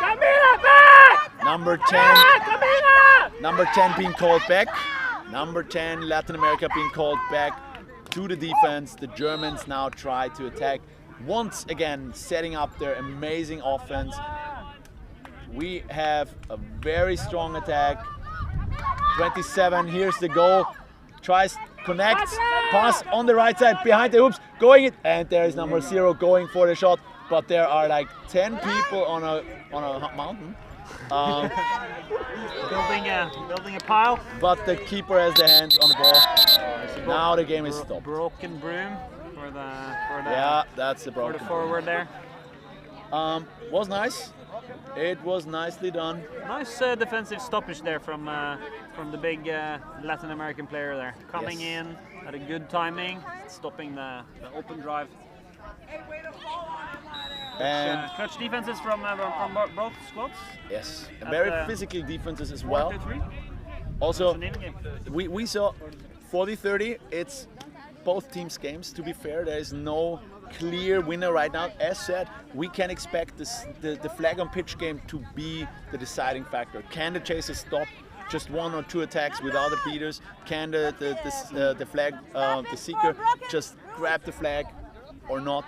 This might be the deciding thing for these teams because they are doing exactly the same thing with almost the same efficiency. We saw the fast breaks, we saw the bludgeon control swapping left and right, we saw the attacks, we saw the shots, we saw everything so far. So this game could be decided just by the flag and pitch game. And it probably will. If not one team finds the answer, just stopping a few attacks more, getting a few attacks on their own side into the hoops, this will be a tough game. 22 now being beat, 17 trying to find an opening on the beater. But meanwhile, the quaffle goes to the right side. 99 now the quaffle the volleyball in their hands, in the middle, trying to find their passing options. Not really seeing anyone, but we can see how the people around the hoops getting ready for this run. Number 1 now trying to run in, 99 trying to find his passing option, running left, running right. Now number 1 is being beat, number 9 beat, number 17 going for the beat. 3 bludgers on the ground, now being pressed. throwing the ball far nice out. catch. 57, nice catch now. The bludger There a control counter? is still in the hands of the Germans, but 57 moving the ball far out. Now the reset, number 1 has the ball, sees their option, goes! Deflected by the keeper once more, very close. And Here's now the counter. there is a counter the passing pass. play we talked about. Oh, that beat was way too far out. Why would you do that? Pass deflected! Oh my God! This was the kind of counter and passing play we expected from Germany, coming up, dishing, passing it out, but they're not. The stress is getting to them, and the play is going too fast. And we hope the threshold. Oh, was speed and still played. Also, we hope the threshold for the sound is amazing for you because there's just so much going on. The emotions are just high everywhere. Yellow card for the keeper. Keeper playing after beat. But it was still an amazing defense, if not for being beat. The rest was amazing. We saw immediately the female chaser behind the hoops grabbing the volleyball. Yeah, when I tried to came back, they said I never This tried. counter came right off an excellent performed defense by the Germans, winning the beater battles and setting the press and putting the heat on Latin America, opening up the lanes for them to run. Yes.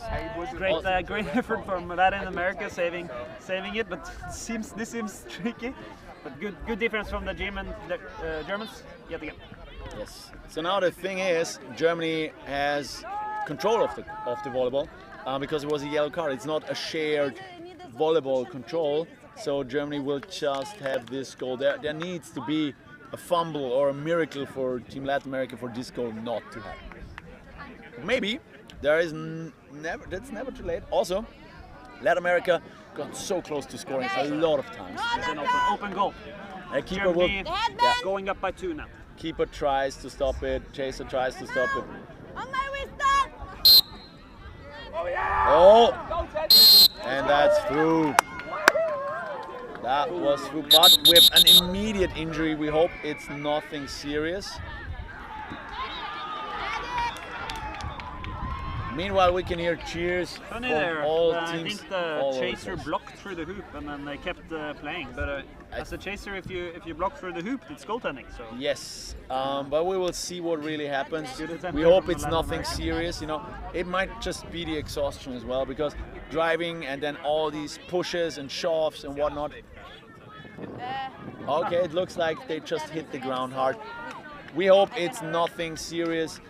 Meanwhile, let's talk about the beater game because we said they are both aggressive, they are both on ice height, and we can see that, I guess, so far because right now they are switching bludger control left and right. They broke triple control on their first try. Absolutely. So, but overall, the Germans are having a better time, I think. Yes. Over the Latin Americans, I agree with you that they're both very aggressive and hectic.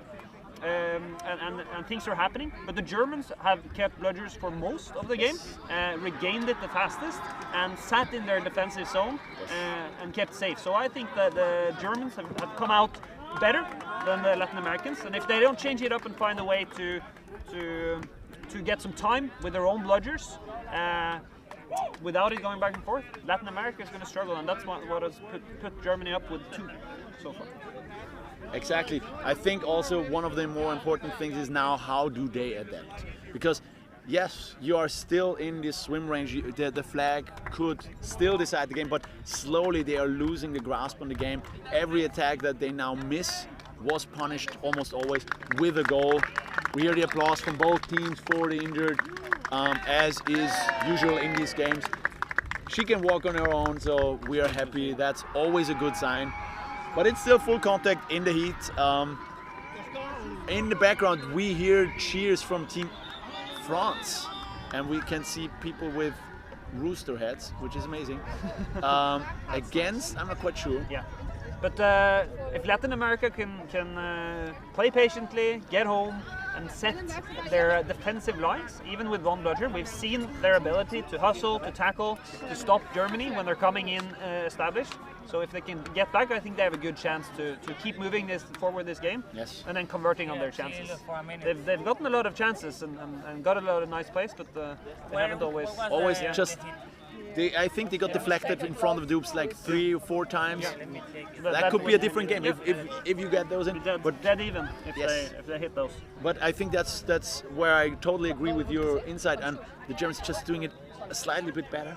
And you know, these 1 or 2 mistakes fewer usually just help you to get ahead, and eventually you're not trying to be ahead. Eventually, as Latin America, you try to just keep up, and you know, that's a change in mental, I think, because you're always trailing. You always try to not get out of reach. You not try, and I think this could be a mental problem for Latin America eventually, because they are this close to the semifinals, and against a very strong team, and they are still there. But you can see it, the cards start to increase, the falls start to increase on Latin American side a bit more, and I expect it to get a bit worse with the snitch and pitch, just because, you know, the mental changes. No. Because Germany does everything right. Do you think Latin America will struggle more or less in the snitch and pitch? I think they will struggle because their mental will be more in a scared and we do not want to lose this game, and not in a we will win this game mental, because you can see it in the way they are trying to attack now. Well, in the first few seconds, first few minutes, they really went for these passes and then for the finish. The last few attacks were more often than not getting even closer to the hoop and instead trying to find the open hoop that they did before. For example, number 9 a few minutes ago was behind the hoops, a few steps backwards, faked on the right hoop, and then chose the middle hoop because it was the smarter decision. But now we saw a lot of attacks that were just going, you know, for the one hoop you look for, and you just try to go for this, where they could sidestep and then just try to score on the other side. If Latin America keeps their mental and manages to stay in it even if they're trailing, I think they have a lot of strong runners that can capitalize on the open space that is going to come when we go into the snitch and pitch game. Also they're only a couple behind, so Germany's going to have to be in the seed game. I can't see them staying with a quaffle unless they really pull out. But I feel the Germans could be a bit weaker in the chaser only game. Yeah, the chaser only, because Latin America has some real guys. Let's see now, the game on 5-3? It's 5-3, pass far behind the hoops to chaser number 64, passing to 57, being immediately attacked by the keeper. 99, Latin America has now the ball. Again, being attacked by the keeper, going for the sidestep, left, going for the sidestep, being attacked by a beater. Number 22, chilling it hard. 2 players out now, a chaser and a beater, coming back in. They're still not making it fast. Germany now trying to make it fast, and they still have the reset. The Latin Americans want to take it slow, faking a shot behind the hoops, being attacked by a German chaser. Now going for the drive, passing to the side, 99 connect, trying to throw, going for the run and throw! Oh my god! We didn't see a lot of goals so far from 99 in this game, but this was kind of the first long shotty-ish thing we saw. And the Germans now have to answer that, because right now it's 5-4, I think, for the Germans. And that's too close. And napalm starting directly from the Germans. Yes. They love this. We see the keeper of Team Germany behind the hoops and chaser being attacked immediately by the enemy keeper. 77 picking against the hoop defense, passing over the hoops, being deflected by a keeper. Keeper now has the ball and it's safe. This was a very strong defense. Excellent. Like we've seen before, when they set up correctly, the beaters work nicely around the napalm. They know what's coming, and with their hoop defense, there's no open avenues. So strong Latin American defense. This is what they need to equalize. They play the hoop defense correctly in my mind, because they have a lot of strong physical people, and so even if you get close, you will feel the context, and it's really hard. 17 now getting bludger control for Team Latin America. 99 pulling the quaff of the volleyball far behind the hoops. Shot 99 to number 57. It was just, you know, passing the ball a bit around. 99 Momentum again. shift coming here. If they get this goal, I think Latin America is going to feel really good. 99 going through the first chaser, trying to find an opening, passing through the hoop and again scoring. Again scoring with the jump fake and then pushing through. And now 39, Germany trying to make it fast. 77 being blocked. Keeper going against 39 being beat. And another successful defense. Right now, it's equal, dead equal. Team Germany does not have an answer for the new attack style of 99, because he's the first, or they are the first person to attack from front and go for these shots, go for these loops from front. Usually they attack behind the hoops, and we can see 99 again being this time attacked by a beater, immediately shifting places with 57. They're talking and discussing how they want to attack this. They're drawing out the keeper always very far ahead because they usually stop the shots. 99, 2 goals in a row, pass behind the hoops, just not connecting to number 1. Well, sometimes some you miss, some you win. But it's okay. 99 saying sorry to number 1, clapping there. Team Germany now trying to find an opening. We see the same attack as before. Again, German chaser trying to find an opening. It looks this time without body control. Yes, and it looks like the same thing. They're passing to 33, shifting the game over to the right side, stepping in, passing back to 39. And now they're being attacked. And the beater is losing a bludger. But there's still a hoop difference. That was an aggressive push from the German chaser. This time they managed to go through. Quaffle is in the enemy's half. Beater on Latin America, they're getting isolated, leading to a turnover of the bludgers. And then Latin America not being able to shift from expecting help from their beaters into the normal strong defense that they played earlier in the game. Also a strong push from the female chaser of Team Germany, opening up this attack, really enabling the players. Now let's see what 64 can do. 99 has the quaffle, sees an opening, fakes the first step, goes into the contact. Did not go through, but the ball is still, now it's going through. Oh, ref called it good before. Number 1 and number 99 going for the shot. Now we hear no beaters. Now the game is fast. Germany's keeper being immediately attacked by the enemy keeper, passing to the 39 and going through. German counter. Beautiful counter. Run, quick pass, dunk. It should be 70-60 if we're not mistaken. Yes, 70-60. We're almost at the 15-minute mark. Now the interesting part will start. Now the teams will have one eye on the flag game already. 15 minutes for the game. If one team could get ahead, 4 goals ahead, then you could change your game style. But right now, both these teams are within these 30 points range that the flag gives your team. Now, number 10 being beat. Bludger control in the hands of Team Germany. Bludger being thrown back. And we hear again, no bludger, no bludger. We hear the no bludger. And another fast attack. There is a bludger, but we heard. And the Germans make it slow. Latin America, another pick on 99. They're trying to attack and deflecting. What? Yeah, and the Germans already turned it over. That was a really nice action by number 12. Keeper did not even go for the quaffle. Silly mistake there from the Germans. Yes, pass after beat. Now on both sides. Yeah, that's now going messy. This game is getting messier and messier. Both teams have their eyes on the semi-finale. And you can see right now they want to get ahead. They want to get out of the swim range, or flag range we should call it. Because right now, whoever catches that flag will go into the next stage.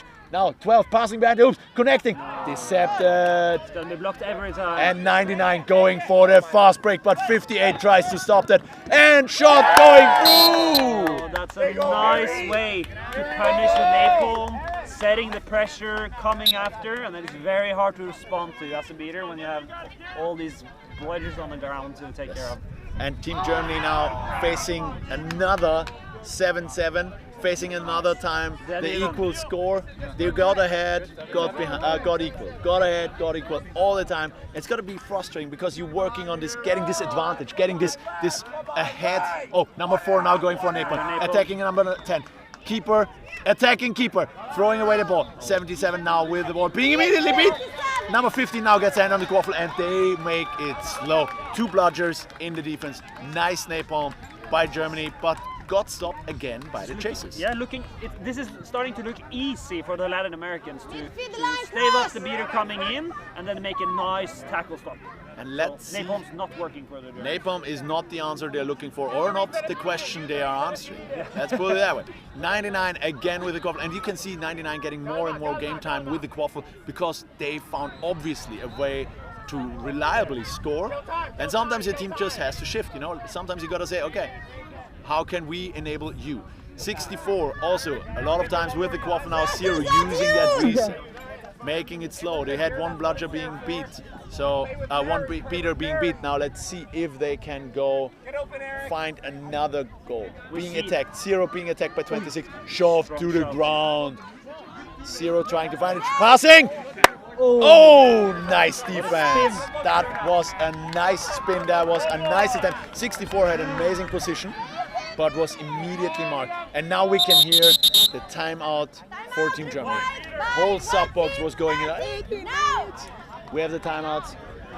Important stop there for Germany, stopping the goal. They don't want to go down. Yes. But more importantly, Latin America just won bludger control off of that when we start 18 minutes of game time. Yes. That can be crucial for who comes ahead and gets the snitch. You want to have 2 bludgers going into snitch on pitch. Will we expect them to keep the bludger control now, or just do the same thing and then bubble? Or I don't think so. I think they're going to play aggressive and offensive like they do, and that the Germans have a good chance to get it back. But we'll see. If they're smart, they keep with them, because you're not scoring 4 goals in the next 2 minutes. So I don't think they're going to keep them, but they should. They really should. I think so too. Also, I think right now it's important for both these teams to look ahead, because they're dead even. You can allow yourself to get 3 or 2 more goals and still win the game if you catch. So right now, flag will be the one thing you have to have your eyes on. And I expect both chasers to make it slow, or just go for these fast breaks where you're pretty confident. You can never be very confident, because both these teams have people that can stop you if you mistake, if you do one bad step, one bad pass. That might be just the turnover that they needed. But I expect both chasers to play it safe. And just wait for these openings and then pushing through if they find it. Who do you think will do best in the chasing game? I think Latin American will score, because they have right now the threat of the beaters was often this stopper for the drives. But they will not be. The beaters will be with the seekers, pretty sure, unless they pull out some amazing strategy. And then it's up to the Germans to match and keep up with them, right? Yes, because you cannot ignore these beaters.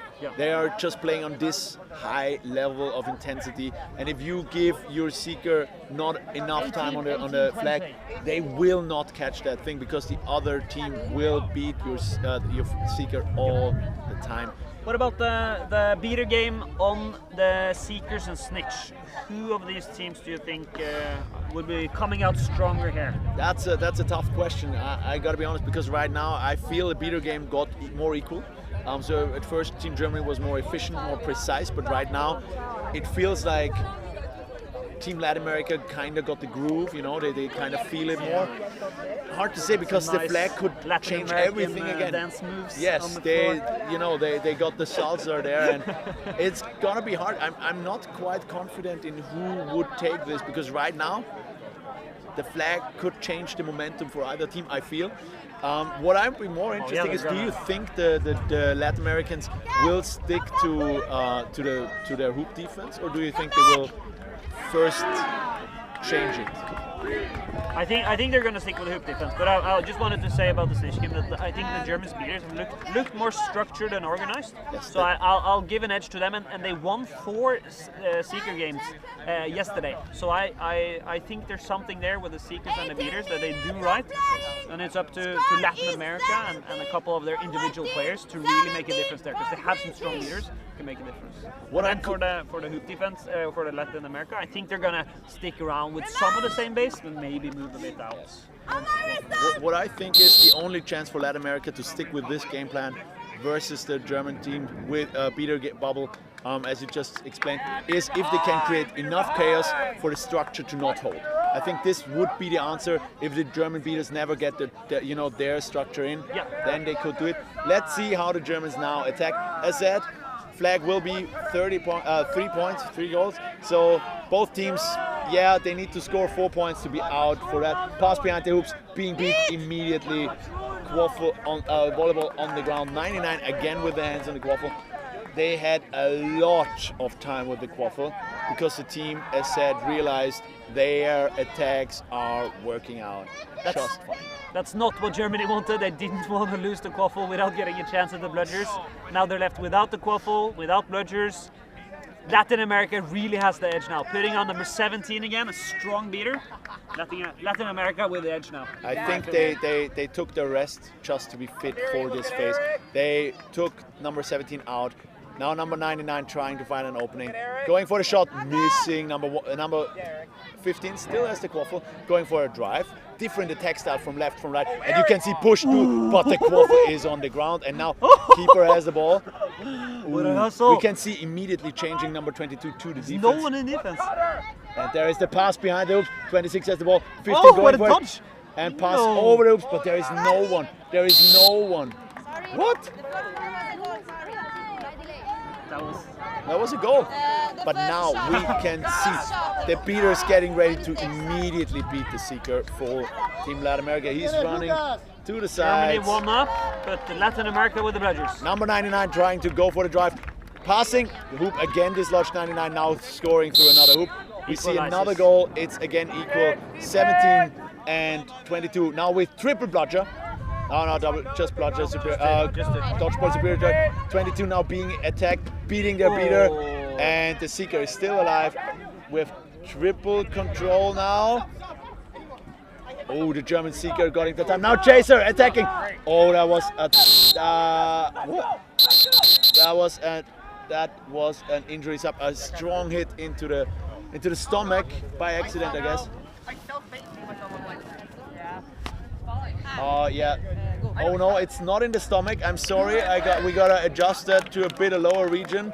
You can see the pain. Oh, that's like a ref said earlier. It's a substitution for changing the balls. Yeah. Yes. We wish all the best. You can see number 81 in Team Germany. That one of the coaches smiling there. You know, everyone knows. These kind of hits, they are not fun. They're not fun for no one, and everyone. As soon as you realize what happens, you could see everyone, just flinching a bit. It's 80-80. Yes. So 90-80 now for Team Germany because its score What are stands. your expectations for this game here on the live stream of the Shot Zone? We are now joined by number 20 to US. Yeah. There is no. Also, number 20 from Team US cannot give us a clear answer who will win. But I think right now we saw this chaos that we spoke of. Their beaters just going mayhem. We saw 2 times 3 bludgers on the ground in more of a control for Team Latin America. So I think right now they're creating so much chaos that Team Germany just cannot get the structure they need. Latin America has been keeping those 2 bludgers all the time. Winning the beater battles, keeping the seekers away. Yes. So it's a big question of if their seeker can stop it, can catch it and get it. And goals both ways. Yes. Both teams scoring goals. Yes. Do you expect any of the teams to put it out of range anytime soon? No.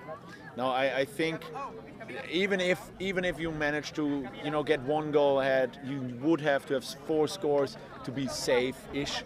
And I don't see that happen right now unless a team really, loses their momentum, loses their focus. But right now, both teams, I think, are eager and ready and focused. Yeah. And Germany I think with a chance now to if they make a stop to go up by 2, but that's not enough. Then you need to stop Latin America 2 times in a row to make a difference. And with these drivers and the ability of these players, that's a big stretch. Let's see if they can do it. what I also love is the Germans' attack was now a bit more fast break heavier, not a lot, but way more than before. We see fewer and fewer structured attacks, while for Latin America it seems like they are often now trying to find the structure, not only going for the hero runs while they still score.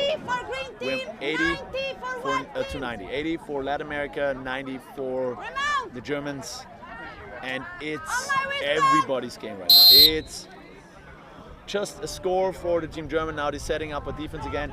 Seeker trying to find their time, and the bubble is, well, it's not a bubble, it's more like a sphere, because the Seeker gets a lot of time. That's a lot of time now. 17 now, beating the Seeker in the enemy keepers on beat. Now finally a beat on 87, 3 bludgers again. Score again good for Team Latin America. Bludger is inbound again by the ref.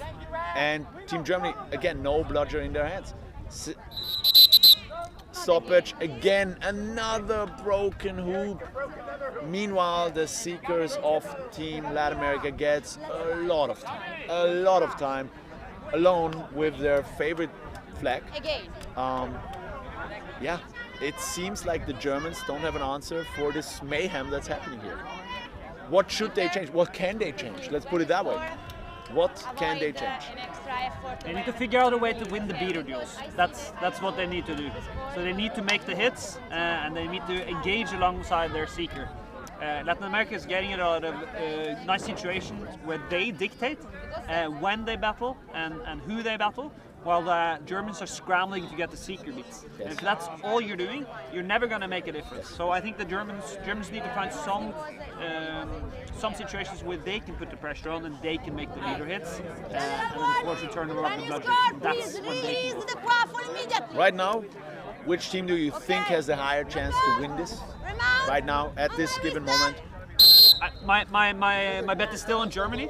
I haven't seen enough from the Latin American seeker to trust him to catch it quickly, but let's see if I'm mistaken. Oh, they are trying, but the seekers not getting even close for Team Germany. And another bludger control for Team Latin America. Now focusing a bit on the quaffle game, just focusing on the quaffle game. Seeker tries to get it, that was somewhat of a charge. Quaffle now being stolen by number 15, immediately being beat by number 8. And the quaffle is in the hands of 99. That's an interesting question. Yeah, that's just, you know, stalled quaffle. 77 regains the quaffle, the volleyball right after they lost it. And 17 dodging, amazing beat attempt. And the seekers have a lot of time. Latin American seeker has a lot of time. 77 now going for the drive, passing behind the hoops again to 33, trying to find an opening, driving behind the hoops, passing far out to the left side. Snitch is living on borrowed time. This Latin American seeker is going to get it if he keeps. Eventually they have to intercept 99, going for the fast break. No one can keep up the speed. There's only one chaser ahead, and you can see an amazing block. Oh, what a sign of dominance there, with one hand just deflecting.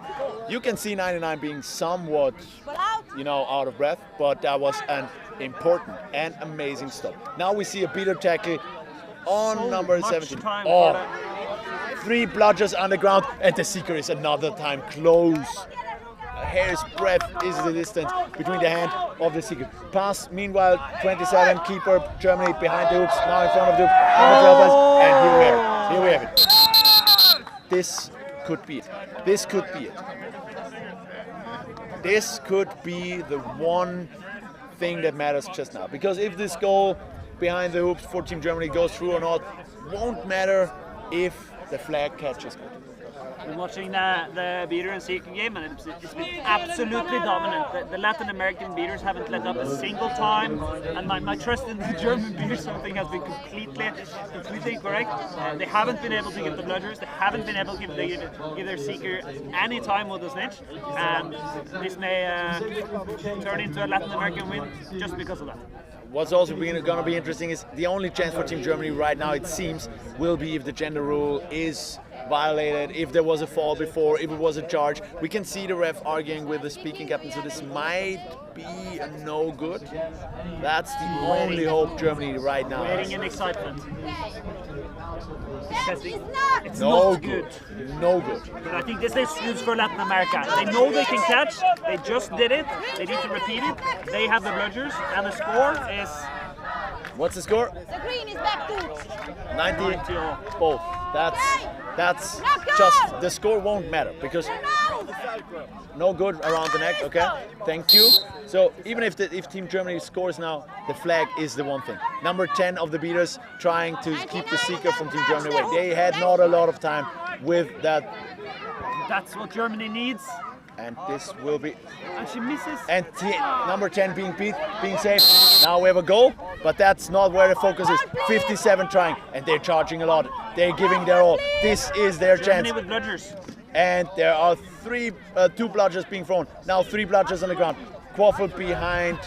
Beater number 10 cleaning up everyone. And she wasn't sure if that's third bludger interference or not.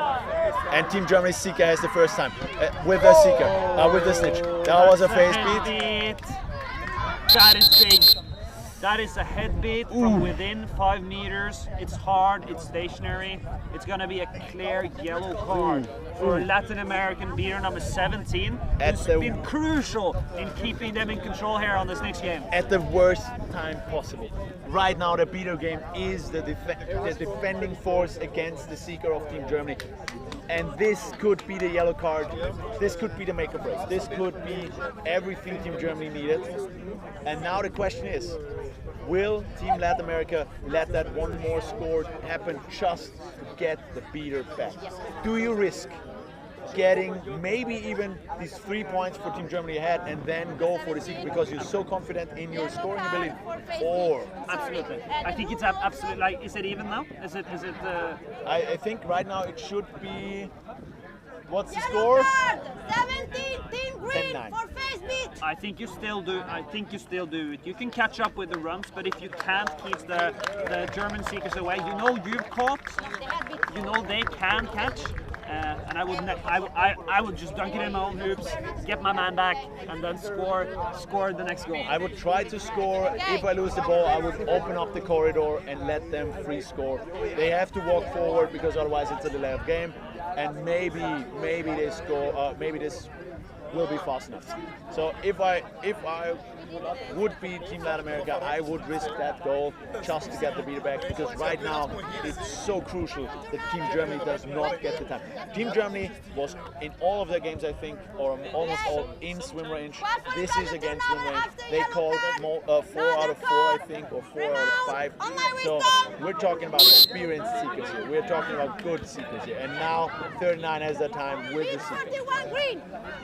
And they are attacking aggressively. Meanwhile, the seeker for Team couldn't get it. Latin America can't That's do his so. first attempt. Amazing Gets beat by another number chance. 22. And now, being beat. 22 trying to find their opening. Hustle alone from the Latin American beater, clearing out everyone, he's keeping Germany away all on his own. Oh, that's an amazing feat. Number 22 is amazing. And there's an advantage called for Team Latin America. Even if Germany catches now, this won't be enough. 33 being attacked by 11, passing behind the hoops. And now 27 trying to go for a shot. But that's not enough. Ball is in the hand of Team Germany, but this won't be for very long. And we can see 17 for Latin America being eager to get back on the pitch, to be there and help to build this, well, bubble, sphere, whatever you want to call it, because this is just the only thing keeping them in game right now, because Team Germany was close to catching. They were close once or twice. Yeah, they had some good shots there, but really big shout out to beater number 22 on Latin America, playing on his own and keeping two beaters and a seeker away all on his own, making all the right plays and making it work. If they rewatch this game, this will be the moment where you should be like, guys, watch me. I'm delivering right here, right now. Frame it on the wall. Yes, because send it to your grandma. This was a 1v3. And they came out clutch, but not only clutch, they won it, and even more importantly, they won it in a crucial time, because this was make or break. If number 22 gets beat here, there is no one protecting 57. Also, shout out to the seeker attacking from different angles and really annoying the beaters there, losing focus of the enemy beater.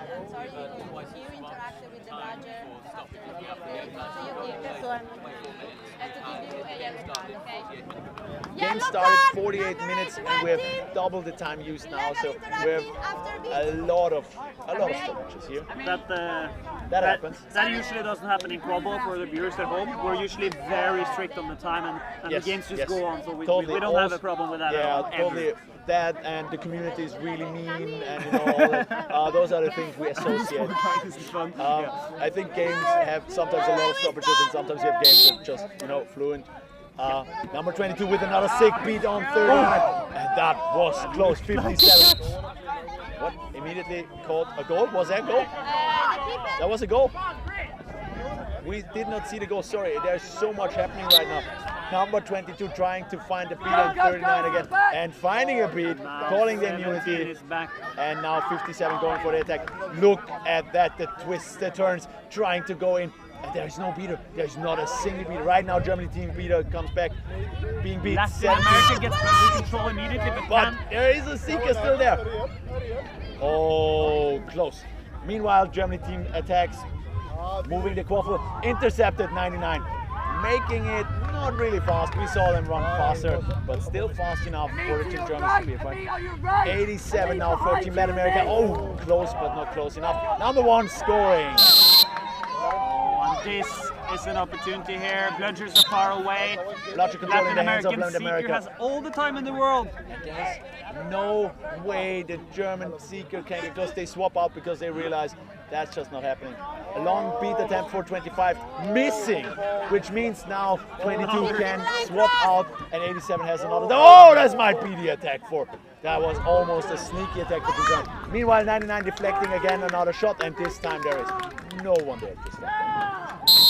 And this could be what they needed. The chaos, the panic. Now there are 2 points. Oh, what the catch! Did Team Germany catch? Finally!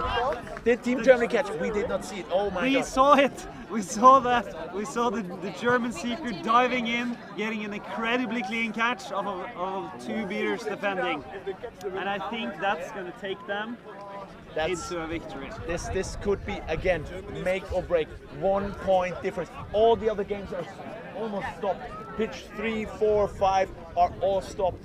There is nothing happening because we're waiting for this game. This is a game deciding for the semi-finale, and this is the moment for the refs to call it good or not. If this catch is good, Germany is ahead by 10 points. If this catch is no good, there is a high chance that Latin America will score again because they got now the 3 goals while Team Germany did 0.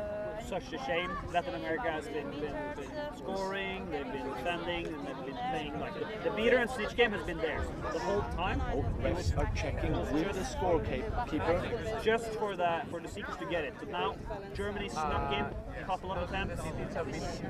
Be an important. You cannot see it, but we can see it. One ref is now talking intensively with the score and timekeeper. We do not know what about, but this might be the one thing. If anything goes wrong, I think they're checking gender. Yes, and I think that's good. I think they're going there. That Germany is taking. That's a good catch. I think that's a good catch. Yes, she's certainly. Catch is good. Catch is good. And that was close. If I ever saw a close game, this was a game for both sides. In the end, Team Germany catches it just in the 1 second they had the chance. They caught it. Like yesterday. Like yesterday. They bring you to snitch range, and their Seekers finish the job. We congratulate both of these teams for an amazing game. We hope you had fun with our commentating. Thank you for supporting us, and subscribe, like the YouTube channel. My name is Oscar. My name is Amund. And we wish you a very nice tournament. And we're out. See ya.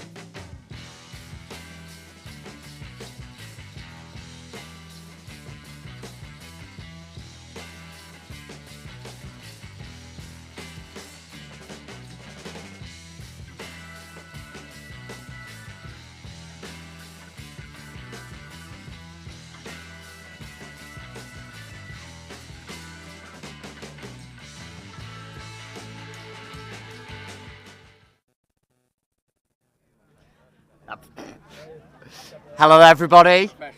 We're here for the quarter-final, I believe, between... Is it playoff? It's not the quarterfinals. Okay. None of the teams. Okay, we're going for the lower bracket playoff, I suppose. I think middle. Middle bracket. I don't really have multiple. Laurens made the gameplay schedule, please blame him. Yeah. He should have retired. What really matters is we have two wonderful teams here. Spain playing in blue versus Belgium in their classic red.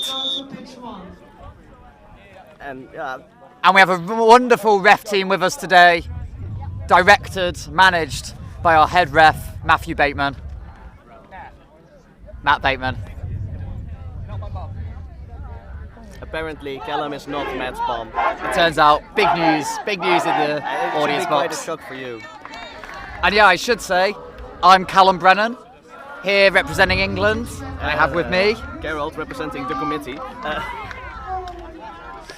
Hopefully this should be a fun game. What are you thinking, Gerald? I think this match will be quite close, because from what I've seen from both teams before, I feel like this will be an exciting match. I think Spain might be a little bit more physical in the chaser game. I do think Belgium may have the edge in the beater game, but we'll see. I was going to say, we played Belgium early and they have some very, very strong beaters. Great catches, great throws. Yeah, but I also know that some of them are quite injured because of meeting you. I take no personal credit for that. No? No, I don't think I'm not a big tackler. I thought you were known as Callum the Killer. You chose to defend. It said so on the roster. Wow. Callum, please give me a red card. I've never received a red card in 5 years of playing. I should have, but I haven't. Okay. But it was accidentally tackling a helpless receiver. Someone fumbled the ball. I couldn't stop. My first ever yellow card was a case of mistaken identity, where literally they could not tell the two male beaters on pitch apart. Oh. And so earlier, like a few minutes earlier, we're talking like proper solid minutes, like 2, 3, 4 plays ago, I'd went a bit high, released hand very quickly, and been sent back to hoops. And then like after a bit more of the game, they then stop and go, yellow card, neck contact, and I'm like, fair enough, but it turned out my beater partner had actually wrapped over the neck of another player. And just because we were both men with stubble, they were like, it's him. He did it. The English do have a bit of a case of same-face syndrome. True. I won't deny. If anyone's met me, they know I've got one of the most generic faces around. Generic white man, number 50. Go ref! Yeah, shaking hands, love to see it.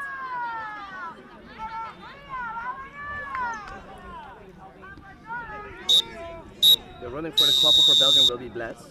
Alright! I cannot see the number. I believe it's Marco, Belgium, but I don't. are you ready? That's just, or maybe Alberto. Spania, you ready? That rings a bell. Number 33. Yes, Alberto. He's a very fast man. Ready? Brooms up! And they're away to the races. Ooh, very very confidently claimed by Spain, and he's all the way, and it's in. A beautiful goal to start it off. Great broomset goal there. Controls for Spain. It's very hard to see with the blue blushers on the blue jerseys. Oh, and our predictions are coming true.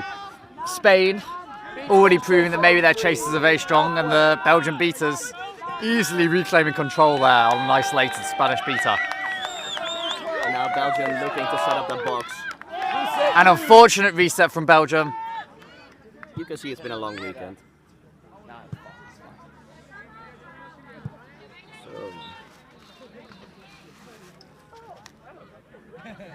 Oh, another unfortunate pass, and it's over the boundary. 47, your ball. A great beat, but easily resetting the dodgeball. And in fact, they're probably not confident enough for the press. And unfortunate miss there. No good. Oh, and it seems like there will be no dodgeballs on the defence if Spain can get the ball quick. Hello! Spain still has the ball. Oh. That seemed like it went through. It also, I believe the HR is talking to the goal ref about whether the boundary was crossed by the Spanish player. It seemed very close. So much so that the Belgian player didn't even seem to want to tackle because it seemed so close to going into the net. Goal is good. No, but they stay. That boundary is very hard to see, and for the goal rest as well, they are a bit unsure. But I think it was still inbound.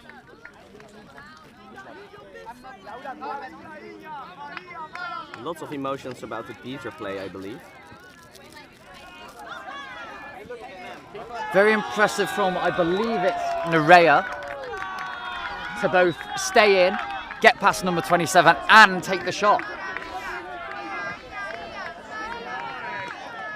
I think I've seen her play at EQC before. Don't get fooled by the small stature. She is a beast. She will tackle guys like twice as their size. Yeah, but it looks like Blaze, number 62, is absolutely ready for that fast break. There are no dodgeballs.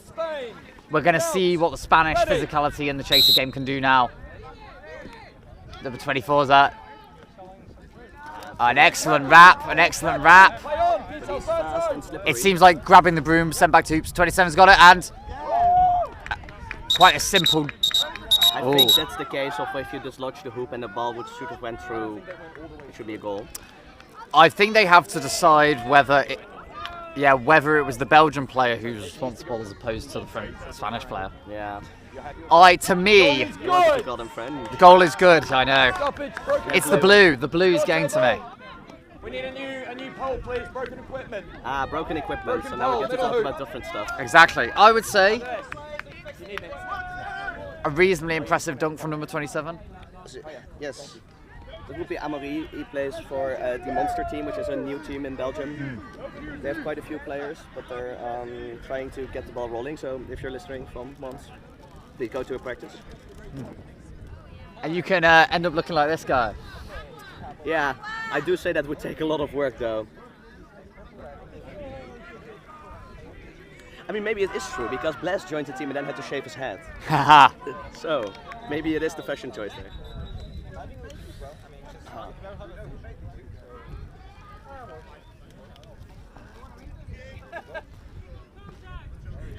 We're talking about who made the hoops. And currently, maybe we should score check just for everyone watching at home. Some 20-10 to Spain. All right, Spain are leading by 1. It's very important to get that momentum goal back, just so, because if you don't get that and then Spain scores again, now you're 3-0. And also it's just very demotivating. Exactly. Yeah, I had time in the goal. Makes you feel like you're really getting back in the game. It's 2-1. Looks so much different than 2-0 or 3-0 on a score sheet. Also, we're going back to defense. Yes. Controls with Belgium. Number 5 setting up nice and high. Number 47 back near the hoops. Oh, excellent. It seems like the immunity was good before 5 is beat. An unfortunate loss of control there for Belgium. Oh! Beautiful salute. An amazing goal. That's right. Maria. Is it Maria? Well, they're cheering Maria, so I believe. Maybe Nerea. But it's interesting there's no 83 on our list. I think what's happening here is that they do not have enough jerseys. Fair enough. But luckily the Spanish sub-box... Oh, and a brilliant beat. They didn't even see it coming. And Spain's on the run. They're slowing it up a bit. But the beat was hard enough that now Blood Control 33 is out of the game. A nice offload. Oh, and a very high throw right off the boundary. You can't be doing passes like that. And now Spain is back setting up their defense. I'm curious about the Spanish defense. What are they doing? I think just classic 2-2. Keeper is quite high up, I believe. I think he trusts his speed. Yeah, and Belgium is very much a passing team and not a driving team. Notably, Belgium have regained control. He's cantering up. Moving left, moving right, a good pick. Switching the hooker. Zero's really going. Oh, and somehow they've lost the ball. Maybe an impressive strip that we couldn't quite see from our angle. No, the keeper was in the way. Oh, and a beautiful ball. Oh, and a beautiful beat. Letty, can you watch Very nice calling out from the Soupbox, warning their beater. Yeah, I was going to say, brilliant from both teams there. Great fast break, great reaction, and now we're going to see again. Let's see what kind of set offense Belgium tries. Well. Oh, there's an early beat, but it looks like that. Oh, 19 really took it to them there. Oh, and an easy goal for Belgium. Perhaps slightly too aggressive from the French beaters there. But it was impressive to get that beat. Oh, and they've returned the favour. Yeah, 33 by Spain is really enjoys his fast breaks. I've seen him done it a lot this tournament.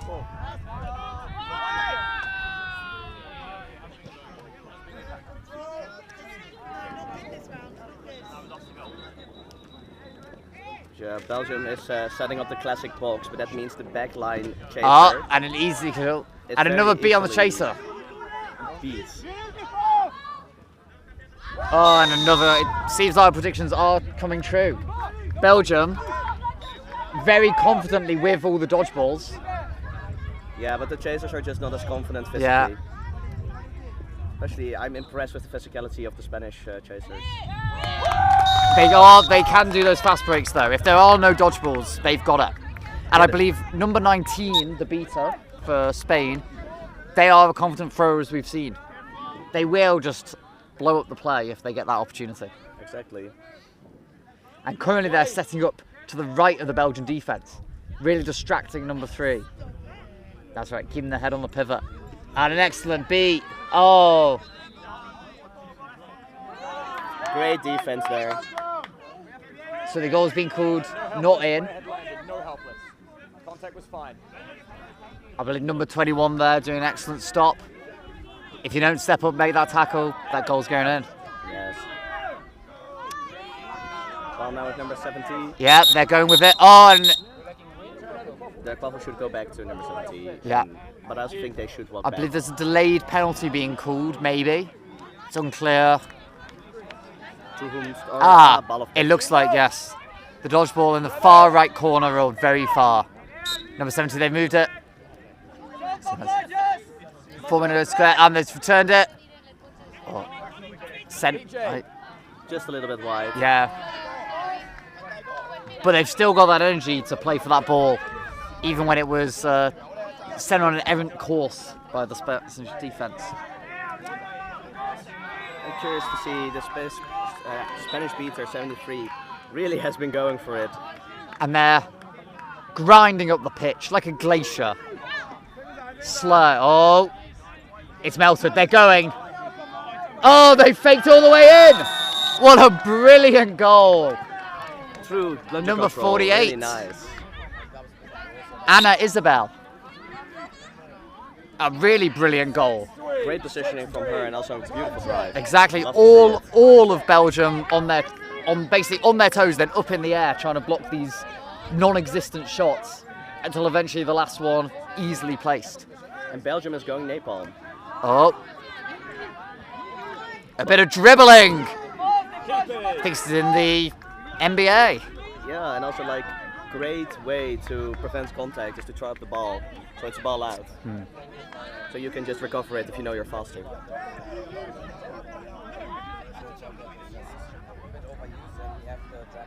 Oh, a very aggressive beat, and the press should be on.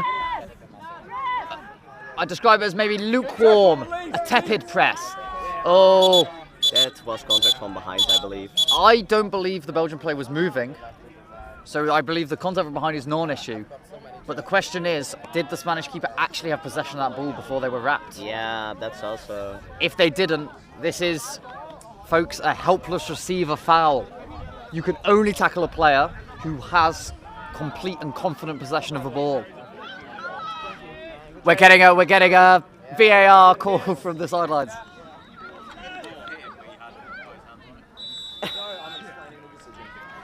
Matt's like, I want you all here for it. The rules are very, very clear. I don't want to make the prejudgment. I will let the HR make the decision. Because as we know, the HR is always correct. Red cards. Helpless receiver. Yes. Number 9. And unfortunately, that is going to be an expulsion for number 9, Jade, I believe. Yeah. Her replacement, number 17, Marine, has replaced her in the penalty box, the sin bin. Ready. That's a bit unfortunate. Yeah. And an excellent goal. They are not released. Because of a red card, Exactly. you have to stay 2 minutes.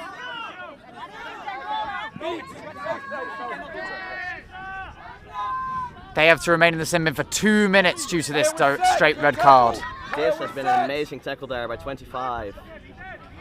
And Oh, this has been a slightly... excellent keeping hold of that ball there. Turtling it. Han doing an excellent job. Sometimes it's easy to panic and just throw away a ball that you actually still have very strong control over. Yeah, you need to have faith in your... Oh! Absolutely dancing around them. 23, Mark Moreau. Brilliant play. And impressive to score with one chaser down. Exactly. But that's the beaters putting in the work. As I said before, they have had control for most of this game, the Belgian beaters. Oh, and a brilliant beat from 19. Nice and hard and low, so you cannot block it. They made a solid attempt though. Tackle, good tackle. Very far pass. Let's see. Number 14, Spanish keeper driving in. Oh, and an easy dunk. Well played together. I have to say I lost track of the score. That was good. 40-20. Spain up 2 goals. 60-40. Spain up 2 goals and the press is on. Number 23, excellent block from number 23 and I feel return it to 1 goal difference. And I feel like that's the small hoop gone again. Matt asking nicely, please be nice to our hoops. Is that Mark, you said? Yes. Calling for a sub. He scores 2 goals at high velocity, like a speeding bullet. We know him as an old man. Does he have a history of dancing? Very light on his feet. Well, he's a basketball player. He's a basketball player. And coach, I believe. He really should be in the NBA. I think he's not tall enough. I think you need to be at least like, 6 foot? I think there are some shorter players, but not many. Maybe they lie about their height. No D. 9-17. Okay, halfway. And now number 17 returns to the play after serving that red card penalty. And 60 is beat. Oh, there's loads of space in the front. Oh, and an excellent catch. Almost fumbled, but masterfully retained. Keeper for Belgium is asking for the ball. And they're looking. So fun fact, the team is called the Red Robins and number 7 is called Robin. Wow, there you go, Robin. How do you pronounce his last name? I have to do. Because I think it's a Dutch one, yeah, Police. Oh, and a brilliant goal from the keeper, number 62. Let's see what happened there, because that was a bit of a mess around the hoops. I think the beater is saying I beat the 4. It seems like a yellow card is being delivered to the Spanish keeper. Not from my end. Neck contact. High contact. Yellow card, illegal contact. From behind. Number 14 has been given contact from behind. They do not serve any penalty time due to the goal being scored against them. But should they commit another foul like that, they are expelled from the match. They now have to be so much more careful with their contact. Yeah, and I do think it is a better adaptation from the old rules that 2 yellows is not a straight red, but just an ejection. Yeah. Oh, and excellently maintained. The press is on for Belgium. They've got aggression. Will they get that reset? Oh, an excellent beat. I do think that was pass after beat. Yes, it looks like the ref is calling it pass after beat. The fast break is now very much on for Belgium. Good contact. Oh, but number 23 has held it up. Reset you up. Oh, and an excellent job. No reset. No reset. First action. Alejandro basically single-handedly saving a goal and giving Spain another chance to score. And smart contact just around the ball, so they also cannot. Exactly. There was no risk there. Really kind of brilliant play. This beater duo for Spain is really putting in the work. Yeah, they kind of have to. Because in some ways, it doesn't matter how dominant or strong that chase lineup is if they're getting beat out every single attack. They need to at least cause enough of a distraction. Can we check we've got a flag runner on stand. Now, Belgium going napalm Oh, yeah, again. no, he's there. And Robin. Oh, and an excellent goal. Robin! That's what we talked about, baby!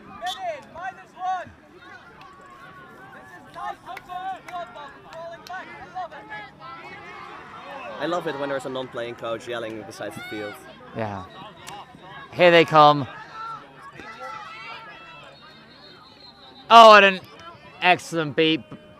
It looks like Spain has regained control. Oh, and a beautiful block. Oh my goodness. Yeah, that number, soaring. That number to 7 that really shot. has a vertical. I felt like I was about to be saying a beautiful goal for Spain. That future is not to be.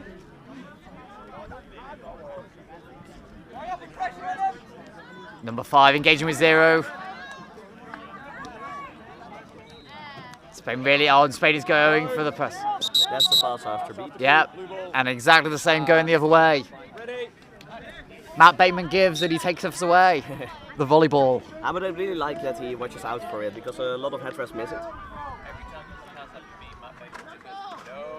Yeah. Oh. I don't. Yeah, let's not comment on that. We're seeing here. Very intense Peter battles, but I do. Yes, think and it seems like there's will receive punishment for that punch. You think it was striking at the dodgeball in the player's hands. So you are allowed to attempt to knock the dodgeball out of the player's hands if it's deemed to be too much of a punch motion. No, it seems like it's high contact. Yeah, it could go either way because the bludger was next to someone's head. Yeah. It's just a bit too risky. I was going to say, though, a very good job from 19, at least making sure that the Spanish beaters could not beat their leading defenders with impunity. You've got to get in there as the unarmed beater to cause some kind of chaos. I wonder what 12 will do, though, if she will go for the reset or if she will go for the shot. I think passing it back to number 5 is the only real reasonable move. Because all number 5 from Spain here on the halfway line. Because number 16, all they have to do is slow it down for a few seconds. Oh, and they're taking the option. Because Belgium have been handed a yellow card, Spain are allowed to return the ball to anywhere along the halfway line.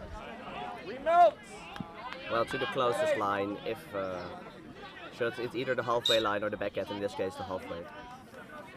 And they're gone. Yeah. They're going napalm. And napalm's going. 0 has bowled back their ball, and now they attempt to bowl over number 5. Oh, but he's got the footwork. Excellent job. I think that was a bit risky. He's used to being the tallest dude there, but the keeper from Spain was quite small, so putting up the ball, I think that Spanish keeper could have stolen it, but just didn't expect it. Number 5's moving in. Smelling blood. Number 0 from Spain, keeping number 7. How the game? Oh, is this control for Belgium? They still have a player in the box. Oh, they are fighting all. Oh. Great goal. And the refs are calling it. But that beat came in after the release. But I do Brilliant. think it's quite impressive by number 5 to almost get control by himself. I was going to say, just a brilliant, brilliant play from both teams again. Spain keeping that ball moving, charging up the field, almost like a herd of cattle in some strange way. I would also not... oh, and a brilliant catch from number 5! A herd of cattle? Would it be sheep or cows then? Well, I don't know if they've ever been in the bull running. That's a Spanish tradition I've heard. Oh. Oh, and a brilliant goal. Oh, and unfortunate. Lost the control there. But number 5 for Belgium, Niels, has been having a truly brilliant time.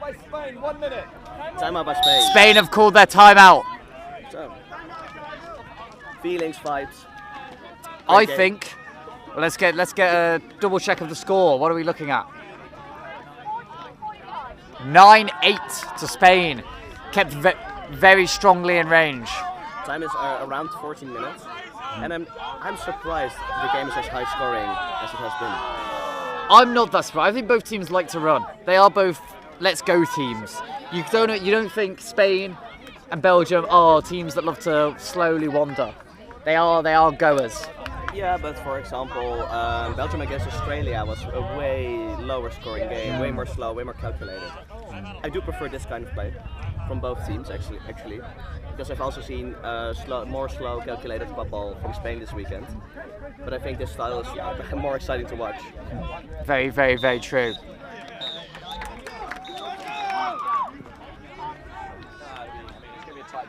I worked 15. And I will see what the adaptation will be from Spain, because they called a timeout. Yeah. I wonder if it's for tactics or just to give everyone a break. I think that it might be that they feel they should be higher up. If you think about it, Belgium have had sizable minutes of this game down a player, and yet Spain are only 1 goal up. And honestly, from the way they're playing, they deserve to be more goals up. Well, if they deserved it, they should have scored. That's true. That is very true. But that is almost what the huddle is for, is to be like, hey, you guys are not playing badly. You're not playing a wrong game, but we need to tighten it up. We need to get those final goals. We need to make sure there's no fast breaks. It's better going in with control. Aggressive beating. Really compressing the defence. Offload into the corner. And look at this calm. Lovely composure from Spain. This has been triple behind and offload again. Oh my goodness. This ball movement is brilliant. And look at Belgium all compressed behind that keeper zone line. Spain don't think it's on. They back up. This is great, great composure. I'm impressed that Belgium keeps the defense this small against such a small, fast movement. Oh, and a shot comes in. I believe it was more or less open. Just unfortunately hits the crossbar. Yeah, and I think with a shot like that, you are getting pressured. The chances of you not making the shot are quite high. I think if they had done another round of passing... Oh, number 24 is very exposed, and then a beat from Niels. Brilliant. Halfway. Yeah, because... And now he's moving along, taking out all the chasers. Oh, he's here. And there's Joel in the middle. Are both safe? Yeah, the yes. hit you here. This is a no dodgeball chance. Great goal, but I love that the dodgeballs hit each other. Yes. Barely have seen it this weekend. Dodgeball clang, you might say. No, but that's the risk, what you saw here, if you play horizontal beaters in defense. If one of them gets isolated, the other one cannot help. Yeah. Let's see what Belgium can do with this dodgeball control on defense. They've been doing it. I think. Not you. I would have liked to see a bit more. I think they have this confidence of throwing, that they can sometimes take the fight to them more than they have been doing on defense. Like, just because you're on defense doesn't mean you can't step out and just absolutely blow them up. I mean, as Spain has demonstrated many times in this game, sometimes the best defense is a good offense, as the cliche goes. Yeah, and I think it might just be a case of comfort. This is I think most Belgian teams play a similar defense to this. Goal is good! Falling back. The goal's good. Oh, and there you go. Spain have basically walked in, shot it through. It looks like number 23 is about to engage in a rep on 5. They're hassling up there. But they have to call back for defense. They have to go back for defense. There go the rosters. It's windy. Yeah. Oh, and an excellent stop from number 5, intercepting the pass shot. And they're fighting for the ball back there. Yeah, number 23 is moving in. Alejandro. Clearing it all out. Lovely little tap beats. And I do like the composure. It's very softly, very gently. He's passed off to his beater partner. Number 24, Laura. I do think Belgium right now is putting up the defense slightly higher, but I don't think the coach is too happy with it. Oh, an excellent block from 60. And really but putting now, the pressure on. Laura and Alejandro can team up. Oh, and an easy game. Dodgeball control back there. But they might have sacrificed a goal. Oh, but no, they haven't. The Spanish goal. Oh my goodness! Blocks upon blocks. But we're still going. Safe. Oh, the blocks keep coming. And this is why you push it through the hoop. An absolutely brilliant defense from Spain. But there is an injury, I believe. Sacrificing his shoulder to stop the goal. That's what we like to see. Worth it. No.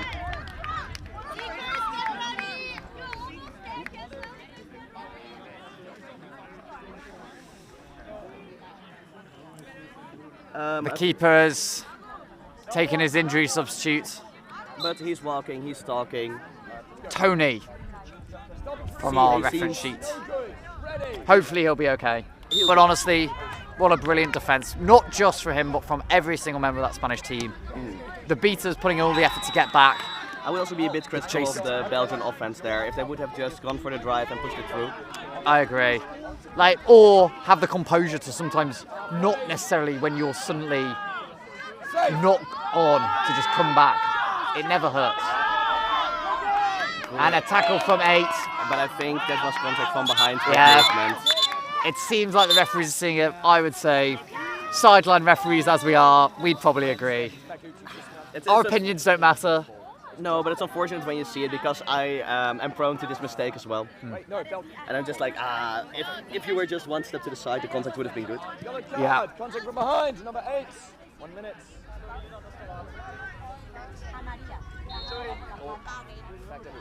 But number 8, Gail, off to the sin bin. Ready. Gail. That number 8. And a race, a foot race. Oh, number 24. Get her in the academy. Now, who is called the inbounder? It looks like it's 60. Yes, Bastien. Oh, and number 27 is on. The monster scores again. Amoury. You said his team was monsters, right? Yeah. I got it 2 seconds too late. Okay, yeah. I was like, wow, this is too smart for me. Yeah. It's been a long weekend. My brain cells have died. Flag is gonna be on pitch. It's Sutherland again for the Australian fans watching. There's no call, it's just discussion. Your player dropped. The current score is, I'm sorry, 100 all. 10 hoops each. I wrote a prediction for a close game. I mean, it is as close as it can be. Dodgeball control is with Belgium. And goal's good.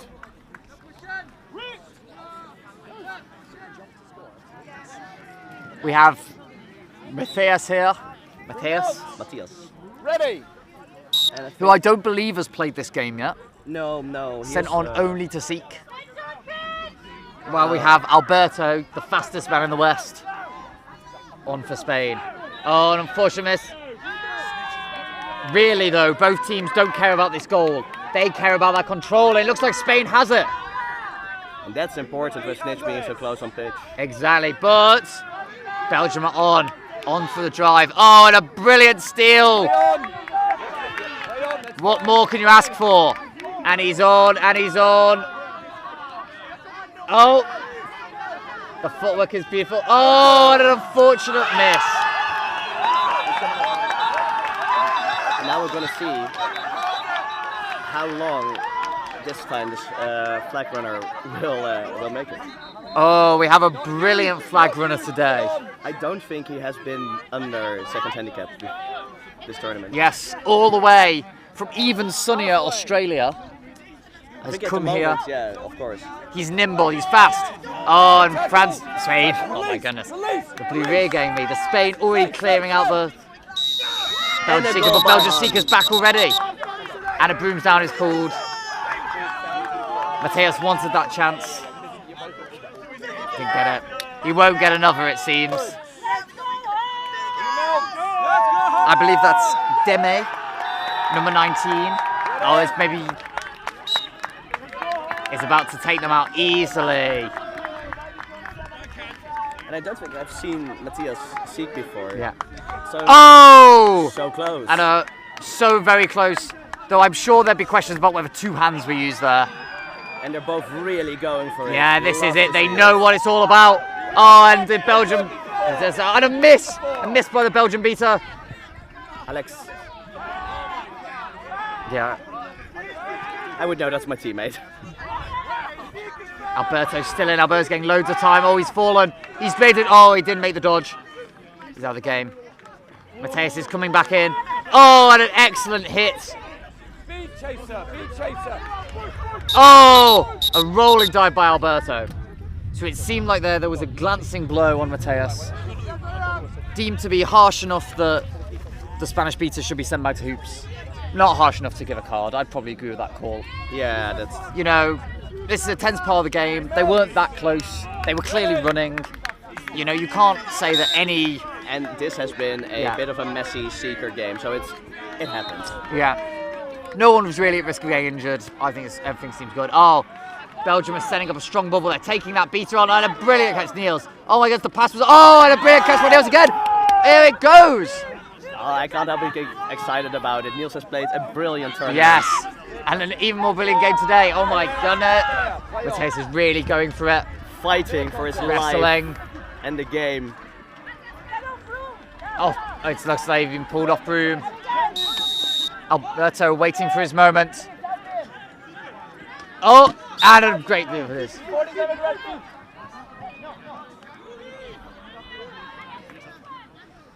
I don't even know what's happening in the Quadball game. The Seeker game is too exciting.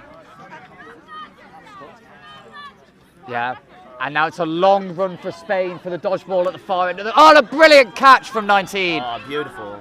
That's the kind of thing that swings this game.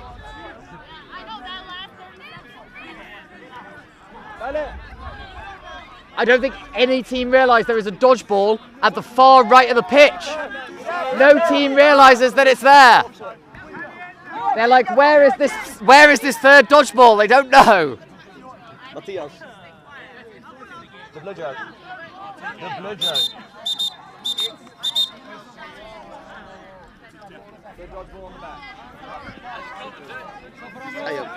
I know I'm supposed to be impartial. I don't think we have. I don't believe it. I thought it was off pitch. No, it's not. The ALs put it there. The ALs told them. They just haven't listened. The team knows. Exactly. We have an unfortunate break of discipline here from the commentary box, but that's because we're so excited. It is such an exciting game. I would say... We can't heckle. We can heckle. Okay, then Matthias, why the fuck have you... Oh, wait up. Oh my goodness. I am breaking all the rules. Third strike and I'm out. It's been a long weekend. It's been a long weekend. And also, like, in Dutch, every second word is a swear word usually. Niels is going for it. So is number 0. They're both putting in. Oh, number 0 got to it first. Yeah, because they what need is the inbounding. plan? Oh, they go for it over their beat. It looks like Spain is now going to have control. Are they going to set up a bubble? Belgium's hustling to get back in. Number 47. Really go for it. Oh, they take out the Seeker. An excellent choice. They go for the block. Doesn't quite work out, but that's okay. That is an obvious immunity. There's no way that beat was ever going to work. May as well try it though. Why not? I think at this point they're just beating everything that moves. Number 41 from Spain is coming in. Oh. Brice. Nice, I think. Bryce. Do some... Oh, an excellent dive. And who's number 62? That's Blaise. Blaise. So we've got Bryce and Blaise. Not confusing at all. Here in the commentary box. Very close. And Spain is trying to calm down the game a bit. I feel like they lost a bit of Quadball points during... Yes. Oh, an unfortunate. What is the score now? 106. Okay. So it's still within range. Yes, but which explains they the focus continue. Of both teams. Oh. Spain are really going for it. And a brilliant beat. Number 19 really proving their worth.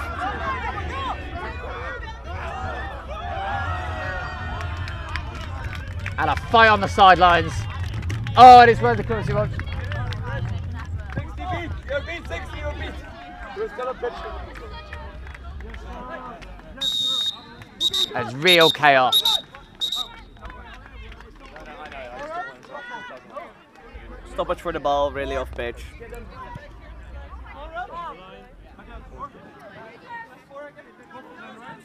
I lost Callan. He's too excited. He was watching the score.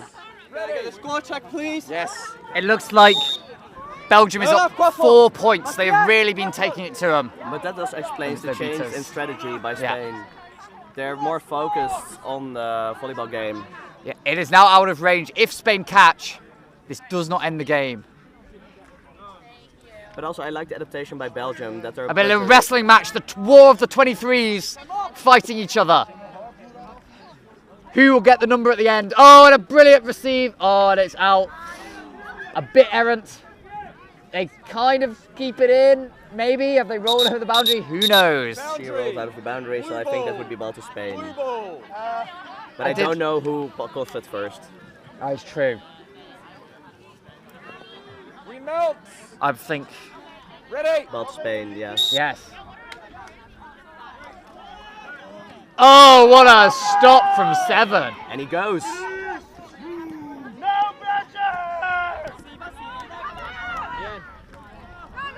And they retain it. And that ball's not going anywhere. No, It's that's been a locked big- down like a limpet. They're clinging on. You will have to explain to me what's a limpet. A limpet is one of those little creatures that hang onto the side of a ship, I think. Or rocks on the Oh, a seafloor. barnacle. Yeah, a barnacle. It's a different kind of barnacle. They're basically the same thing, I think. Yeah. I don't know. I'm not a marine biologist, so don't trust me on that. No, but I'm getting English lessons here. Do you have more funny British words for me? I'm pretty sure. I don't know. I don't think that's British. That's just English. I would have never cannot imagine an American saying limpet. I'm sure I think they might use a lot. They love their seafaring terms in America. I am going to get Right. an American on. Oh! And a real good strip of the ball there. Oh, and an excellent interception. It's back with Belgium. Meanwhile, in the Seeker game, Mateus is still going for it. They're beat though. They're really giving it their all.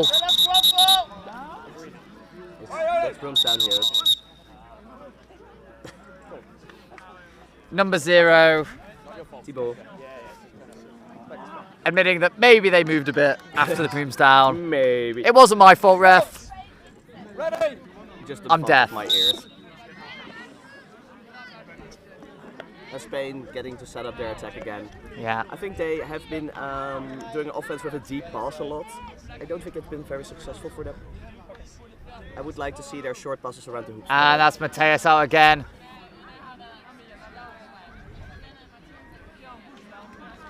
Oh! Beautiful. What a beautiful goal. Drive by. I believe making Spain 3 down. 3 down, I believe.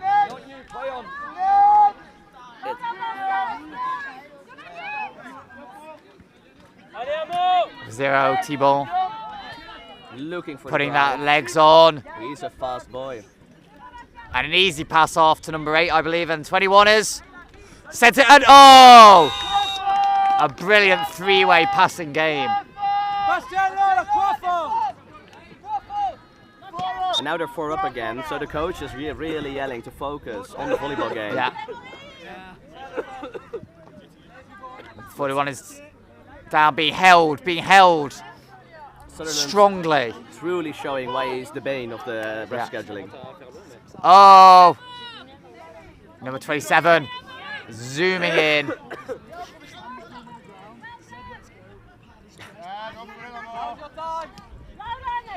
Looks strong. Is he strong? Oh, what a think dive. He has, in a previous life, played with the Griffins as a reserve. But it's been a while. Want to know his numbers in the gym? I don't want to. I don't want to feel bad about myself. Oh! It looks like that was a shot wide. Oh! Number 27 is out. And we have a new seeker from Spain. Number 18. Chris Curacol. Oh, sent flying, but he's still on broom. He's coming back for more. And again, I feel like Belgium has been rotating their seekers a lot because now it's Blaise again. Putting in all that energy. They know it really is gonna, well, they say it's gonna come down to that. They are pulling away in the volleyball game, it seems. I think it's back to 3 points. I agree, but oh, they can't be doing that. Those passes need to be more clinical. Yeah, but I think both teams are feeling the pressure at this point. Exactly. And that pressure makes you feel like you need to go fast. Oh, brilliant catch from one. Yeah, that's Susie from Ghent B. And the boundary is, oh! Number 62 is out again. And we have another seeker from Spain. Naraya is this the thing. Naraya, who scored the brilliant goal earlier, maybe? No, this is a beater. This is one of the That is beater true. couple we were impressed by. We also got the name wrong on the previous one. Yeah, this is one of the beaters we were really impressed with.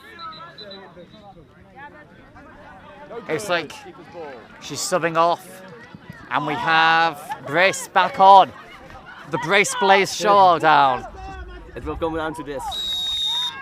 And another goal for Spain. Neil's again. setting up a very, very confident bubble. Oh, they're taking a fight. They both miss.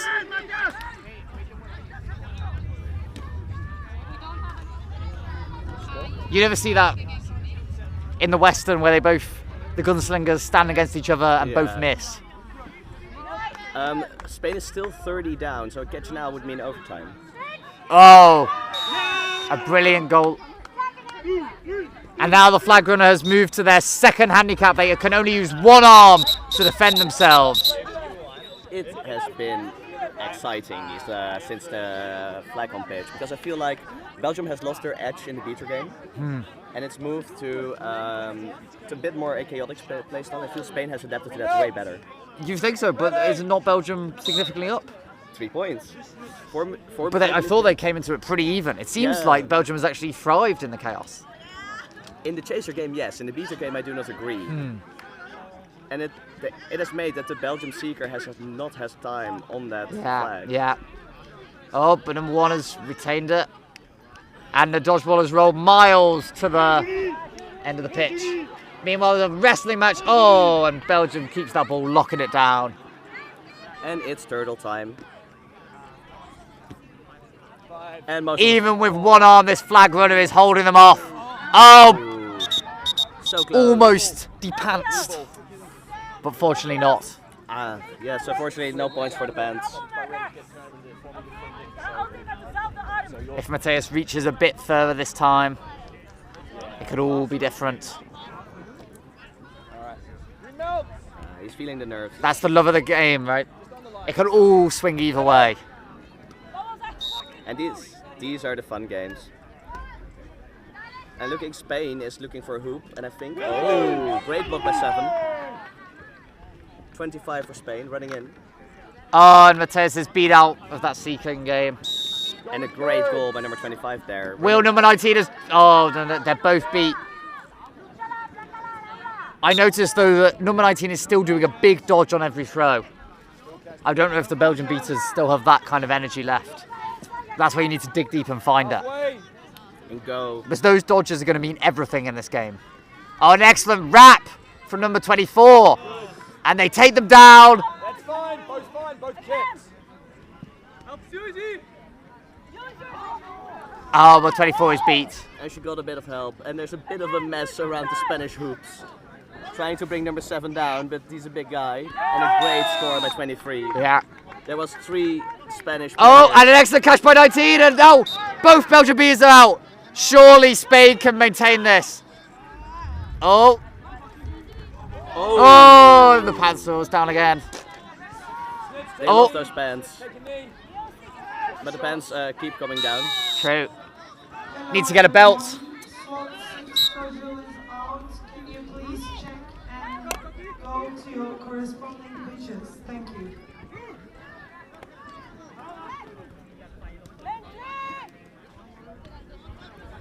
And what I also like, you can see that the headbands are all getting out of position.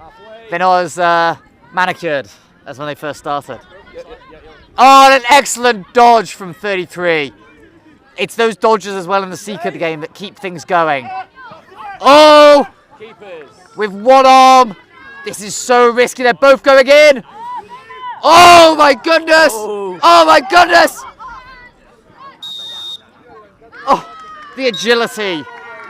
What do they feed them in Australia? That's what we want to know.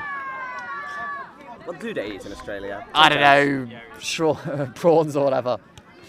Seafood, healthy seafood diet. Oh, and I wonder there if 99 could have reached down and grabbed that as they walked past.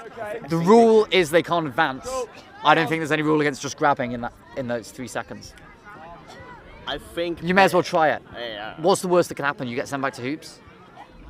Best thing is you win the game. Yeah, but Matthias is. Let the refs decide, right? Oh, Blaze is back on.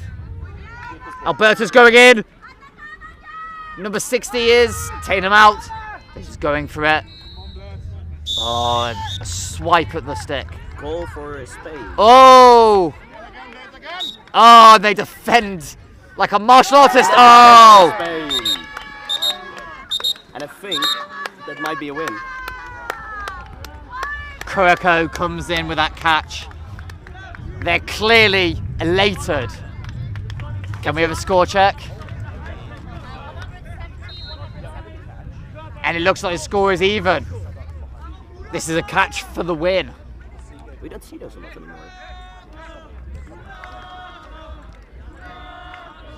And I think it might be. They're keeping us in suspense. We can't make. No, I can't. The Seekers are having a hug out. Oh, they're taking such a long time.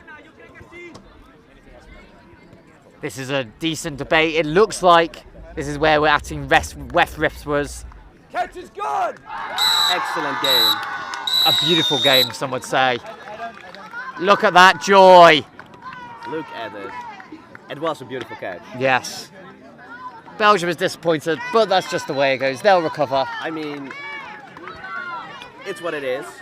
And I also think that you can be proud of this game. I think both teams should be. I think overall, a stellar performance from both teams. Let's hope that all the games, including the final, will be this. True. I'm pretty hopeful. Can England still reach the finals? No, unfortunately. We are, I think the highest we can achieve is 5th place, but we will. I was going to say, do you want us to, maybe we should be signing out? This is Callum Brennan from England. And Gerald, and we have been asked to beg you to please like and subscribe. And please keep watching this weekend. The next game will come up very shortly. We will see you. Thank you for watching.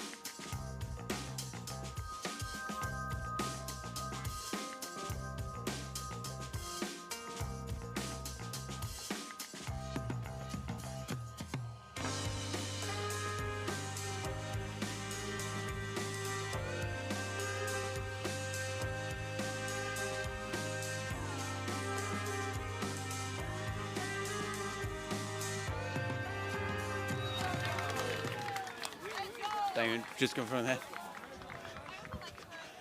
Very quickly. Turns out the microphone wasn't on last time. Say hi to your mum one more time for us. Hey, Mum. There we go. Making sure that your mum gets you there. Right, and now we're going into the game.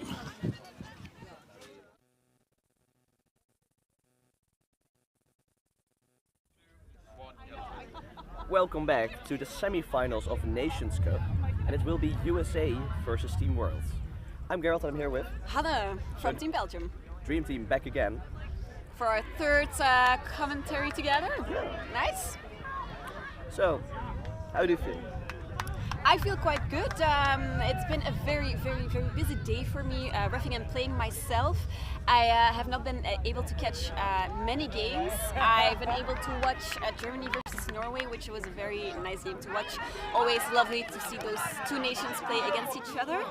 But I'm really excited to focus more on this game that will happen. Both teams are very strong. So honestly, I could not say how either team will do on this game.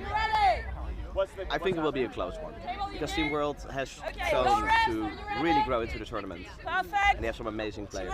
Are you ready? As we said before yesterday, Team World has some incredibly good individual players, but throughout the weekend they really learned to grow, to play as a team together. So I believe that they could make the USA at least a little bit scared. Make them sweat. Make them sweat, as if they weren't playing already, because it is currently 26 degrees here in Salou.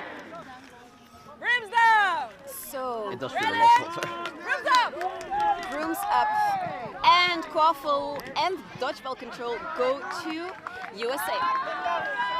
And I'm just looking for the USA roster so we can also say some nice stuff to the people at home, because I heard that the USA has a lot of fans watching. And a beautiful first group.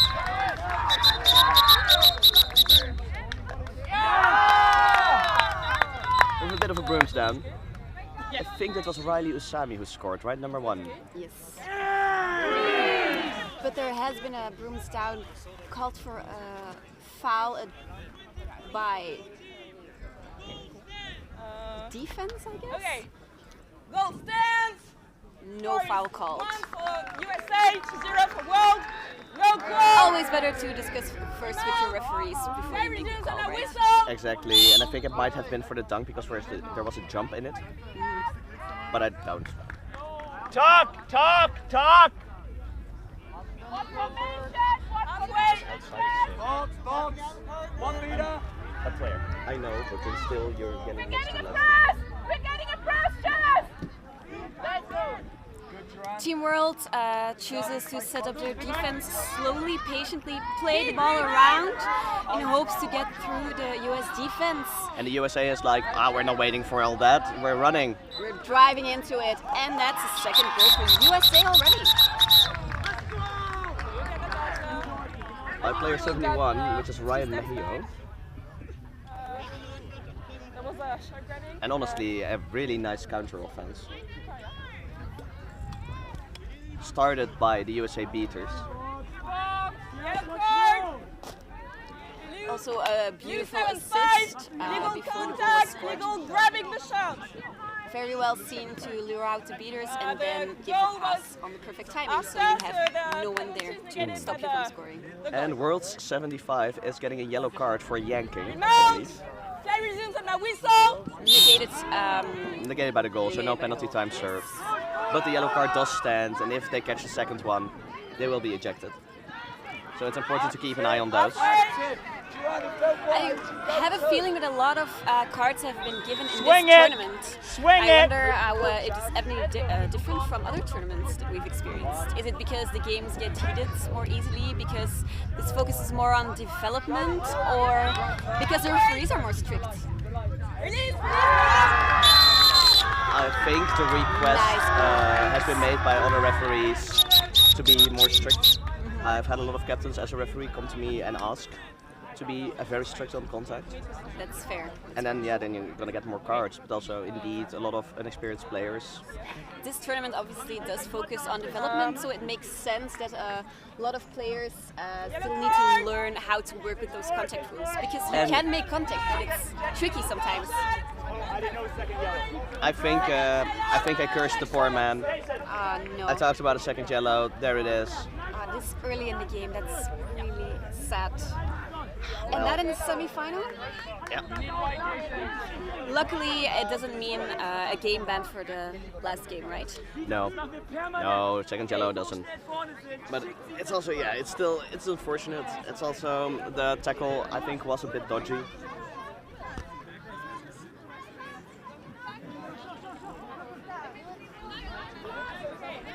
And it's just, in such a high stakes game, you just feel awful. But the green lining, there was a goal, so the penalty time does get negated. So at least they're not a player ban. 4 Quaffle players and 2 beaters, but they don't have the control. Will they work to get it back first, or will they try to get those hoops in? Unfortunate miss. Now they need to be careful, take the reset. But there was no one there to intercept it. That's a double reset, no? I think it might be. Because it went over both lines. It is smart to take the defense, to take the reset when you get pressed that hard, but of course, still be mindful where you can pass to. Because if you pass into nothing, you lose the ball in a very sad way. Yeah, and then it's also, I think it shows here that Team World has not had as much playing time together as Team USA. They're clearly struggling with the tactics. Just waiting for a ball off pitch, I believe. And I think it really shows in the beater game, because Team World has not had control yet, I believe. Or they do have now. Yes, they do. We should prohibit blue jerseys because we have blue bludgers.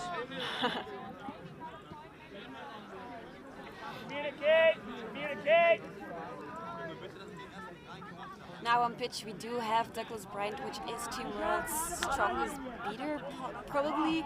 Also played for Team England and for Werewolves of London. Very solid, strong player, so they might make it more difficult on the US defense right now. I have to be honest, I only know him because of his terrible bucket hats. Look at the leggings though. That's a fashion choice. Fashion statement.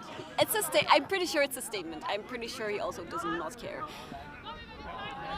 And hey, again, if you can make it work. A great intercept by one. Miss, but there he picks up the other bludger, but be mindful for the Quaffle. Beat before, just in time. That was a close one. But again, what a great combination by these USA 1 and 71. Timing, beaters and chasers, beautiful.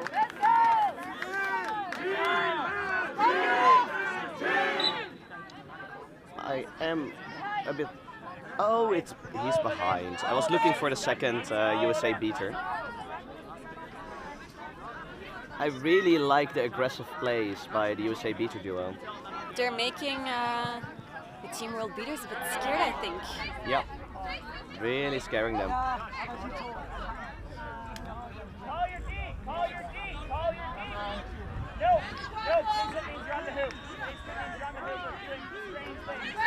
Score is currently 4-0 in favor of USA. And we see Team World setting up a Baylor. And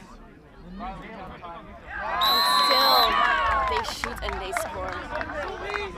I think Baylor is secretly quite hard to execute if you don't have everyone exactly knowing what they're doing. Because then you're like, why am I on the hoop?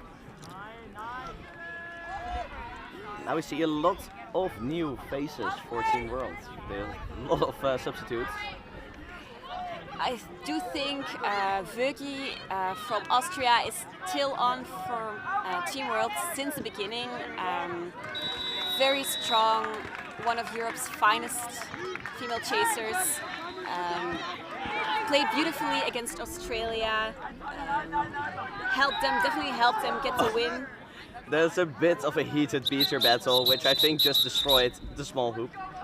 Another hoop down. There's been a lot of hoops down in this tournament. I do have to admit, as a tournament committee, we might need to revisit the hoop design, but we did make quite a lot of extra hoop balls. Thank God, because otherwise I'm worried that this tournament would not be able to go on anymore. Luckily, I think we only have 2 more slots to go, I think. Yeah. It's also the longer the tournament run, the more hoops break just by people being tired and being more physical. You can definitely notice that the plays and the games have been changed a lot, probably because players are tired. And I think it's a card for the beater. Douglas, yes. Timeout! That is not a timeout! I didn't say timeout! Okay, no timeout! That's my new chief! Starts now! A little bit of confusion about whether the timeout was called or not, but now it's officially started. Let's take this timeout to maybe look at the score of the other games. I'm not sure if the timing on the app is correct. Yes, it is right now. Score for France versus Germany is currently 4-1. So on the other pitch, the other semi-final is going on to see whether France or Germany will play the winner of the game we are watching in the finals, and which teams will play the third place playoff. Time there is 10 minutes, and as we said, France is 3 up. Yeah, and I think I'm curious to see the adaptation of Team Worlds into this strategy by Team USA. This has been more intense quadball I've seen than I've seen in the rest of the weekend by Team USA. They're way faster. I think they are trying to match the speed and the intensity of Team World. In their quarterfinal against Australia, you could really see that Team World was going at a really high, intense level, and that Australia was trying to match that, where they were getting more and more heated, which eventually may have lost them the win in that game. But US has been adapting really well to the pace of Team World so far. Keeping composed, but being fast. Let's see now if the timeout by Team World has helped them and will get them some goals. I think at least the Baylor defense has been correctly explained now. Yes. It looks more effective. That was a nice block. Two hands up! And still a goal. Great jump shot there by that number 1 from USA, Riley Usami. USA gets it when you play against a hoop defense. Put your arms through the hoop to score. And also just go for it, run into it. Don't be afraid of the contact, because otherwise you won't get those goals in. But I see they play hoop defense themselves, so they know. They're matching. They are aware. Let's see how Team World attacks against the hoop defense. Playing around, passing around nicely. But of course they're gonna need to get closer. Unfortunately not a score, but it did get some control back. This might help them. At least it makes the hoop defense a little bit more effective. And now they have the control back. They've adapted to a box defense.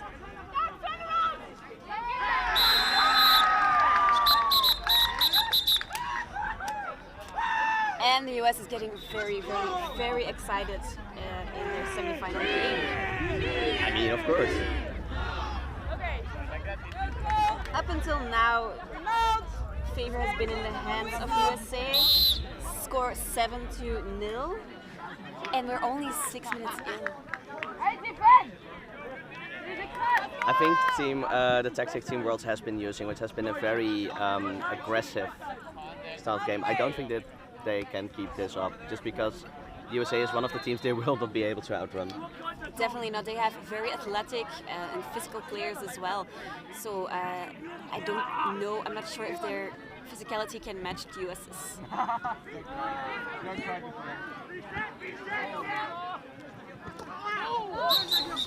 That did look painful.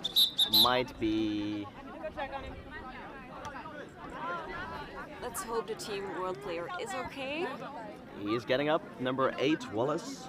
Let's see. Number 6 it is apparently. Number Austin 6. Wallace. Austin Wallace.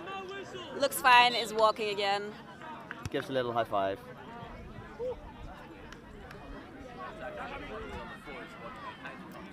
Player from Canada. Yeah. But I think they're now arguing if there was a penalty there. I think they both jumped for the ball and it was just an unfortunate hit. I'm not sure. I don't know if there's an argument here to be made for helpless receiver. Difficult. We've been speculating a lot Because about they the were rules. both jumping for the ball. Yeah.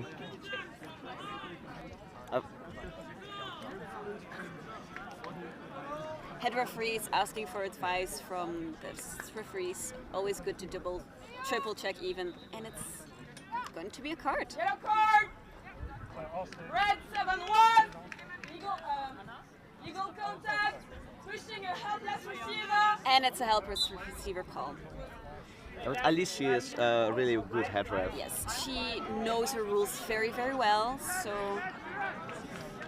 it's good that she double checked, but as I said, I was unsure, but if the head referee makes this decision, I completely agree with it. I stand behind it. I think if you go for indeed very textbook, then yeah, it's difficult with calls like these. Let's see if Team World can score against US with one player. They're less, especially because it's normally the keeper and also one of their strongest players on pitch so far. Yeah, a bit of a playmaker, that one. Yeah, has And been scoring quite a few goals. Team already. World is choosing to reposition back to the midline. Probably to set up an offense cleverly, smartly again. They have the time now. They have 1 minute where they can score a goal, so it's smart to not rush in too hard. Yeah, but they do not have a beater. Unfortunately, they need to work on those passes. They've been looking too sloppy to be able to pass around USA. It's and they also- get a counter against. Yes, but it's been just very great defense by the USA, really marking their men and not letting them go. USA has been showing great skill this game, but also all over the tournament. That's a fun team to watch. They really work well together. You can see that the USA has put a lot of work in their development team. They definitely do. Imagine what these players can reach with even more years of experience. I talked with a few yesterday, and apparently their youngest player is 19 and their oldest player is 24, which is a small age range, all college age. I think it's incredible what they already managed to do with their little experience and their young age. It will be very exciting to see these players in a couple of years in the big teams. Probably the first team.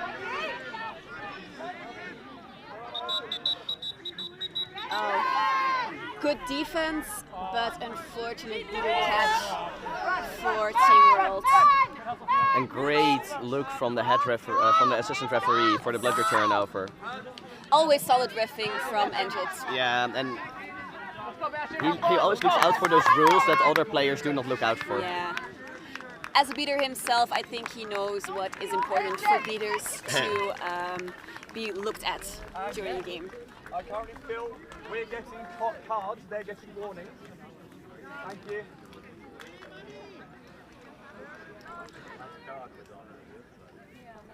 Team World looking to see what they're gonna do against this USA defense. I do also think hoop defense is hard to deal with if you are not practiced as a team on it. Yeah, definitely. You have to get the communication and the time perfectly right. Sometimes you only have a window of a split second. And now they get a... Yeah, they recover one bludger and the quaffle, but not for long. Oh, the Or they quaffle is still there. have it. Nice, good hustle. And they use the reset. It is good that you use that reset to set up the offense again, regroup, find your window again. Get a bit of time. Let's try that again. That attack was good, and I should now go, I believe. Very well played by the Team World beater.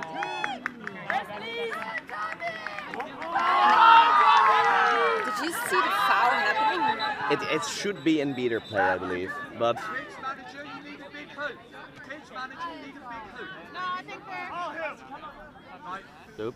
I didn't really see a foul, but I might have missed it.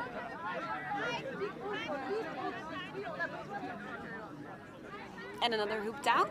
I don't know.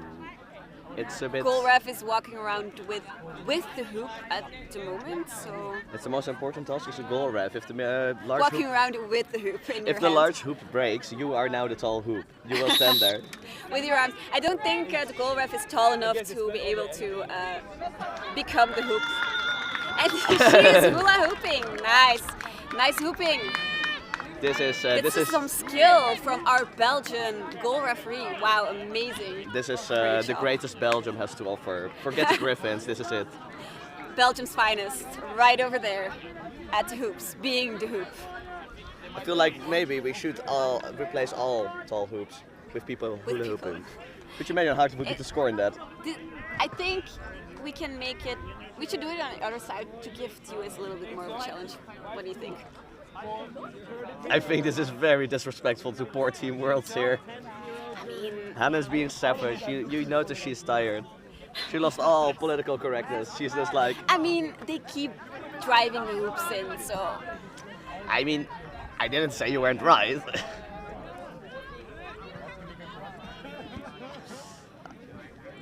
Well, but this also gives the time to both teams to give a bit of a chat. I think Team USA is probably going to be a lot of fun. Yeah, it's going great, guys. Yeah. Keep going on. Sometimes there's nothing more you can say. And I think for Team Worlds there is a little bit of explaining of tactics, looking at what we want to do. Mainly discussing which tactic to use against the hoop defense and the quick counters. Yeah, but also if you look at the attack, you see 3 people doing all something different. I think it's important to get the noses in the same way. And the timing right. I do also want to point out, we were talking about Brian's leggings. Yes. They're wolves, because he's a werewolf. There's a wolf in there. I honestly didn't notice that before because... I got some time to watch when he was in the sin bin. Look, it's a werewolf on the side. So when Doug is in the penalty box, you look at his legs. Of course. Nice. They're nice legs. I mean, I wouldn't know. They're covered by hideous leggings. And we're looking now for a fast attack from Team World. They're going for it. Come on, Team World. Oh, what Let's a catch. score that. Okay, this might be it. No, looking No. to regroup. And we're now going napalm. Napalm gone. And a screen. Yes. Is that not contact from behind? It was.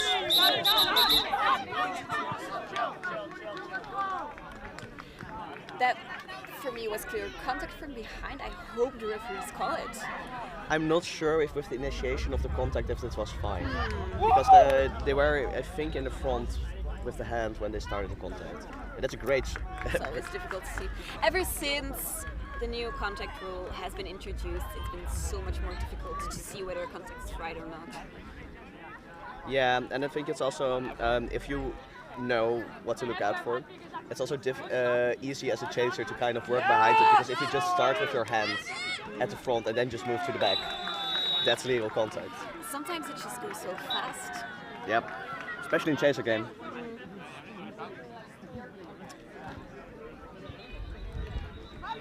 And often you expect the assistant referees, all of them, to look at mainly beater play, so it leaves only the head referee to look for the fouls in a quaffle play. Yeah, but I think with all these assistant referees, we have a very experienced team.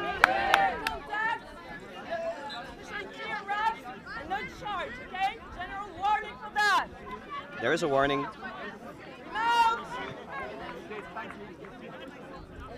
Also, Njit has really cool sunglasses. I like them. Makes him look menacing. Very intimidating, actually. The baddest ref on the field. Yes. Ooh, nice beat by Team World. And another shot. What a score there. 11. It's not number 11. Oh, why can I not read numbers? 14. David Avila. I think I'm mainly impressed by the shots by the USA, because those are hard. And solid. They're solid shots. Like, they know once they shoot, it's going to hit. It could still be blocked, but it doesn't look like they ever miss a shot. It's also, they're so hard, you don't want to block them. Yeah. It might break your poor hands. My poor, weak European wrists. That's a, yes, a goal for Team World. Wow. Amazing. I hope for them it's the first of many to come. So now we have a stoppage in play again, and I believe the score for Germany-France. It's currently 7-4 in favor of France at 18 minutes, so it looks like this game can still go either way depending on the choices the players make during the flag on pitch game.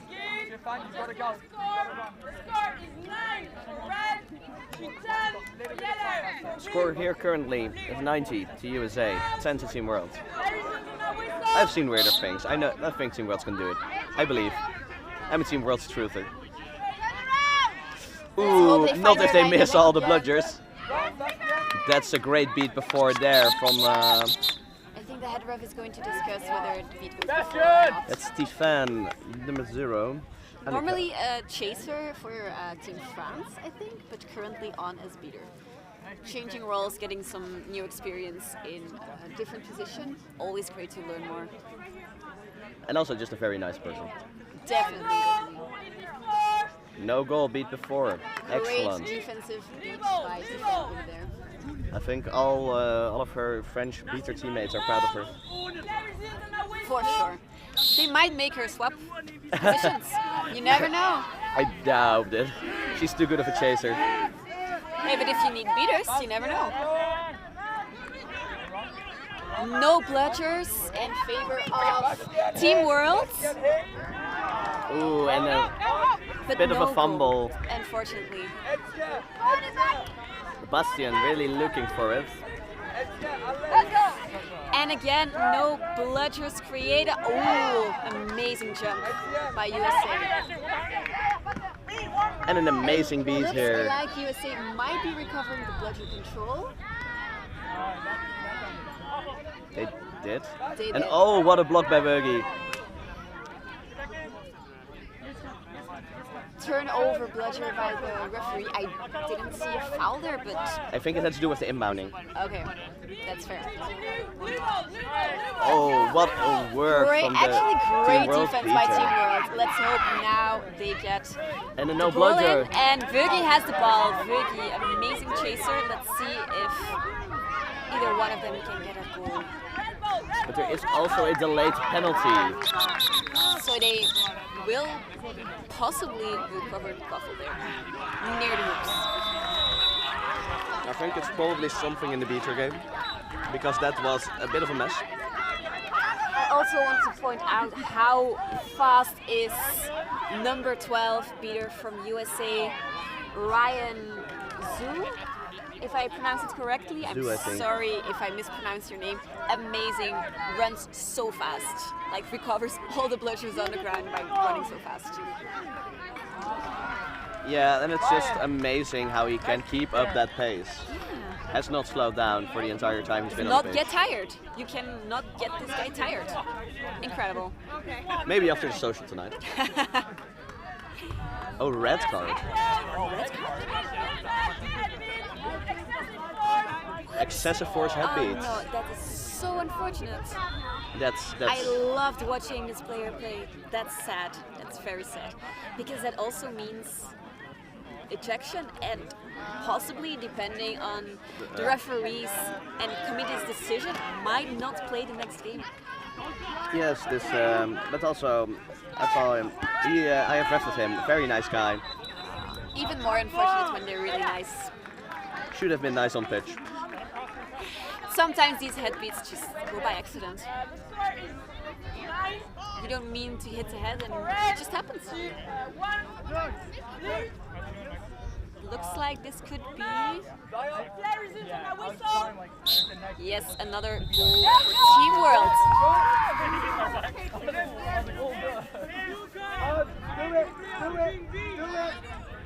Score is currently 9-2, still in favor of USA. And Team USA hasn't scored for a while. Yeah, Team World has been getting some goals in, so let's see how this game continues.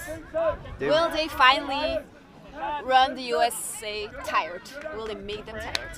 I think there has been a great adaptation in defense by Team World. They're moving more to I would say a man marking 2-2. It's crazy how they can improve during the game. But also great offense.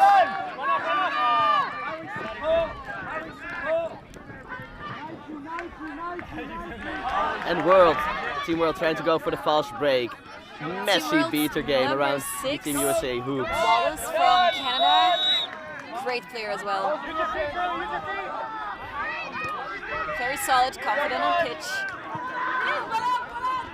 Oh, that should have been pushing through the hoop instead of going for the shot there. The Team World has recovered bludger control with a very, very intense plays here. Nice beat.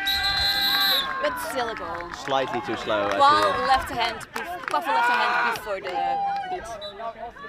I'm trying to look who that beater for Team World is, who has put in all that work, now recovering the bludger off pitch. Cannot see their number. It is Harry McFlanagan, I think. Yes, Harry McFlanagan. From England. From England.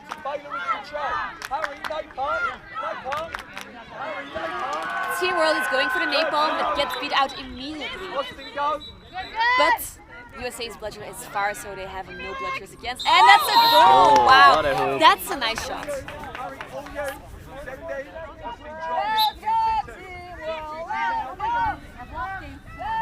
And Bryant has turned, maybe the leggings are coaching pants. Really coaching, really telling Team World what strategy we're doing.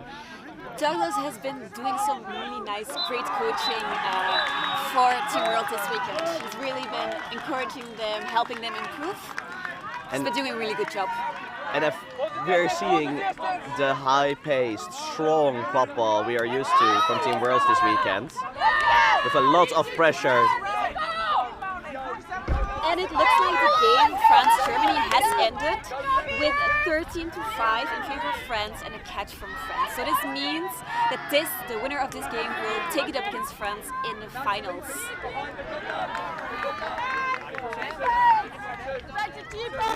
It looks like the game is currently in favor of USA, but you never know how it might turn around, especially with flag on pitch. But also, I think the last minutes have not been as one-sided as the first. Definitely not. We see way more play by Team World. They're taking the initiative on the play. They're not waiting for Team USA. And now I'm curious to see the adaptation from the USA beaters.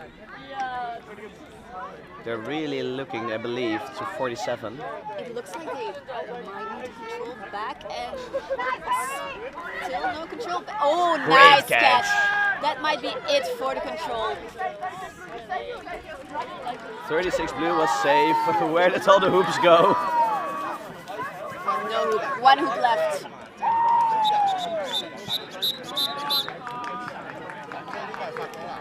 In the current rules, the head referee must only stop the game when all the hoops are down.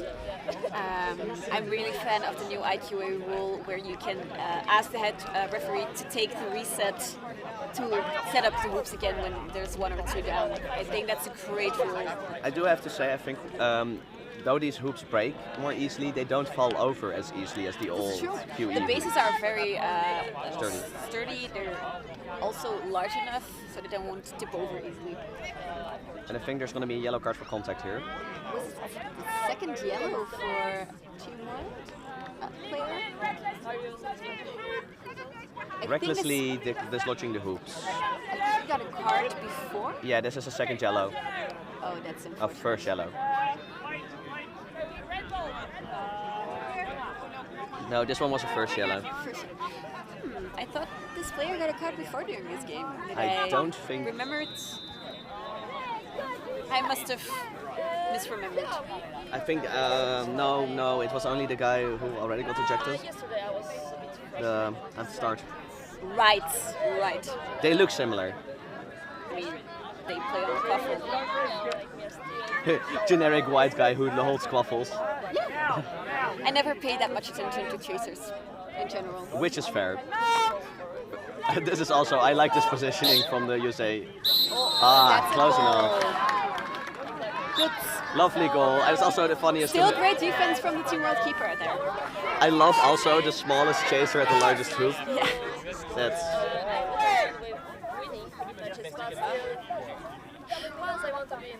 USA with control, so they go back to hoop defense.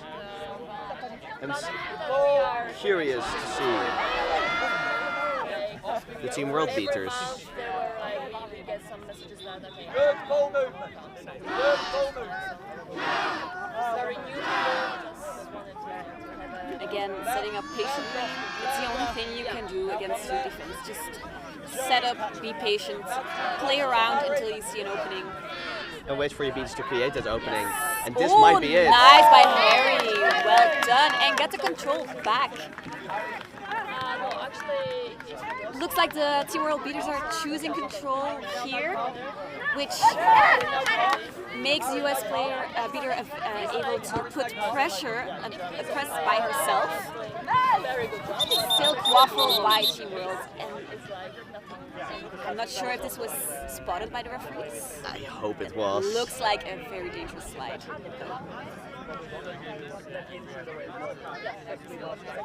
Oh, he's probably just going to throw it away.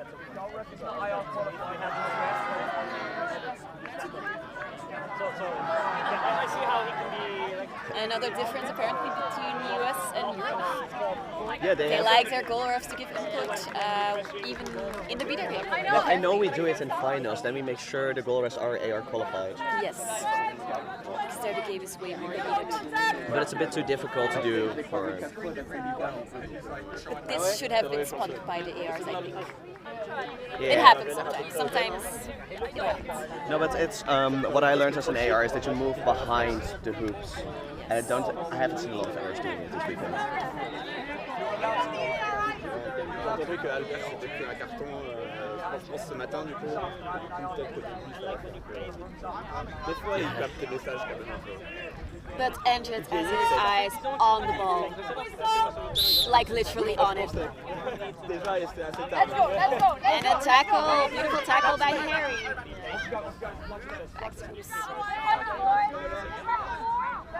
Did not end in favor of Team World. That's dislodging the hoop, I believe. That could be a helpless receiver as well. I think there might be multiple fouls in the same play, which happens when the game gets more heated, especially in this tournament I've noticed closer to flag on pitch. It is, but I do like that this game is heating up a bit. They're making Team USA sweat. Making Team USA look for it. I do also hope that Team Worlds might be able to capitalize on this with now having two more chasers. But of course, there's a beater really close and the chaser. Is number 9 not allowed to reposition? Apparently not, otherwise the refs would have made it clear. Okay. Or maybe they chose not to. Which would have been the wrong choice, maybe. Maybe I'm too nice of an HR, but I always give people the chance to, look around. I think you're a nice HR. And give the ball to the keeper, yes. to make sure you're really protected. Who is this keeper? Who are you? Number 12 for Team Worlds. Felix Paquets. Where are you from? It looks... I couldn't see it from... It's too far away from me. I am curious. It sounds a bit French. Yeah, it does. Packets. Unfortunately. What a shot! Beautiful, beautiful. Did you see who scored that goal over there? I think it was Wögi. The chaser over there, that's Lisa Fox from Germany, but playing for Vienna Vanguards. It's like I see a long brown ponytail, I'm like, that should be Andrea, but... Close. They both play for Vanguards. Please! And a nice goal by Team USA there. That was a hard tackle, and I'm impressed that number 16 for the US could still score through that. That would be Mason Dubouf. Also sounds French. Yeah, but it's spelled bouf as in the Dutch bouf. Ah, right. Bouf. A little thief. Little scoundrel. And now we can look at the jersey. Where's from? Quebec. Good playing Quebec. That explains the French. I also love like the national pride to not put Canada on there, but put Quebec on there. Hey, if you're proud of your city, why not? Maybe next year for the Red Romans you should put Or Vlaanderen. city, yeah. Vlaanderen or Wallonia. What a pass. Again, a shot that did not go in. But also, damn, a really hard one. But great play on the other side by Tiffen from Team World. I mean, maybe she does need a position switch. She's been an amazing beater this game. Especially for having not a lot of beater experience, I guess. Team USA looking a bit more clinical. Ooh, what a play by Douglas. Blocking that quaffle with the bludger. It's always lovely when that happens. A risky play, but we love it.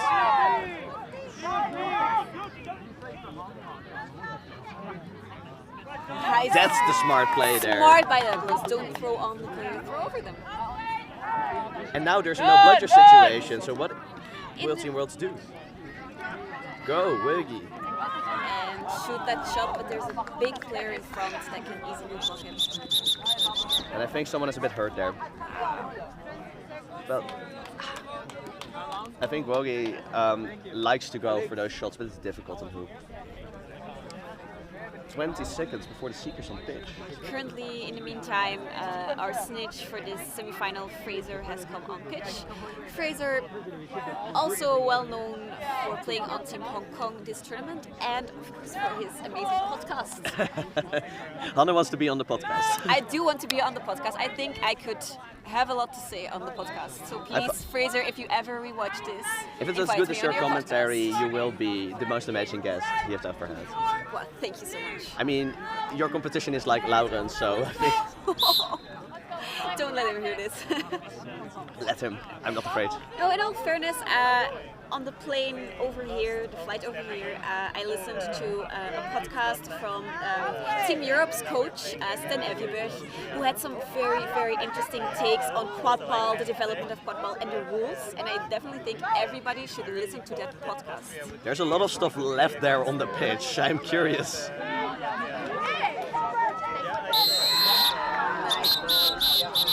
And again, a bruise down. The game is really heating up.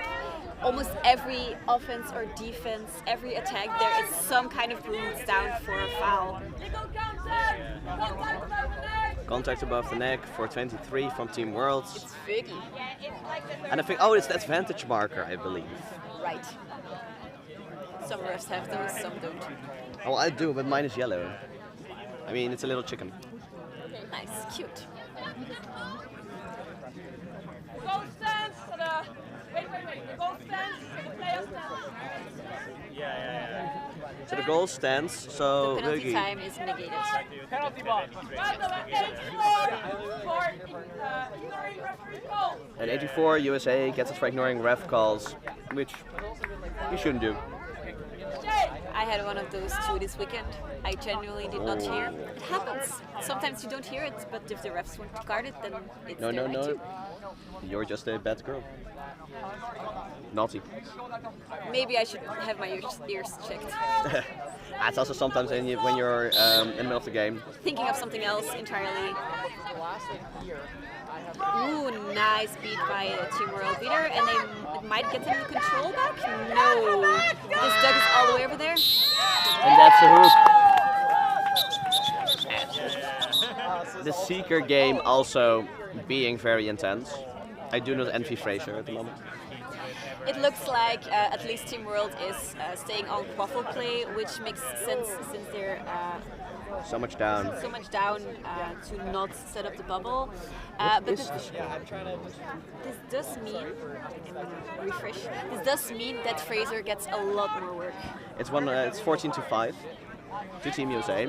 I do think the later half of the game has been better for Team They've World. been closing the gap really well, actually. It's a big gap, but it's closable. Yeah. If the game would take 50 minutes, maybe. Could be, but I feel like it might wear the Team World players out because their previous game was also very long. Yeah, and from what I've seen from Team USA, they have some amazing Seekers. Right now, number 64, Neil Peterson, going for that flag.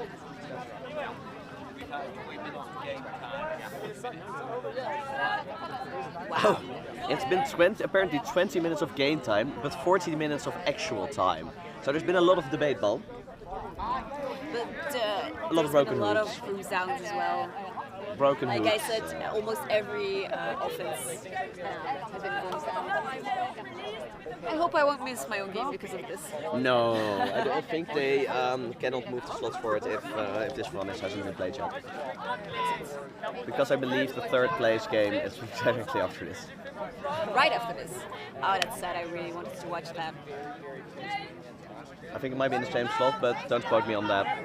It's also really exhausting for whichever team has played third place game now because they won't have any rest.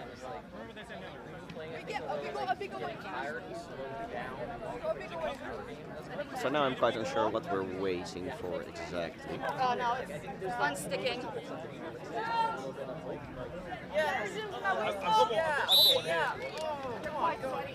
Team USA really running with that quaffle at number 4.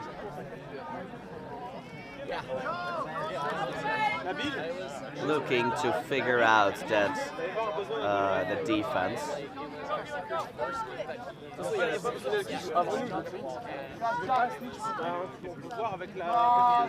go, Felix!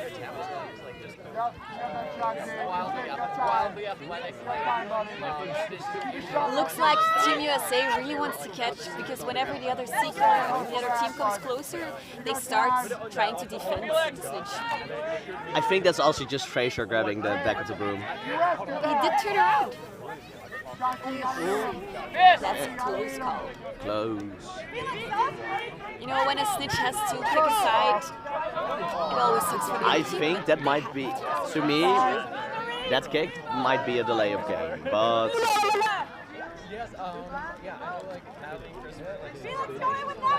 Meanwhile, the USA seeker is really going for it.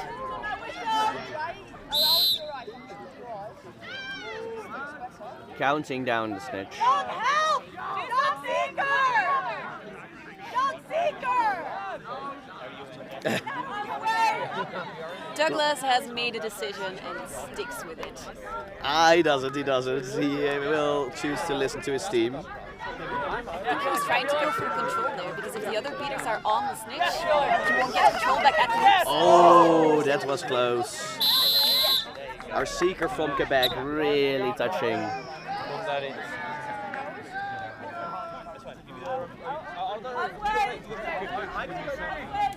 But Fraser's staying up on both. I'm impressed with Fraser's flag running because he's been playing this entire weekend and done some amazing runs for Hong Kong. Really putting in the work now.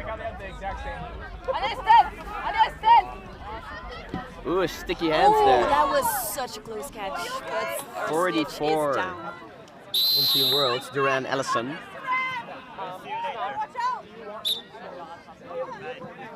Yeah, you too. And I do wonder where the Team World greeters are at. There's one there, with the scrum cap. Yeah, we are playing Austria. Looks like they decided to go for the bubble after all. Yeah, I know that. We play in the same league, so. And a really smart play there from the beater from Team World, going for the tackle on the line to get the bludger. Nice jump. That sounded like a hit, but... I think it might have been a... Oh, what a catch! What a catch by 98. I don't know about you, but it looked good to me. What's his number? 48. And he does a little celebration. Maybe wait until after the catch has been called good. Joe Goulet. Yeah, but It truly. looks quite good. Just to be on the safe side, you don't want to have to do the celebration all over again a second time. It doesn't have the same effect. If the catch is not good, it's not his fault. And he doesn't know anyone here because of his... And we're gonna stand around. Catch is good. Catch is good. Game is over. This means we know both our finals. It will be France against USA. And for the small final, which is apparently the next slot, will be Team World against Germany. What are your predictions? I shall be very honest, I have not seen Team France play a lot. Me neither. So I do not dare to make a prediction. I think with the way Team US has been playing this entire tournament, very solid, I would like to give it... I would like to give them the edge. The edge, but we don't know what France might do. They have some really good, strong players, great coaches, and strong plays. And for the small final, what do you think? I think the E team has a little bit more playtime together, but I do think that will be might be the more close match. It's definitely going to be a close match, and we'll see whichever has to favor the players that have the most experience from Team World or the team cohesion from Team Germany. We'll see. So, thank you all for watching and listening. And once again, we'd like to remind you to subscribe and like, shots on, and stay tuned for some more Quadball and the finals very soon. Bye bye. Bye.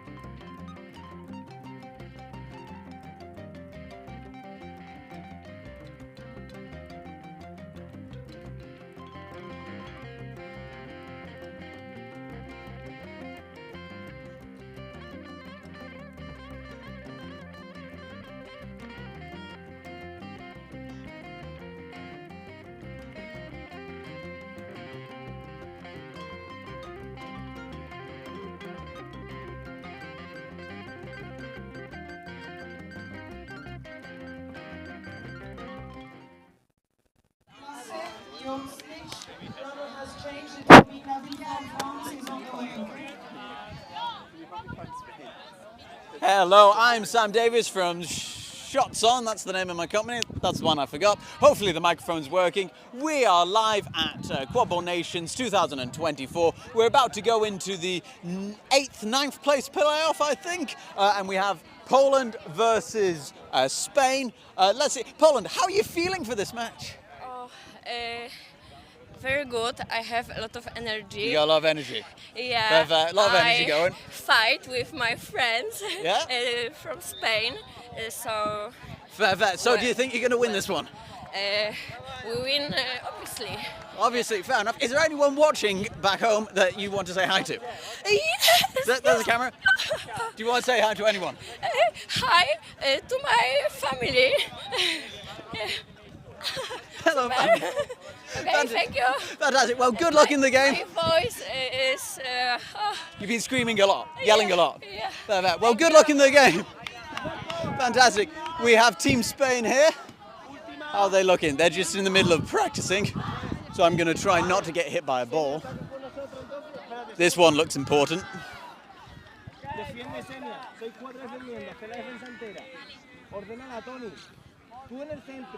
I don't speak any Spanish, so I don't know what you...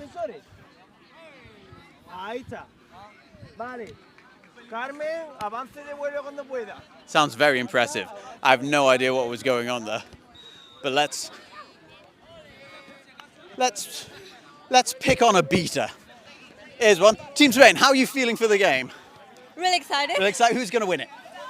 I don't know yet, but I hope we win, of course. Team Spain. Cheer for us, please. Fantastic. Do you know, have you got any special tactics that you're going into against Poland with? Well, are we allowed to know? My coach should talk about that, not me. I'm so sorry. That's right. So we've not had the tactics meeting yet. That's going to come in a minute. Yeah, in a minute. We're still warming up and trying our best to play this last game today. Brilliant. And is there anyone who's watching that you want to say hi to? We've got the stream. Well, hi to Madrid Wolves, my home team. I'm really excited to play here. Fantastic. Well, good luck, and I hope everything goes your way. Fantastic. Have a great stream. Right, we're going to be handing back over to the commentators in a moment, who are going to do a better job at talking than I do. But remember, subscribe to the YouTube channel, please.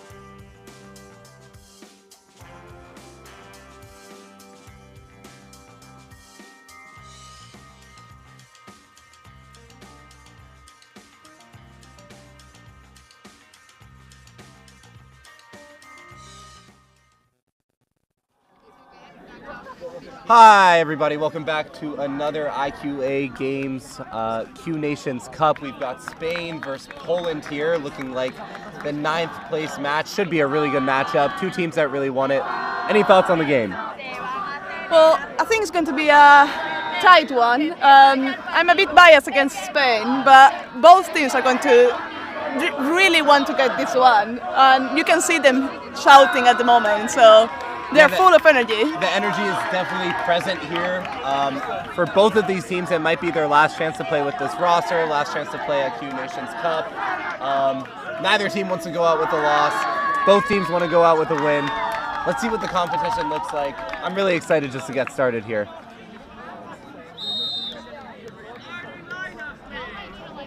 Ref signaling for the starting lineup here. You've seen Spain with a lot of success as one of their players passes by. Really running this kind of like wide beater zone when they have control. They have two beaters to either side, really cutting off passing options, forcing bad passes behind, forcing these hospital passes from other teams. It'll be interesting to see how Poland handles that press. And at the same time, I'm really looking for the physicality of Poland to come through. They're a team that's been playing very physical. You know, I had the honor of watching my team play them earlier on in this tournament, and they like to hit. So I'd love to see how Spain is able to respond to that. I've also seen like beautiful plays from the chasers. Some of them like passing between each other on the Poland side. So yeah, it's going to be a nice match for sure. Yeah, if they can pass around that press, I think we'll be looking at a good game. Absolutely. Some players to watch out for so far. We do have number 33, Alberto Garcia Salvador. Well, it's the caption. Wow, what a player. The one game I was able to see that I was goal reffing, I mean, some pretty solid action coming out of them, especially in the Seeker game. So definitely look out for that. On the side of Poland, you have keeper number 18, Tristan Kamenecki, I'm going to say. Again, another physical player. Let's see how it unfolds. Looks like running for Quadball on the side of Poland. I think that's a Merc player, not listed on the roster, but that's number 25, as well as number 14, Tony Alcade Casal, running for Spain.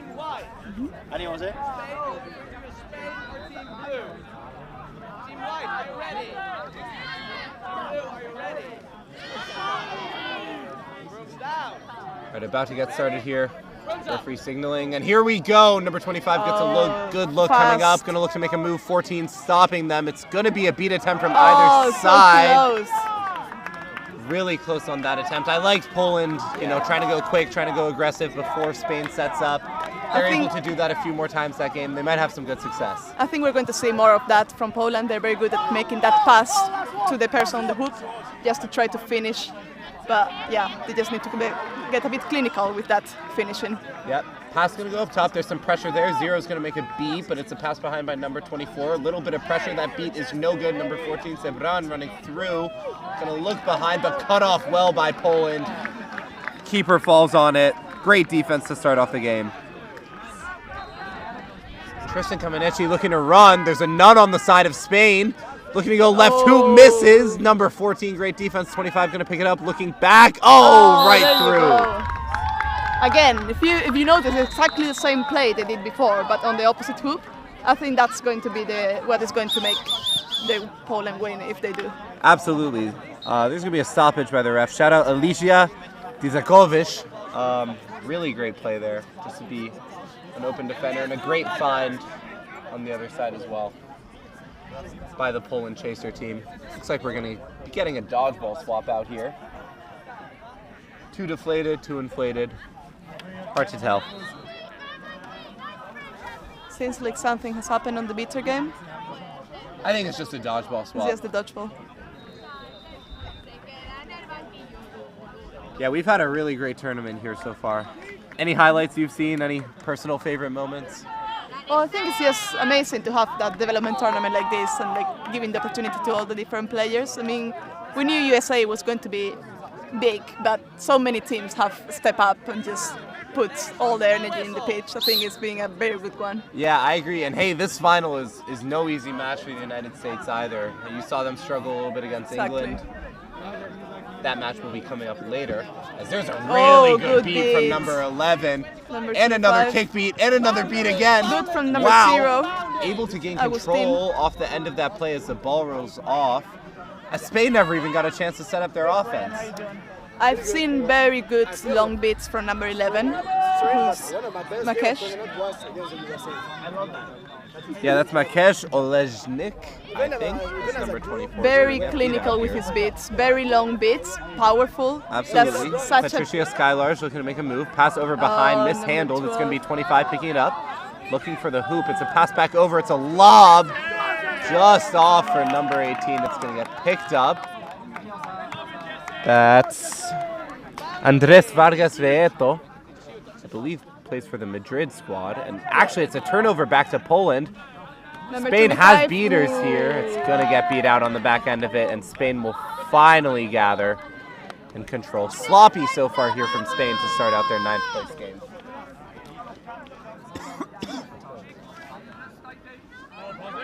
Yeah, I think Spain just needs to set up the defense a little bit more, be a little bit more patient. Yep, another throw from Poland and another beat made. It's going to be a pass back over to Andres. Looking. Yeah, nice, good one for 24 beater, making that beat. Yeah, it's good defense on the side of Poland. Again, it's their physicality really coming to the forefront of this game. Spain having a hard time passing around it because, well, Poland's had control the whole time. So they have very physical beats. Yeah, really not much you can do. Very accurate. 25, looking from the left side, supported by number 2, their beater. It's going to be a pass over behind. Yeah, that was good from Agustin. Controlled, pass back up. They were not beat behind. There goes number 18 going straight through everybody, but blocked at the hoop. Good block by Tony. Well done. Yeah. Tony Casal getting hype after that block. You love to see it. As here comes Makesh Olejnik. Looking again. It's going to be another pass behind, another none. Pass back over to Andres. Andres looks back over to the other side of the hoop, but it's beat out on the back end of it. Number 18 picks it up. Poland with another good defense. Spain really hasn't had a chance near any of these hoops. No, they really need to set up that offense. The chasers need to be patient with this very aggressive beater. They really need to play around that. Here's number 3. We do not have their name on our sheet. It's going to be a run back over to the other side. Shoots middle hoop, and it's good. A little bit of emotion coming out on the end of it. As Poland is off to an early lead. Number 3, Dan Golding. It's 2-0 for Poland here. I may be American, but I said nil. 4 minutes left in the game. Another good game for number 11. It's going to be another just chaos just cleaning up. Great pass, but it's right over to number 3. Done. As Zero didn't even see it. Good skip pass over the hands of number 14. A bit too far, seems. No, seems fine. No, turnover. Yeah, I don't have 26's name on our list either. Several mercs. Several mercs. Oh, so we are seeing number 19, Deme. He plays for Spain, Team Spain. Very good beater. Let's see what he can do against number 11. I agree. There's a lot of aggression both, out there. It's both gonna be beats. A trade. Yes, number 24, almost missing that run. 23 looking. It's going to be a beat out on the back end of it, and this is just a free goal for Poland, taking their time. What do you think Spain needs? For whatever reason, Spain keeps deciding to walk the ball up right to where number 11 is posting up, and they're just whipping it. I think the second you see number 11 make that play, gotta look for a skip pass behind, gotta look for a run behind. And you know what? This is going to help. Number 33, Alberto, coming in. Alberto Garcia. It's going to be a pass back over, not beat out on the back end of it. Yes, good catch from number 24. Yeah, and good one for Maria. That's exactly what they have to do. Yeah, using the entire pitch on that play, off the back end of some good beater play, as there's finally going to be some beater subs on the side of Poland. Yes. Spain looking to do the same, number 24 coming out. So this is exactly what they need, a good beater move accompanied by the chasers. Yeah, 3 looking. Number 9 on their right, going to make the pass. Bobbled a little bit, but there they go. It's oh, a pass right over to Maria 33. again. We love her. She plays for Sevilla Warriors. Very, very strong chaser there. Yeah, great cutoff. Also, as a fun fact, Maria and Deme, they are a couple, so they're playing together. I'm sure they're a good sync. So we have a little bit of a couple quad ball here. Alberto looking against Skylars. Still looking. Good aggressivity from Deme. Ooh. There they go. Pass back over. Oh, it's Oh, pretty. Maria again. They're cooking She's now. just so good. Spain looking to play with a little bit of the flair here on their home turf. Fantastic play from the left side, pass back over. So I think the momentum has shifted. Number 11 has been shifted off, and then Spanish beaters have been more aggressive. Yeah, which and is the momentum actually changing that. The momentum shifted because look at what Spain's doing here. They're able to just Exactly, run it with these wide beaters. It's going to be Yes. another great beat. Dropped off number 33, going to pick it up. Zero looking to make a play. As here comes Alberto Garcia coming. Oh, good. great pass, but Oh, it's just over so the top. close, so close. Crucially, it looks like Spain is going to be able to keep control on the back end of it. And yeah, this is the big thing. Look how high number 19 Demo is playing when they do have control. Really unlocks the aggressive nature of this Spain team. Yeah, I'm a beater myself. That's exactly what you need. That confidence, being able to throw, but then also being confident to like catch or dodge if needed. Yeah, and you have this half-mark defense, so that pass behind really doesn't look viable at Good all. for them. Skylar's looking, can make a Nice move dodge. right. Cutter number 12 on the other side, but spotted by Spain. Oh, pretty lob. Go up to the top rope. Skylars to 25. Poland responding with a little bit of flair of their own.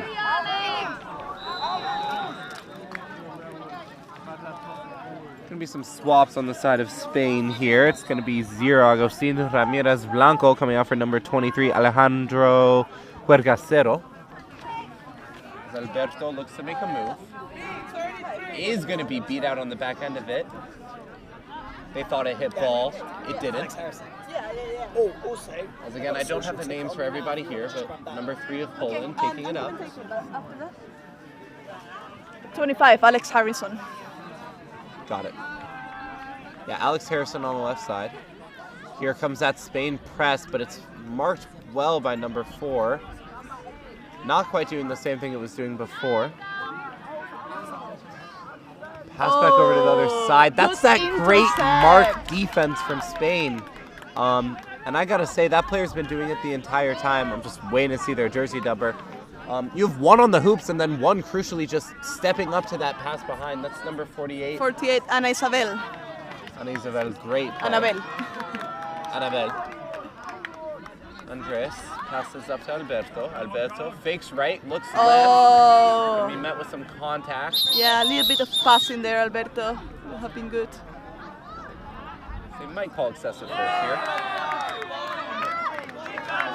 It's going to be contact from behind from number 3. Dan Golding. As I think when you're as fast as Alberto, sometimes you make a little bit of contact from behind just because that first step is really hard to get Alberto to. in that position is very dangerous. Seems like there is a beater behind. Gonna shoot left hoop, it's good. Yeah, you can't leave him so close to the hoops. He's going to finish every time. Yeah, so Poland really makes a surge on the back of some beautiful plays, but Spain equally responds, and we're in for a pretty good game here. Beater swap from Poland, number 11 coming in. Also, Jugi beating on Spain. Yeah, and here comes that Spanish press. It's going to be another pass behind and marked 48, again. Anabel, amazing defense there. Yeah, it's a really pretty smart press from Spain, and I'll talk about it in a second because they're looking to run. Number 11 is cleaning up, Beat out by but Alberto. Alberto has it. Pass back over That's 25, Stefania. opposite for a second, Steph. fakes left, goes middle, knocked out by 21. That's Frey. It's going to be beat out on the end of it. So it looks a little sloppy There there is a from bludger Spain. behind, so 2 bludgers actually. Spain has control.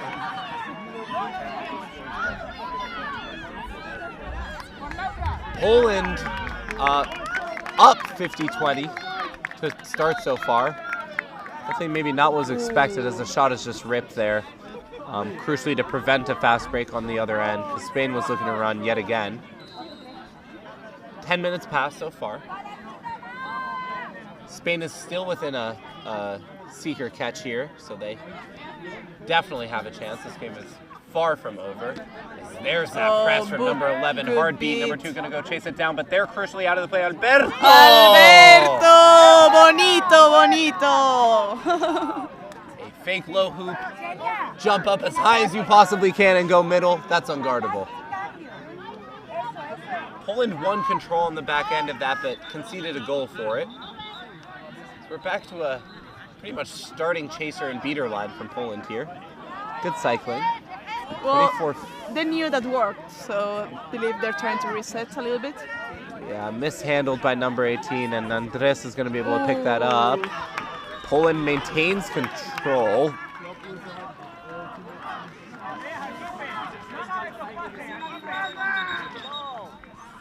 My bad.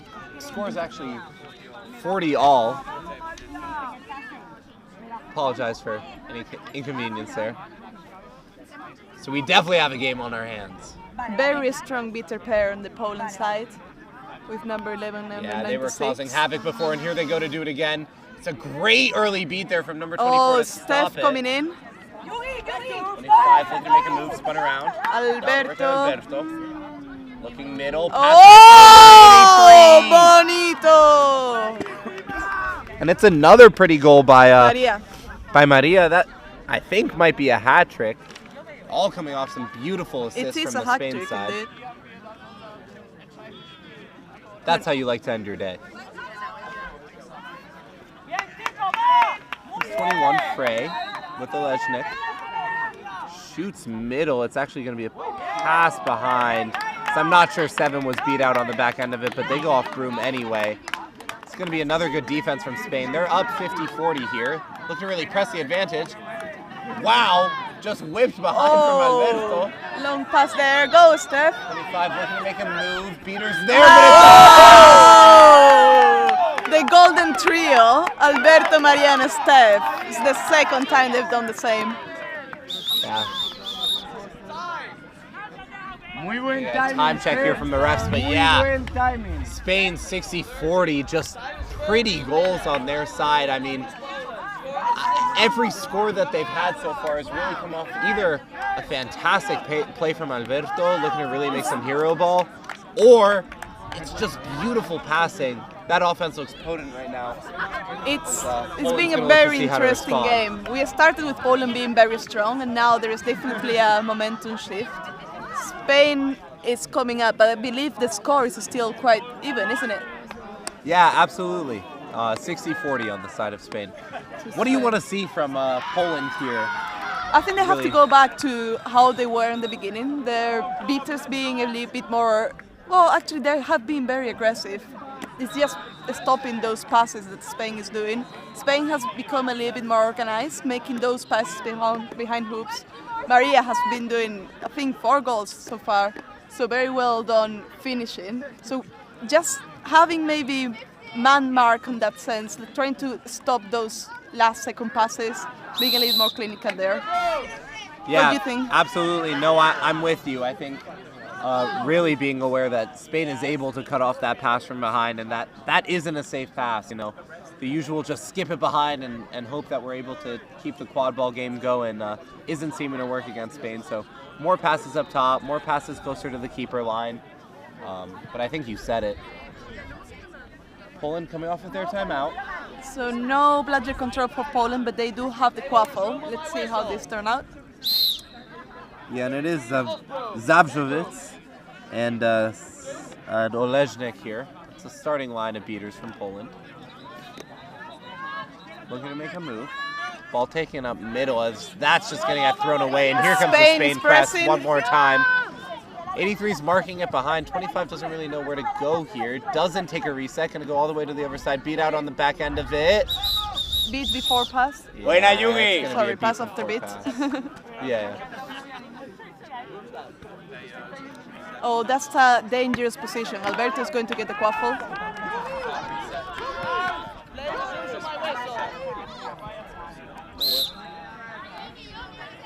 Here comes Alberto. Makes a move left, slows down. It's going to be a pass back over 83. Maria. Fakes up top hoop, and it's a great wrap. Good defense from Alex Harrison there. Great wrap on the side of Poland. Alex Harrison making their presence known in the quad ball game. He might not be on the player list, but he's definitely on pitch. 23 posting up, trying to take 11 out of the play. It's going to be a skip pass behind. That is open. Number 12 fakes left, fakes right, decides to go left on the back end of that. Goes low hoop, and it's good. Goal! Beautiful goal from number 12. That's Barbara Kuleza Kulinchnika. I am trying my very best. It's just that confidence to be able to come into the hoops, a step 4 players, and then finish it. Yeah, really punishing the lack of aggression on the back end from Spain. Wow, really look good at that beat there. Long beat Absolutely from number 11. Sniped as there's no quad balls on the play. Number 12 cuts it off again. Number 18 going to be looking to turn. So here comes 11, whips it again. Yugi, number 23, there's no dodgeballs, pass right to Alberto Alberto. has it. Miss from number 11. That's very dangerous for Alberto. Yeah, it takes on the whole team and misses on the back end of it. You can see the frustration in their face. A bit of patience, Mary. You're going to take a sub on the back end of it. But this is exactly what we said before the timeout finished. I think Poland is closing up a little bit more on those players and stopping those passes behind, and their beaters are being more aggressive, which seems to be the winning recipe here. They are going to get a sub here, as they really weren't expecting that, but 23 will win it at the back 25. End. Here comes Alex Harrison. Looks top hoop, it's a lob, slightly mishandled. Number 18 is able to get it. Oh, good stop from Alberto there. Yeah, gotta put hand through hoop in that moment. That shot isn't open with some strong hoops defenders on the side of Spain. Number 14 coming as a keeper, Tony. He's been doing very good blocks on the defense, so let's see what we can hear now. Yep, Andres gonna take it up. It's gonna be a pass over to Tony. As Spain's keeping control in a 1.5 here. Looking. Harrison applies some pressure, mishandled and off broom. Tony will pick it back up, but there's still pressure on the side of Poland. Fakes left, still looking right. All the way over, more beater pressure. It's going to be a pass back over, but crucially swatted by Ligia Dejawitz. As Poland will pick it up and look to make some subs. I would like to see a bit more coordination between their chasers and the beaters on the Spanish side. Number 0 went for a very good tackle, but that was not capitalized by the chasers. This game has stagnated a little bit. Spain is up 60-50. 3. Oh, nice, it's really pretty. They're going to look at this. I want to say it looks good from my angle, but I'm not sure what the ref is going to say. Really acrobatic play. As a goal ref, Shakti Kodeswaran, representing Brandeis University, going to make a executive call here on it.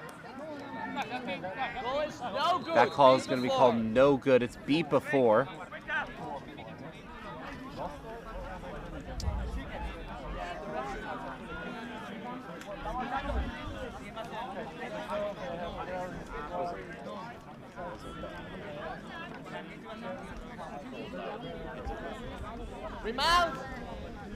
All right, so that goal would have tied the game for Poland here. We are at around 16 minutes. Poland's still able to keep it. Alex Harrison, pass over to Skylars. Marked by Tony. It's going to be a pass back over behind. Mishandled and great physical defense on the side of Spain. That's number 83 once more applying the pressure. So we are going to get a little bit of an injury here. As we step away for a moment. Yeah, that pass still really is not open from behind. It's fun to watch this Quadball Nations Cup because you have all these teams that play so very differently, and I think one of the most unique teams here has got to be Spain. I mean, this wide press with the one-mark chaser behind, it's not something I've seen while I've been playing. This, number 7 is going to be able to walk off. Alicia Dejawitz has provided some great defense from Poland here. They are going to be subbed off for Barbara Kuleza Kulichnika. Time? Time. players asking. 17. 17.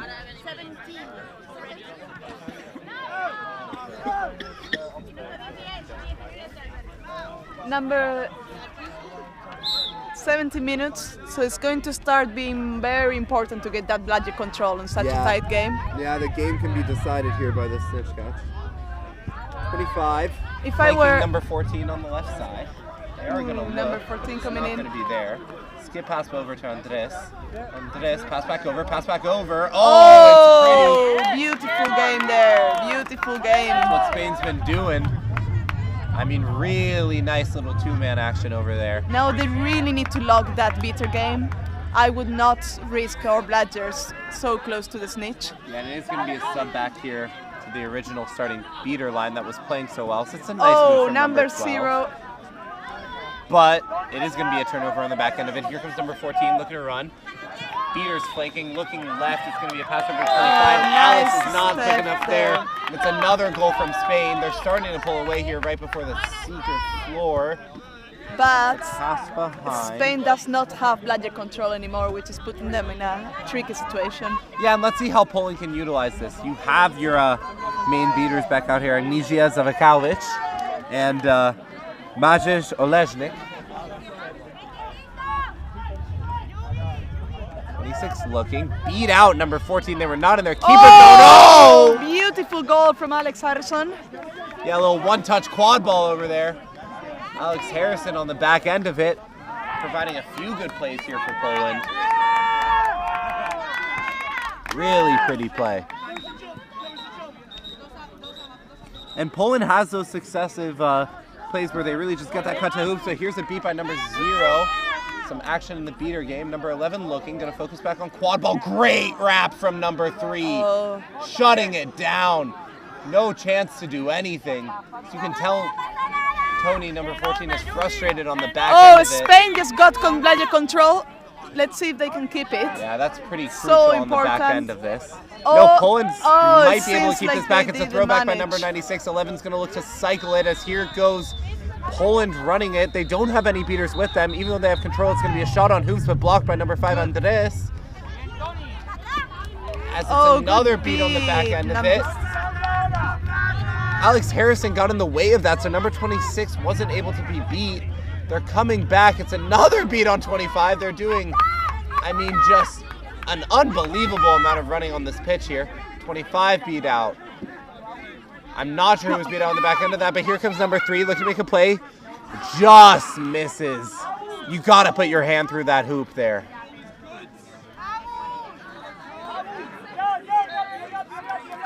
Oh, I can tell some of the players are already very tiring. It's going to be a very intense snitch on pitch. Let's see what happens. We only have about 5 seconds until it starts. We get Deme back. Hopefully he brings some aggressivity to that bitter game. Yeah, this main kind of kill line in here for Spain. So here comes Ferso, number 41. Looking to make a move. I'm going to try and commentate on both the Seeker game and the Quadball game. It's going to be a trade of beats by 19 and 11. All the dodgeballs on the ground right now. It's a great defensive play by number 25 as we focus back on the Seeker game, but never mind. 3 looking to run. Marked by, it's a really pretty goal. Nice one from Some Dan celebration on the back end of that. Alberto got a hand on it, but was not able to make the wrap. As here comes Sky Lars. This is a very good snitch. I expect this game to go for long. Yeah, this is a really pretty fantastic snitch. As they just swatted that broom out. I don't know if I've ever seen that. But Alberto's going to be beat out on the back end of that. And Poland looking to run once more.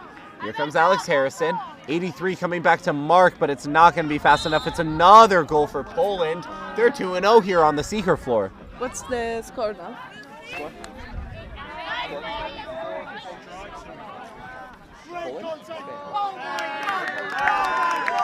It's 80 all, so a catch would win it. But again, this is a really beautiful game from Deme on the side. He blocked the bladger, managed to get control for the team. Alberto, And Maria! Again, such an amazing player. Yeah, Spain's going to go back and take the lead as 41's really looking to make a play here. Don't let Maria near hoop. She is going to score it. Back to the starting keeper for Poland, Tristan Kameneshi. Going to going to be beat out here as here comes number 12 looking to make a run. It's a pass back over Alex Harrison. Alberto beat out on the back end of it as Skylarge is looking to make a play.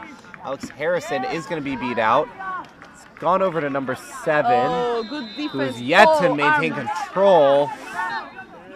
Maybe a suspicious dive there, but no call going to be made, and it will be Spain's ball. They are up 90-80. Still looking to catch her on the number 9. So much time from the Seekers from Poland on the snitch. They're like such a good snitch from Spain. Yeah, back in the chaser game, number 33. Oh, great block by number 12 there. Gotta put props where it is. Alberto shoots, does not score. One's gonna take it back out here. Both teams looking a little bit sloppy so far. It's become very physical. Yugi prostrate. It's gonna pass back over. Beat out on the back end of it. It's gonna be another beat as that's gonna be a pass after, and it's back to Spain's ball. Meanwhile, Skylarge still looking. No seekers really here. Able to Number get any 9 good with looks. all the time on the snitch. Yeah, it's a lanky flag runner. Beat out on the back end of it. There's Alberto. That is going to beat them. Oh, good beat from number 11. 26 falls on it. Hands it back over. Kameneji looking. Demi calling for Spain has their beaters in the quad ball game right now. Kameneji, pass behind. Alex Harrison is not going to be able to get on it. As there goes Alberto. Really fighting here on the side of Spain. That's Kuroko. Really looking. Nothing happening so far. As this game does not end until someone catches, and no one really looks like they're going to be able to catch so far. Yeah, it's a good decision for both teams to just focus on the quaffle game. They know the strength of this snitch. They know they have the time. Yeah, Alberto was once again looking for that small hoop. It's going to be a run by Harrison. Alex Harrison. Great fake by Demo. Forces a bad pass. 8 will be able to pick it up, but they're going to be beat out. So that still ends up Poland's ball. So they're going to still have a chance here.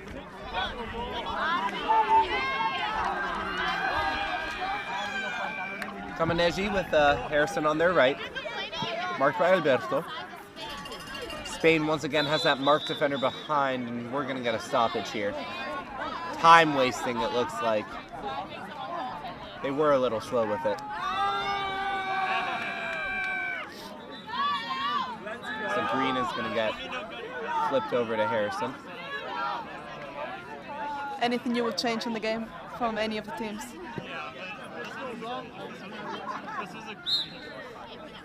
And Alberto looking to capitalize on the back end of it, but Poland does have a beater back, so they're dissuaded. As that's going to be a really bad miss from Demo and a beat on the back end of it. Successful little penalty kill here going on for Poland, as it is only a blue card. Harrison is wrapped. Yugi all over it. As we focus back on the Seeker game, no one really looking to make a good catch here. It might be a second until they do. Wow, what a save from Demo there to make sure that ball did not. Oh, it went out anyway. A little bit too soon to say that was a great play. Prevented it from going in the keeper zone, but did not prevent it from going out. The idea was there, like as a beater, being able to also interact, know that you can interact with the quaffle is the sign of a good beater. He has very good play awareness. Get it again. 7 will get it. That's by Tony, and that's just a run straight back into their own keeper zone. It'll be a turnover. As 14 will take it. As we have entered our first handicap here, I believe that means the flag runner can only run through the middle line. So we'll see how much impact that has on the game. We're back in the chaser game. 5, it's a pass back over. Tony, back over to Andres, fakes left, is going to go left. Missed deep, but just bobbled anyway as Harrison looking to run again, dissuaded once again by the beater. Not going to be beat out on the back end of it, but just a throwaway to number 25. Flip back over to Yugi. Yugi looking back over to Andres. Still nothing going. Beat out on the back end of it, and that's definitely got to be a turnover, and the refs do call it. And Spain back with control. Yeah, but what can they do with it? It's really great seeker action from Skylars, but nothing coming. 41 got low and almost got there. Will be beat out anyway. Here comes Harrison, looking over. 7 gonna look middle. Gonna be a pass back over behind to number 26, but they're just beat out on the back end of it, because we're gonna get a quick stoppage here for a face beat. Definitely unintentional.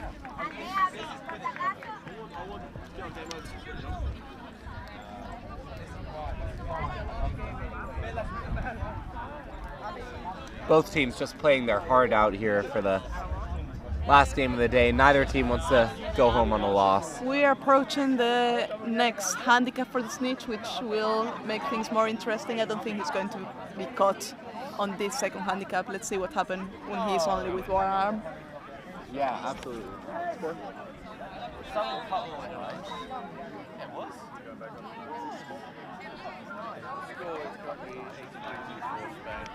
Yeah, and it really is just the snitch catch that's going to determine it. 80-90, Spain up. If either team catches, they win. Really looking at the second handicap to see what happens.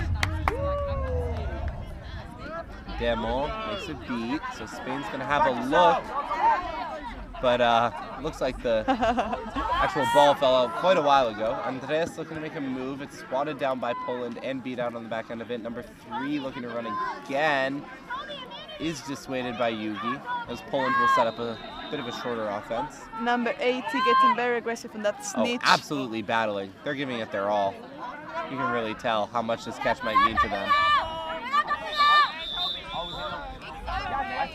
We are going to get a call here in the chaser Alberto game. is lining up to come up as a seeker. This is a seeker to watch on this game. Yeah, Spain looking to catch here. Yugi is going to get a card here. I'm not completely sure for what, but I don't believe they know either. So Poland with a really great opportunity to tie the game here. They are going to be able to do it. Hand through hoop. Here comes Alberto. Okay, let's see. Skylar's going to be beat out, and it's all Alberto here in the seeker Alberto has game. all the time. This is a very dangerous seeker. Really trying to go with these hand swats. As really can't discount the snitch either. They're looking good. Andres is going to be a pass back over to Yugi. Yugi looks middle hoop, just misses. We focus back on the snitch here. Alberto in the post stop. Oh! That was just beautiful. Alberto Garcia Salvador. What a catch for Spain to end their day on the win. Fake right went up with the left. Only took a second, and a second is all he needed. Not even the third handicap for the snitch. Both arms on that snitch, and this is such a good snitch. Very good catch. Wow, wow, wow. What a game we had here. It was close. I believe it was tied until Alberto decided, not anymore. The catch is no good. I think it's because they say he wrapped him and made them come in. This is dangerous for Spain because now Poland do know how good this seeker is. Now they're not going to allow him to go close to the snitch. Yeah, they're going to make this beat as soon as they possibly can. What they're doing. The question is, can they even get there? Spain's been running the game and they've been close. Number 9 might have a chance here. Posting up, it's a pass back over, but it will be Spain's ball, which means Alberto will get another chance as Spain's defense turns into offense. Yugi looking to make a look. Alberto diving on the ground. Looking left, looking right, nothing going. Thrown around. We might end up seeing a third handicap anyway. Really close with those long arms. Poland's just looking to take it slow, but the quicker they get down the pitch, the better chance they have of actually getting on that goal. And it just doesn't matter. Another catch. Had to do it again. Let's see if they call it good on this one. With Alberto on pitch, the seeker, Poland is doing the correct thing of slowing down the game. But yeah, their beaters will need to be on top of them. Yeah, Very just- good from Spain to get that bladder control and maintain it, ensuring that the beaters from the Poland team does not get near Alberto, just giving him those minutes. And that catch is going to be good. Look how much it means on the Spaniards' faces. They're going to end their day on another win. Ends up in Enhorabuena, ninth chicos. place. So we see some sportsmanship at the end. You love to see it. Final score is 120 to, I believe, 90 on the side of Poland. Such It's a catch for beautiful Spain game. to end it. Very tight in the end. This is the type of quadball we want to see. Yeah, an absolute pleasure to watch. Thank you so much for tuning in. Remember, we do have our finals and third place matches coming up. I believe it's the United States will be playing. I think it's either France or Germany, but it's France. So it's going to be USA versus France. That should just be a battle. Very excited to be able to watch that. And Team World and Germany will be our third place game here. Make sure to keep tuning in. Thank you so much. Subscribe.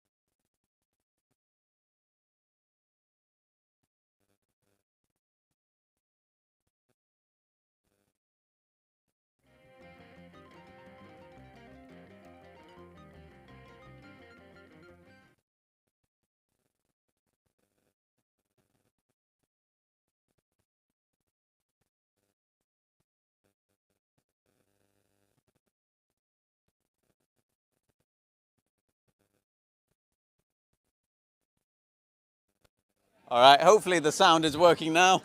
Terribly sorry. Basically, summary of that. Team World think they're going to win.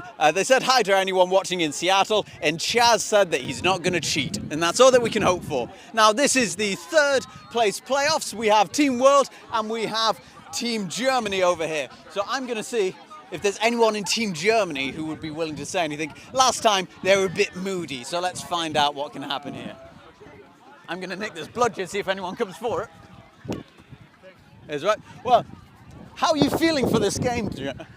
Who's going to win it? Of course we. You? Germany's going to win? Yeah, of course. Fantastic. Have you had a good day? Yeah. And is there anyone back home in Germany that you want to say hi to? Oh, my mother, my father, and my girlfriend. Wonderful. Have a lovely game. Watch great. Good luck, guys. Cool. Germany wishing to say hello to his mother, his father, and his girlfriend. Hope you're watching. Right, we're going to be passing you over to some proper commentators now. I'm going to get off your stream. Remember, please subscribe to the channel. I beg you. We'll see you soon.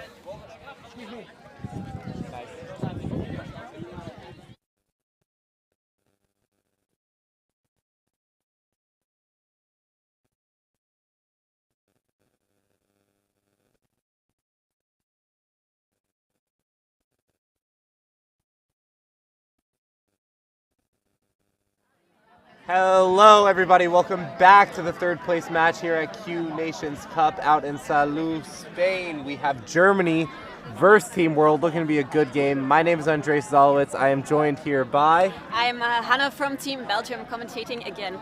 I'm not sure about the real proper commentators, Sam, but we'll try our very best, especially for this very important bronze medal game. Yes, we absolutely will. It's a really interesting matchup that we have here in front of us. It's this Germany team that went up against France in the semis, ended up losing, but wow, do they have a lot of star talent on their roster. I'm really looking at a few players to make some very big plays. They're very physical. Their beaters are strong, especially in Dujan Ilkanoven. Wow, I mean, seriously, a lot of speed to have at a beater position. We will see how that works out. Meanwhile, on the side of Team World, the biggest thing I can say is physicality. This is not a team that has practiced together before this moment, as Team World always is. But when I saw LATAM play against them, just hit after hit after hit. They are willing to make that contact, and against this German team, they're going to need it.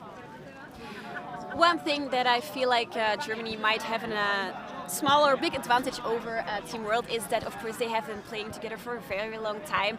Germany has been setting up their E-team or their development team for a few years now. They train together at least every month, one weekend every month, so they definitely have that advantage over Team World. Now, of course, on Team World, we have a few very seasoned, experienced players who have been in the game and have been playing at a high level for a very long time. So we'll see what eventually which team will take the advantage and take home the bronze medal. Yeah, absolutely. Speaking of those just experienced players, I'm looking at Jason Rosenberg from the United States. That's someone who's been around the scene for a while. Really good flag runner. I've seen them around a lot. And also Douglas Bryant, beater on the side of the UK. Also just really solid, looking to make some significant plays here on their side. Plays for a top-level European team, but then again, we have some players on Team Germany who also play for top European teams, so we'll see how that goes. I'm actually really excited to see a few of those beaters going up against each other. Yeah, totally. I mean, we're just in for an exciting matchup with really whatever way you look at it. Ref's still looking to just get set up here. As the PA is currently calling out my co-commentator to get off this pitch. Not sure what's happening on the side of the commentary. But yeah, if I can just keep talking about this tournament as a whole, it's really been a pleasure here. The weather has just been beautiful. I mean, when I think quad ball weather, I think wet, I think rainy, I think not fun to play in. You can't even hold the ball and there's mud everywhere. Not at this facility, not at Football Salou, not over the course of this beautiful weekend. It's been 70 degrees Fahrenheit. I mean, sun shining the entire time, and the teams really have translated. We've had this just mentality throughout the whole tournament of, look, we're here to get better, we're here to improve, but we're also here to compete. And you can really see it. Players are excited, not only to get the game started, but even when the games are done, just to congratulate each other for how they've played. A lot of connections being made. Really exciting overall. And the games are only stepping up in terms of competition. Of course, after this game, we do have our first place match between the United States and France, which should just be a banger to watch. Germany doing their warm-ups as Team World just talks some stuff over. What teams have really surprised you so far? Who was your team coming into this tournament that you thought was like a dark horse, and how have they done? I think I was already quite sure that Team Australia would be playing very, very well, that they would be a very strong team. But we've played against them the first game of the day, and it was really a great game against them. They were very fair, but very strong as well, especially because they're also their secondary or development team. They seemed already very experienced, making some really beautiful plays. Then on top of it, I think Poland got a great result, did very well, got quite high in this tournament. So I was pleasantly surprised by them as well. Yeah, for sure. I absolutely agree. Poland, they did lose that final match against Spain, but they were doing a pretty solid job throughout the whole tournament. Surprised by their physicality, and physicality is something you need to bring when you have this international European competition. Meanwhile, personally for me, I just have to shout out Team Hong Kong. Coming into it, it looked like a lot of really new players, which is, of course, what the tournament is for, but I think expectations were somewhat low. Coming in, going 2-2 on that first day, making a few really surprise plays, keeping Spain to a close one. I believe they lost 180-170 on that catch to end the game, but Hong Kong's looked really solid, and I think the future of the sport, halfway across the world cannot be overstated. It's pretty fantastic. That's why we're all here. And that's what's so great about this tournament, that all of the teams that are here get to play at a high international level, that there's even teams flying from across the world to play at this tournament. like say Australia, I've heard they were underway for 26 hours to get here. That's insane. And then of course America, not close. A lot of players from Latin America as well. Shout out LATAM. Yes, for sure. I think it's incredible that all of these teams came from so far to play at this tournament, and it's a great experience for everyone, I think. I absolutely agree. Yeah, and that's what we're talking about. We're talking about that experience. I mean, you've been able to see just from how teams have started to play at the start when they're just figuring stuff out. A lot of these teams really didn't get a chance to practice with each other beforehand. To the level of play that we're looking at now, it's easy to see, and it's easy to see that the sport is in good hands going forward as well. Meanwhile, in the left corner, we see Team Germany hyping each other up, doing their chant. Seems like they practiced that one as well a lot. It's a loud one, and it's intimidating. Team World already out on the pitch. That's how it should be. That's how a team chant should be. Just for hypes. All right, it looks like that's going to be number 12, starting keeping on the side of Germany. That's Jorik Loschen.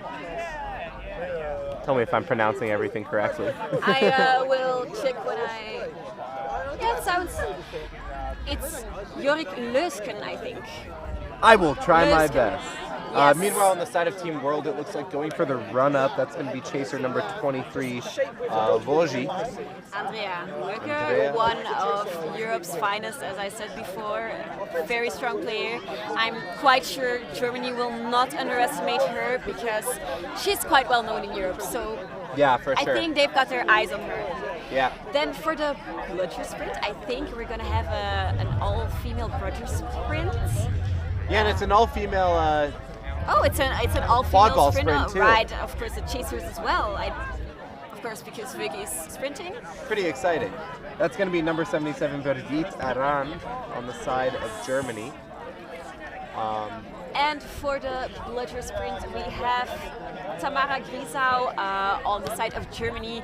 Incredible player, has shown a really high level during this tournament. I've been really impressed watching her play. I've not been able to catch the number on the Team World starting keeper? Starting beater. Starting beater, I'm not sure. Number 6, Austin Wallace, will be in the green. That much I do know. Really physical player. So refs start to get started here. I can feel the anticipation building. I feel like Austin has been a playmaker for Team World in this tournament. I've seen a lot of goals from him. All right, and here we go. Wojcik's going to be able to get that quick first Okay, step. but Germany takes the bludger control. Does not look to get aggressive because Germany, of course, did get control in the back end of it. It looks like they're going to be setting up. They know 2-2 very, defense. very well how to set up. There's no hesitation there. Pass back over. That's Ben Wallace from Team Canada, looking middle. Goes back to middle. Wojcik, flanked by Barbaro from the Dominican Republic. Going to rip a shot, but it's just no good. Just a little bit too high. Good starting possession from Team World. They are going to be able to get back. Not able to win control in the back end of it. So Germany will set up their first offense with control. It's going to be number 39, Tristan Hemming, with the ball setting up. In the middle, flanked by both beaters. Fake left, goes Also right. very strong player on Team Germany. Very well deserved to be on that starting lineup. Pass back over, that's Angela Hoj. Ooh, looking for a nice drive. Middle, and it's a then the lob. pass, a little bit high, but still fine. Unfortunately, but Germany recovers very well. Oh, but it's a great defensive swan over there from the side of Team World. It's always tricky shooting when there's 2 or 3 qualified players just at the hoops. Yeah, and everyone from Team World on this starting chaser line is lanky. They've got some length. It's Long not going to arms. be easy to put any shots through the hoop unless, of course, you put your hand with it. Good pressure there from Barbaro. Flanking with the chasers. Look back over, number 12 beat out. So there goes Ben Wallace. Looks over to the other side. Pass back over, but it's mishandled. Wallace going to Nice kick, but unfortunately no one to recover it. Yes, it's an illegal reset, so that's going to be a turnover.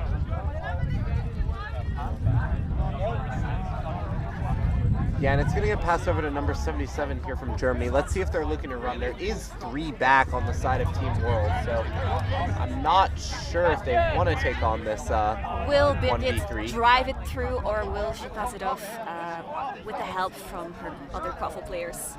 A few dodgeballs on the ground here, one with Germany, one on the far side of the pitch by where those USA players are relaxing. All the way back in the keeper zone of Team World. It's going to take a while for them to be able to set up their defense with the bludgers, so maybe they might go for a drive. Yeah, that's going to be Tamara Grisau running for it, as here comes number 77. Looks right. They are going to receive a screen from number 12. Nice pass back over. pass. Wallace not able to get there in time. And we have our first goal of the game. Germany goes up 10-0 and maintains control in the back end of it, but that's going to be third bludger interference. Tricky, very tricky. Oh. Unfortunate. It's really unfortunate. Number 74, Christian Kaiser, just didn't know that number 88, Tamara Grisau, had it in the first place. And that's going to be 3BI. Unfortunate on the side of Germany. That might kill some momentum they had coming off of that goal. Of course, the beater is going to go in the box. I always feel like a beater in the penalty box has such more of an impact on the game than a chaser in the penalty box. Like, you can still play around with 3 chasers, but if you're all on your own as a beater, it's very hard to maintain a good defense. Yeah, and from no dodgeballs in the hands of Team World to 2, it won't be any time served, so Germany will still have all their beaters. It was just here. a turnover. Nice wrap made, but they're going to get beat out on the end of that. Kaiser goes back to hoops. Here comes Wallace. Looks left. Pass back over. 24 goes top. Fortunate to misses. pass a bit too high. Brugge shoots and scores. Oh, wow. Ripped through, and you can see the emotion coming out of their face after that. Like you said, that's a top-tier Austrian player, and that's what a top-tier Austrian player looks like. Beautiful shot off their back foot to put it through the middle hoop, and we have a tie game. Wallace going to be the mark chaser here. 17 Fox looks to make a play. It will be a pass back over behind, but that's just sloppy on the side of Germany. Turnover quickly. Team World maintains control. I think on both sides, the teams need to take care of their passing more. They need to be more careful with those passes. A lot of them have been missed already, or a bit too high. Yep, absolutely. Kaiser looking to be aggressive, but the fact that they just got beat out there means that they're able to get some taps over on the other side. It's a pass just whipped over to Logi, but misses. As here comes number 39 looking to run, but against 2. Skip pass over, but again it's sloppy. Number 26 looking. Oh, what an acrobatic play to swat that out of the air. Recovery. Although there, the physicality of player number 12 comes in handy. Yeah, Fox Fox was able to recover it because he's more physical than Lisa Fox. Yeah, and crucially on the back end of that, Germany was able to gain control back. So even though that ball rolled, it's still going to be with Germany. Playing with control here, but looking to prevent the fast break more than anything else. But here comes a 1.5. Dissuaded. Looking left. Pass back over middle. It's mishandled again on the side of Germany, but picked up by number 77. Looking back over to the middle hoop. Pass back over, 12, beat out. Unable to get a good pass off, but good hustle on the side of number 26. Unable to get it. Austin Wallace taking it left. Etienne Goranchas on the left side, player from France. Stotler, United States, new beaters in. Pass back over to Austin Wallace. Wallace going to do a skip pass over behind. Goranchas looking. Misses. And a nice interception by Tristan from Germany. Yeah, absolutely. Just read that pass the whole way, and it was Smart a little play. bit sloppy. Running it back the other way down. Nice pass. That's a nice pass. Beautiful assist there. Defense just turns into offense on the side of Germany. Able to intercept the pass and just look to run immediately. Yeah, really can't do much about that on the side of Team World, and they're going to get some new players in. That's, of course, a crucial player coming in. That's Jacob Rosenberg in the beater game. Number 92, Veke. CD Veke, also in as a chaser. McLeod from South Africa, looking left. Rosenberg, posturing. No throws being made yet. It's going to be a beat out on the back end and intercepted again by Germany. Seems like they're in Team World's head a little bit as they're looking to run one more time. Rosenberg does have a ball back. This is going to make a crucial beat there. Now they can impact the quad ball game. Strong defense by Team World Beater. Yeah, there. Garanchas picks it up. Oh, And what a that's beautiful great. pass over. Nice. Takes the middle hoop out with them. Woj making their presence known. I believe they have the only 2 girls for Team World so far. But really, that pass to Garanchas was perfect. Drew the beat and delivered a bullet on the other side of the pitch. Do not let Vicky get too close to the hoops because she will put those balls in. Felix Paquet in there, going to be the sub. New chasers in. Another 1.5 from Germany, but they aren't even looking to be so aggressive. Just trying to keep control for this defense. And I'm not sure if I like that. They've run 2 straight 1.5s that really haven't nice resulted in beat by anything, and now that's going to Johan be... Unfortunately, Yeah, that's going to be control won over by Team World. So even though they ran a 1.5, they weren't able to do anything on offense. And then on the other end, Team World is able to get control on the switchback to the other side of the pitch. McLeod looks over to Siri. Rosenberg beat out on the back end of that. Beaters well are not in this played. play at Unfortunate all. miss. As I think that's going to be a tackle from behind on the side of Germany. Yeah, it's going to be a yellow card for number 27. German beaters over there chose for the control over the quaffle, over the goal. Yeah, and Estelle Brisillon took a hit on the back end of that. They really trusted their chasers to clean it up for them, but unfortunately that resulted in a card for a German keeper.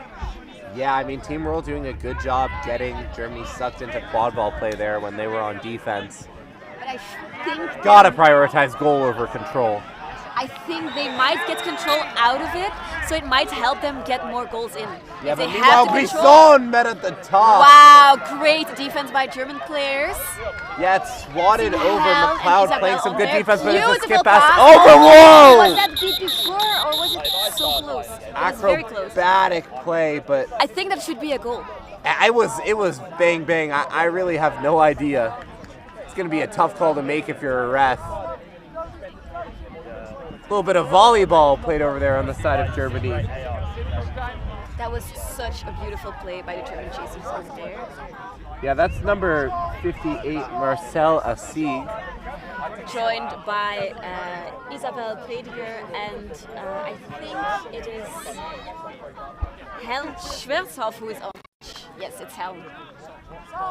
Very, very well.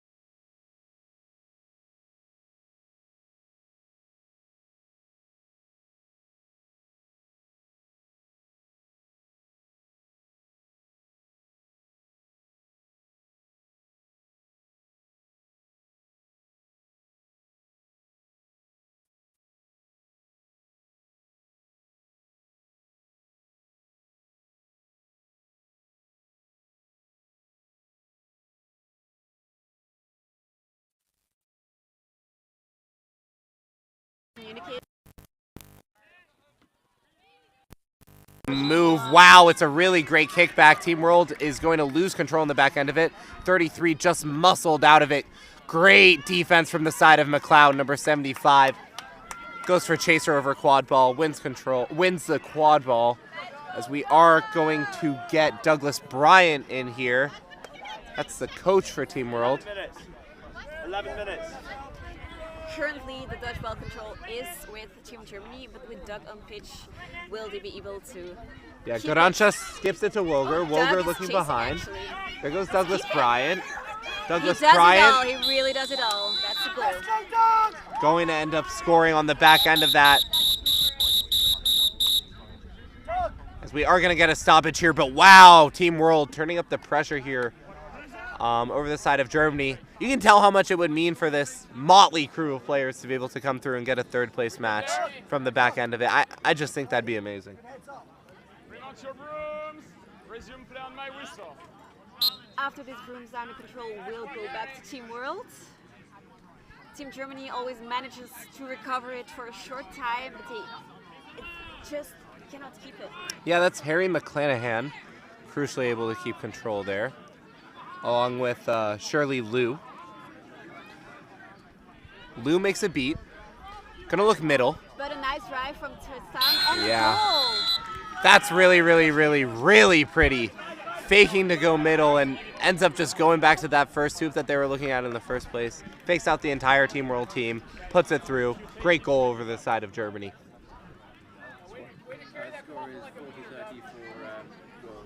Team World up so far, 40-30 with about 12 minutes in. There's going to be a 1.5. Here comes McClanahan, full speed.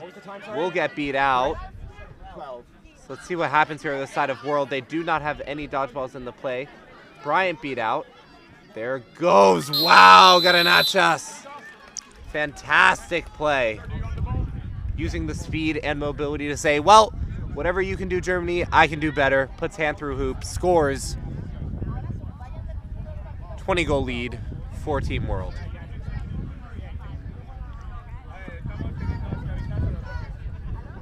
How sure are we on the score actually? Because on the app it says 5-4 for Team World actually.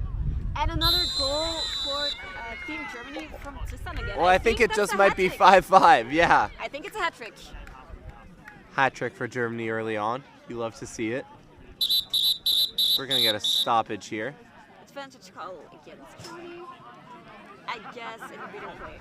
Yeah, and in a tight game like this, I start to get a little bit worried when cards become the determining factor. Germany already had one their dodgeball interference. They had one chaser in the box. Let's see what they end up deciding here. In comparison to any other game this tournament, I think it's a pretty low carded game. Oh, absolutely. There's been a lot of cards this tournament. I'm with you. I'm with you. Still, though, those cards can be the deciding factors in these close games. 13 minutes. So I bet you whichever team has more cards does not pull out the win. Germany players seem a little bit visibly frustrated on the back end of this. Let's see what Carl gets made. They might get a call against them. It's going to be interpositional interference over the side of the Germany beater. That's yellow. Yeah, I don't know why they aren't going to the box. Good. I think they're asking their speaking captain to talk to the refs. But it's a card either way. She Yeah, stays on. for some reason I think she thought to stay on, but is going to go off here. So the team that has had control over the course of the last few minutes will seemingly... Okay. The team that has had control over the last few minutes will seemingly be able to keep it with another German beater in the box.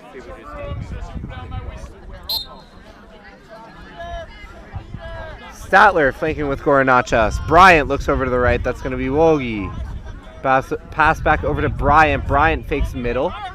Still posturing. Look back over. Goranachas pass. Oh, cut off once again by Germany. By Germany. They've been all over that today, predicting that extra pass. Even with one beater, they have managed to keep up a very strong defense. It still looks good for them. Yeah, absolutely. York Loshkin going to be taking it up now. Bogey gets beat out. As that's a really smart play from McClanahan. Ooh, what a ow. It's a lot of almost physical a good play pass. here. Wow. Gotta love it from both sides as here It's a comes the fast run. break against. McClanahan will get beat And a out goal on by the back Vicky. end of it, but Team World's going to score. And there goes Thomas Bryant deciding to do a little bit of a celebration on the back end of it, saying, it's my time, it's my time. And McClanahan's going to sub out after, I mean, just dominating the beater pitch for what seemed like forever. As this is looking like a pretty high press from Team World. Gonna back out of it. Number 26 from Germany behind. Peter is back though. Oh, and it's a really good beat from Allison from the United States. Thomas Bryant looking to run. No one's gonna be able to catch him. Fakes right, goes middle. Oh! Great defense, physical Incredible because defense. they had no beaters. It is gonna be passed back out. Woker Ooh. mishandles. Fakes right. What an offense and what a Goes defense, left, man. shrugs off multiple people, but will get tackled down. I don't know if they're going to call this from behind. It looked like they had no momentum, but that's the thing with those contacts from behind. Ever since those came in play, it became so much more complex. It looked like they were standing still to me, but it all depends on what the refs saw. Yeah, it's going to be really close there for Loshkin. Germany's celebrating. There's going to be no call there.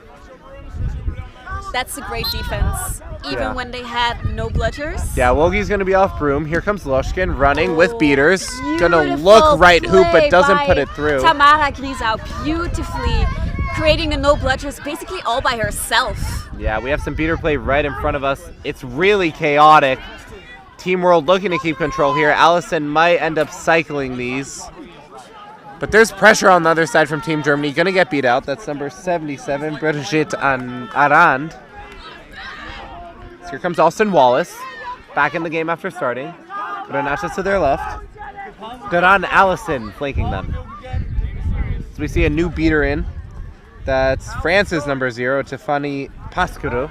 And on Germany's side, we have Induyan Ilankovan back in the game. Yeah, and they're good. They're really quick They form here. a pretty good beater pairing as well. Good action here. Here comes the 1.5 from Tiffany. Pass back over. Looks to the left, hoop, goal. but just misses. Here comes Germany looking to run again, but Allison is And back. a fast break. That's a I don't know about this gotta be fast a goal. break, but Allison doesn't throw the ball, and Germany's keeper just puts it in anyway. That's Jurek Loshkin with the I goal. didn't expect anything else but that to be a goal. You cannot not score there. Yeah, Allison just held onto the ball for some reason as we got some physical beater play on the other end. It's a hospital pass because of the beater pressure. Granachas looking to make a move, cuts back over, pass back over to the top. Long pass, but Lisa recovers it pretty nicely. Yeah, Lisa Fox gonna get wrapped up at the back end of that. Little Beater's bit of there help to by the support. beater. Takes A a reset. really unnecessary reset there. I think it might have been the confusion by the tackle there. Yeah, I agree. Germany's starting to tan here. We do have Choeva coming in. It's a pass over to Granachas. And the That goal is goal. going to be a good over to the side of Team World. That does make it 60-all, and wow, do we have a game here. Almost 17 minutes, and it feels like this game is going to be decided by the catch. I do see Chaz McLeod in the yellow. According to the app, it's Setting up for 7-6 Team World. in favor of Team World. Pass over, that's 85. Predator, there's going to be a trade of beats. I think Germany's going to be able to get control in the back end of that. Never mind, they do not. And there's going to be no goal on the other side. We do have our flag runner warming up here for what should be an exciting flag runner on pitch. For Team World, it will be the same flag runner as they had again in their quarterfinal, Fraser Prosford. Yeah, and for Team Germany, we're going to have Tristan Hemming. Two very big, very physical players. Let's see how they fare against this flag runner. It's going to be a pass over. Austin Wallace looks top for Piquet, but just hits hoop, doesn't go in. Germany doesn't manage to start a fast break. Yeah, that's Isabel Prediger. Looking for the pass. Pass back over Jan Hosman. Right in time, that pass. It was close. Yeah, they're looking to run this around. Helm with the ball. Helm gets a screen set by Isabel. Really not able to get past this defense, and it's a really good tackle from the side of Germany. Wow, great contact being made to take them out of the play and puts the ball through the hoop. I think that's 70 all at this point. Yes, it is. It will make it 70 all, and that's just beater play translating into quad ball play. Wow, very nice. Well done. Yeah, right. Germany gets control on the back end of that. A little bit risky because they were already in defense, but the chaser, they again counted their chasers to help them hold up the defense until they're back. Yeah, and there's only 2 chasers in right now as Piquet comes back in. At this point, I think I would prioritize the blood control, obviously, because it's 70 all and the snitch is about to come on pitch. So it's going to be very, very close. It will probably come down to the catch. Oh, absolutely. But that's easier said than done. Rosenberg is looking to make some good plays here. Tiffany will get beat out on the back end of that. There's going to be a no goal there from Team World. Germany does not look like they want to give up this control, no matter what the efforts of Tiffany Pasquarel and Jason Rosenberg are attempting. As long as Germany prioritizes blood control over scoring, it's going to be tough for Team World to get it back. And they really, really need it. Yeah, Rosenberg coming up high here really wants to get this dodgeball out of their hands. But it's going to be really tough. Germany not even throwing. They don't want to make a mistake here, as Tiffany has to stay back in the quad ball game. Still looking. It's going to be a good wrap made. Team World will be able to get the ball. And now as we transition offense into defense for Team World, let's see if something can't happen here. As Seekers release now. And Team World is ready to... Yeah, and McLeod's going to be able to get a look here even without them having control. It's going to get beat out on the back end of that. Team World scores on the other end. Seeker on his own gets beat out. Yeah, it's a fantastic block there. That just might be able to get control back over. McLeod's going to get beat out again. It's a good block, but... Again, all the time for the German Seeker. Stotler has to run really far away from this. Will he need? As let's look in the Seeker game. It's close. There will be a beat made on the back end. Still none on the side of Team World. Makes a dive. We look back in the quad ball game. Shot ripped, left hoop, no good. As Hemming's going to need to tag back in. So no goals scored yet in this period. Here it means that both teams set up a great defense. Yeah, Tristan Hemming going to be beat out on the back end of that. Stotler does not get hit, and here comes McLeod. McLeod going aggressive, really diving at that Seeker, but that's a strong snitch. I don't think they have a chance there. It's a great one-handed catch by Garnachas, but taken down by number 27 on the side of Germany, Jan Husman. It will get cycled back out to Austin Wallace. Wallace passes right hoop, swatted down. Good defense by German chaser number 33, Annalena Walter. Yeah, Wallace looking to make a turnover happen here. But here comes the running from Germany. It will be a poster by number 27. All over Jan Husman. What a play. Meanwhile, Team World still with the blood control. As long as they have that control, it's going to be very difficult for Germany to reach. It's really close by Duran Allison. We are going to get a stoppage here. If a foul is called against Team World Beater, it would mean that Germany gets the control back and might have another go at the snitch again. Yeah, and Team World's been setting up this wall really well, and you can see Barbero is frustrated on the back end of all of that. We will see what the call ends up being made here, but this could be consequential for the game. Seeker. It's a Seeker who got a card. The Seeker will end up, I guess, just reckless endangerment or something like that. Seeker, box is there, mate. Thank you. So what yeah, will Team World do now? Yeah, Duran Ellison will serve their time in the box. Will they take the risk of having a goal, taking a goal so that their Seeker can come back on, or will they just keep up the bubble to make Germany doesn't get close to the snitch? Yeah, we do have a new Seeker in for Germany. That Fresh is new. Who's that? 58. That's Marcel Assig coming in, and they're going to get a few looks here. Really great play over in the beater game. Snatched up by number 92. And we see Douglas coming Pass on back as over. beater. It means 35 it's looking. serious. It will be a goal for Germany here. So that means Allison is released again. There comes the string. 58 looking to make a look. They are close on these. Marcel Assig will get beat out. Thomas Bryant now in beating. They were keeping before. There comes Allison with a dive, and it's close, but not quite there. We will get a stoppage. There's a contact from behind penalty on one of the Germany chasers. That is number 43, Lioba Hossel.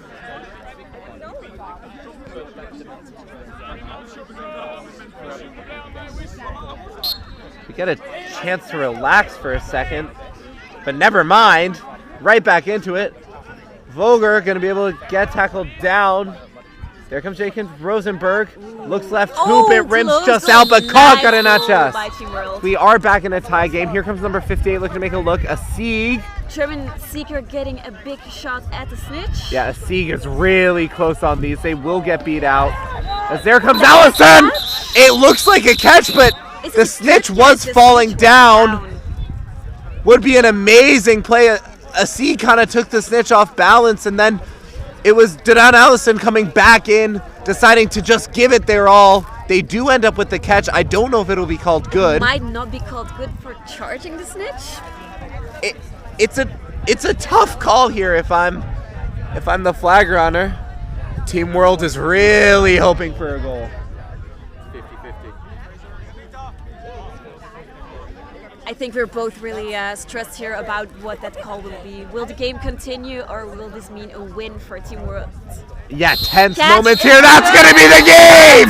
Duran Allison says, I'm done. This is my game. This is my win. Team World takes over the international stage, takes over third place from Team Germany. Stunned faces on the side of Germany. Elation from the side of Team World. And that will be our third place game here. But what a game it was. An incredibly high level game from both teams.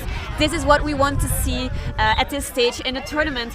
Big congratulations to Team World for taking home the bronze, but also massive congratulations to Team Germany for such a beautiful game. Both teams deserve it equally, but this time it will be Team World who takes over the game in the end. What a close and beautiful third place game we had here. That was just a fantastic display of quad ball. It was physical, it was a little messy at times, but wow, there were some pretty moments throughout the entire day. I hope the spectators at home enjoyed it as much as we did. But of course, stay tuned for another really good game. France against USA in the final. It's our finals match, USA, France. Who will take home the Q Nations Cup? What are your predictions? Oh. What are your predictions? USA all the way. USA all the way. I gotta go back to my roots here. I'm going to go here with my neighborly heart, my European heart, and I'm rooting for Team France. I think they're the underdog in this game, but I will not underestimate them. Neither team can be underestimated. We do have one more good game of quad ball left here in Salou, Spain. We will be seeing you later. André Solowitz and Hannah Van Tichelt from Team Belgium. checking out. Thank you so very much. Make sure to like and subscribe.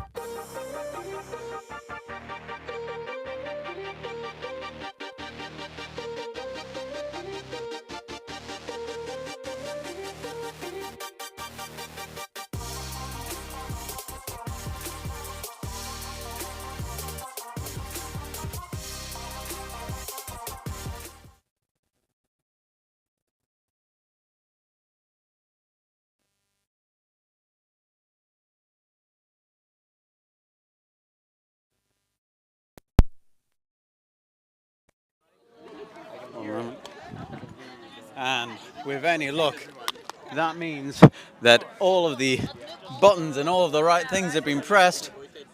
That for one last time this tournament, I'm Sam Davis from Shots On. Like and subscribe. We're about to go into the grand final of what's the tournament that we're at? Northern 2020 Nations, Q Nations 2024.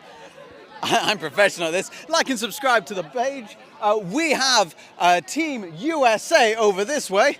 Look at these handsome players, and Team France with their fantastic cocks on their shirt.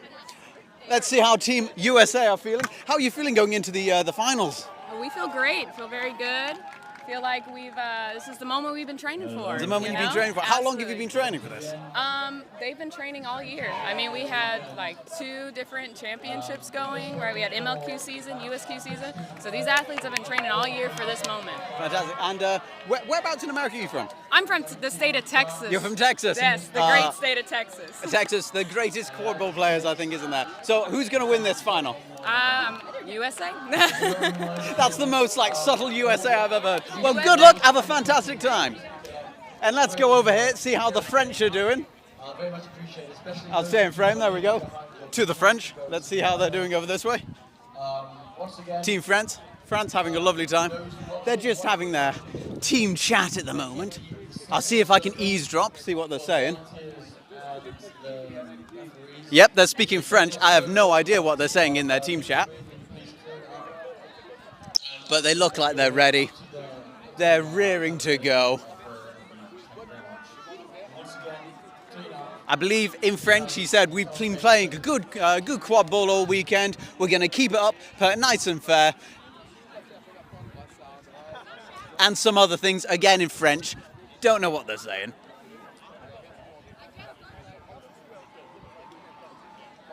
It's very long.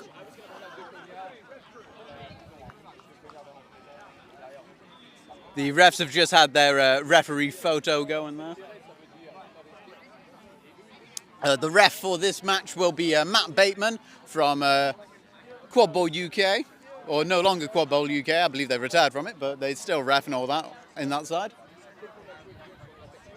Well, I think France are a little bit busy at the moment, so I'm going to leave them be to do their talk before the final. You don't want to interrupt them too much. But as I say, like and subscribe to the YouTube page. We're 40 people away from hitting 800 people, which would be amazing if we could do by the end of the tournament. So thank you very much for everyone who has subscribed. And I'm going to hand you over to my commentators in a moment, and we're going to see some fantastic quad ball for the final of Nations Cup 2024. Stay tuned.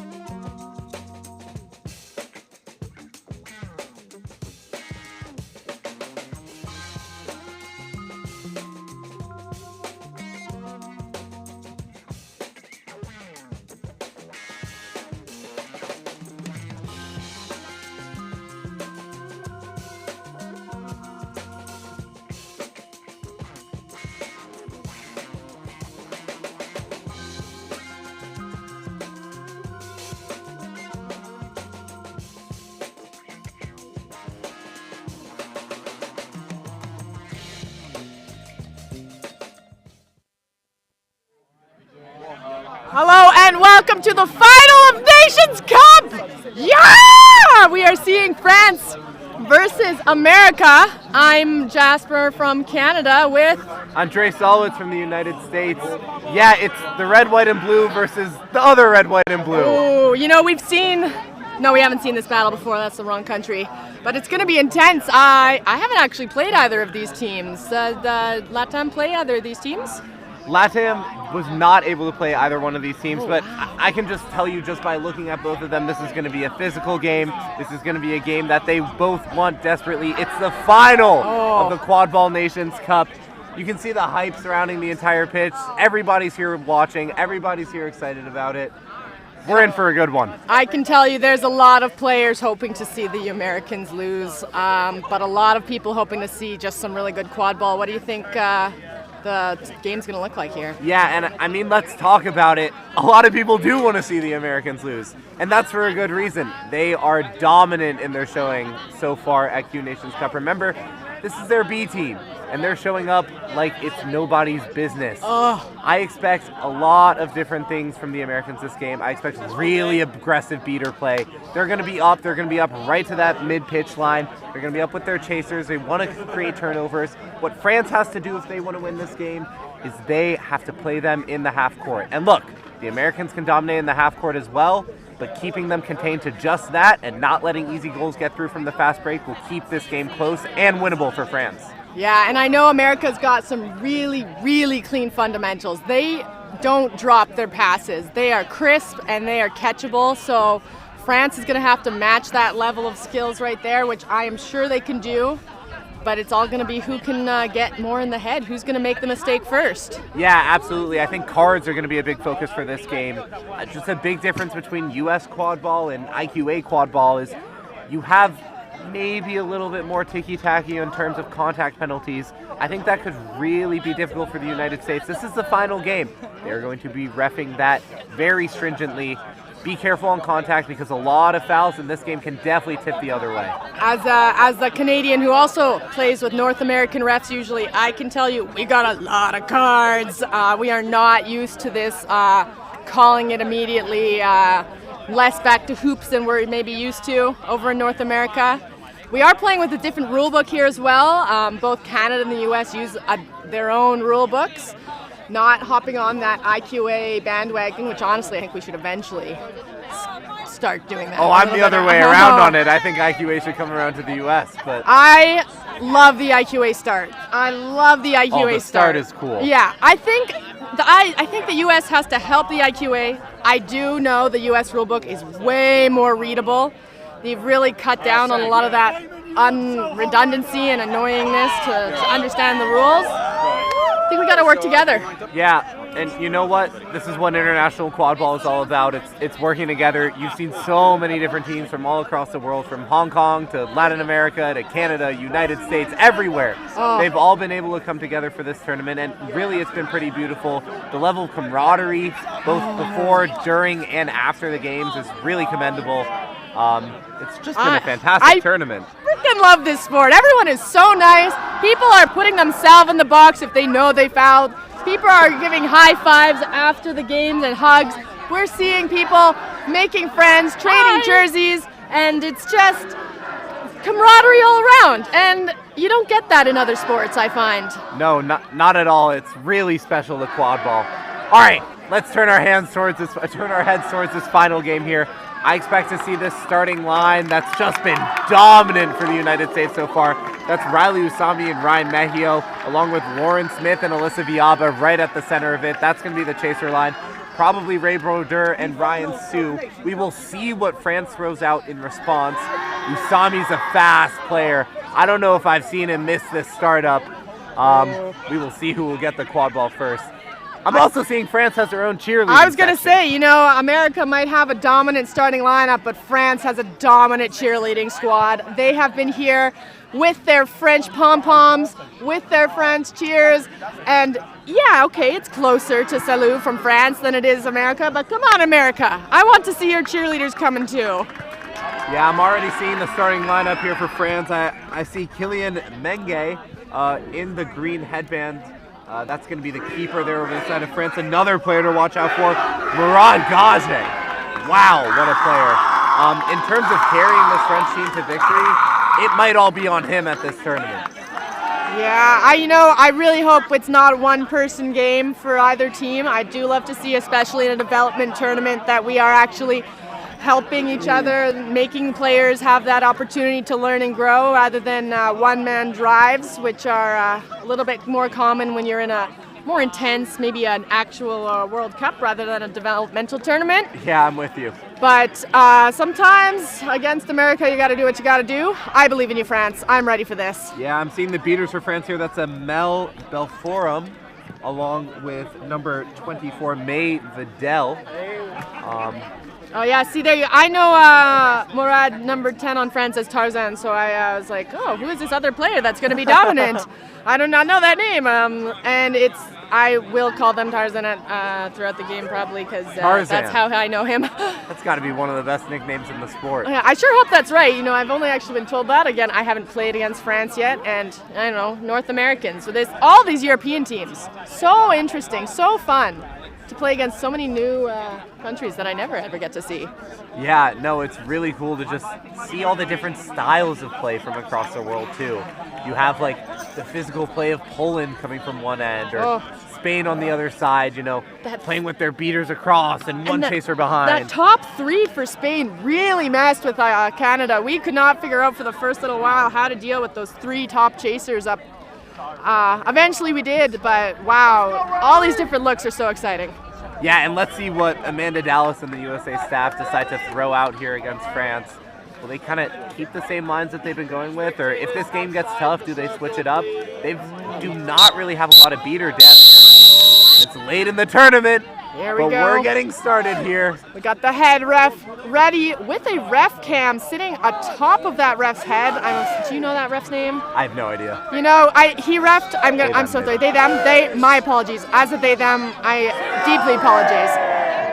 They refed our game. Not they. He, him. Bateman. Okay, different one. He, him. Okay. Max, I've got your pronouns. Woo! France almost got that! Sami and Menge with the startup. Sami's going to be able to clean it up. But barely. That French chaser was almost there. That was the tightest quad ball run I've seen. Yeah, we'll not get beat out of that. And a stop from Tarzan! A stop from... No one scored yet! And we've got it behind the hoops. A little deke. Sami in the 1v1. Just able to put the shot through on the back end of it. Goes left, goes right. Wasn't able to score either way. Says whatever. And we all through the middle hoop. Already have a brooms down here from the ref. Goal is good. Again, I believe the ref is mic'd, but I cannot hear them. So if I am speculating wildly on what the ref is calling, I apologize. You know more than me in this circumstance. There was a no call on the end of that. And I just want to say, that was the first time all tournament where I saw Usame. Wow, that's some pressure from those American beaters. That is not going to be a turnover. Ryan Sue is all the way over at the other side of the pitch.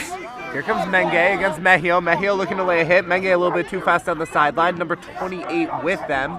Nice pressure. That was intense pressure from the American beaters. You know, having a beater run up at you in your own zone, you rarely ever see that, and it really throws some players. So when you get that pressure off, and they've recovered the quad ball, all that hard pressure from America. Ray Brodeur with an amazing beat on the back end of it, an unblockable beat, and Lauren Smith just cleans it up. Yeah. Do you know if America played Australia? Because that is the other team that had a beater who was just running. They had one beater. One was in the box, and that beater was running everywhere, beat out the entire Basque Country team. All alone, no other beaters. That's absolutely insane. Yeah, and that's Sami's gonna make a move. Another good goal. Goes low, hoop, goes in. Riley Usame hyped up. That's 2 goals early on for the United States superstar. Well, and I think we've learned instantly from that is Riley can shoot, so you cannot let him get that shot off. That was a sharp angle. It went right through the little hoop. Yeah. Really exciting movement there. Absolutely. Here comes Tarzan taking it right. Menge with them. Brodeur going to be able to make out a beat on the back end of it, but number 88 is going to be able to tap them out. There comes Menge, going through the whole team! A goal for France! And putting it in! Oh, and we see both teams just that athletic roar of joy and adrenaline as they score a goal. This is going to be an intense game. There will be a card on Ryan Mejio at the end of that. It's going to be a legal contact to the neck. However, the goal was scored anyway. So Menge, through the yellow card, puts it through 2-1 United States. And you know, we have good, those are good calls. We want to see safety despite the intensity. No neck contacts is ideal, but if you're going to do it, release instantly. That's what we like to see there. No one was hurt, and sometimes you're trying hard, you might get a yellow. Yeah, absolutely. Great reffing there to stay on top of it. Yeah, call it quick and call it early. We don't want anyone getting injured. But that was intense. Holy cow. Right through that net contact, scored a beautiful goal.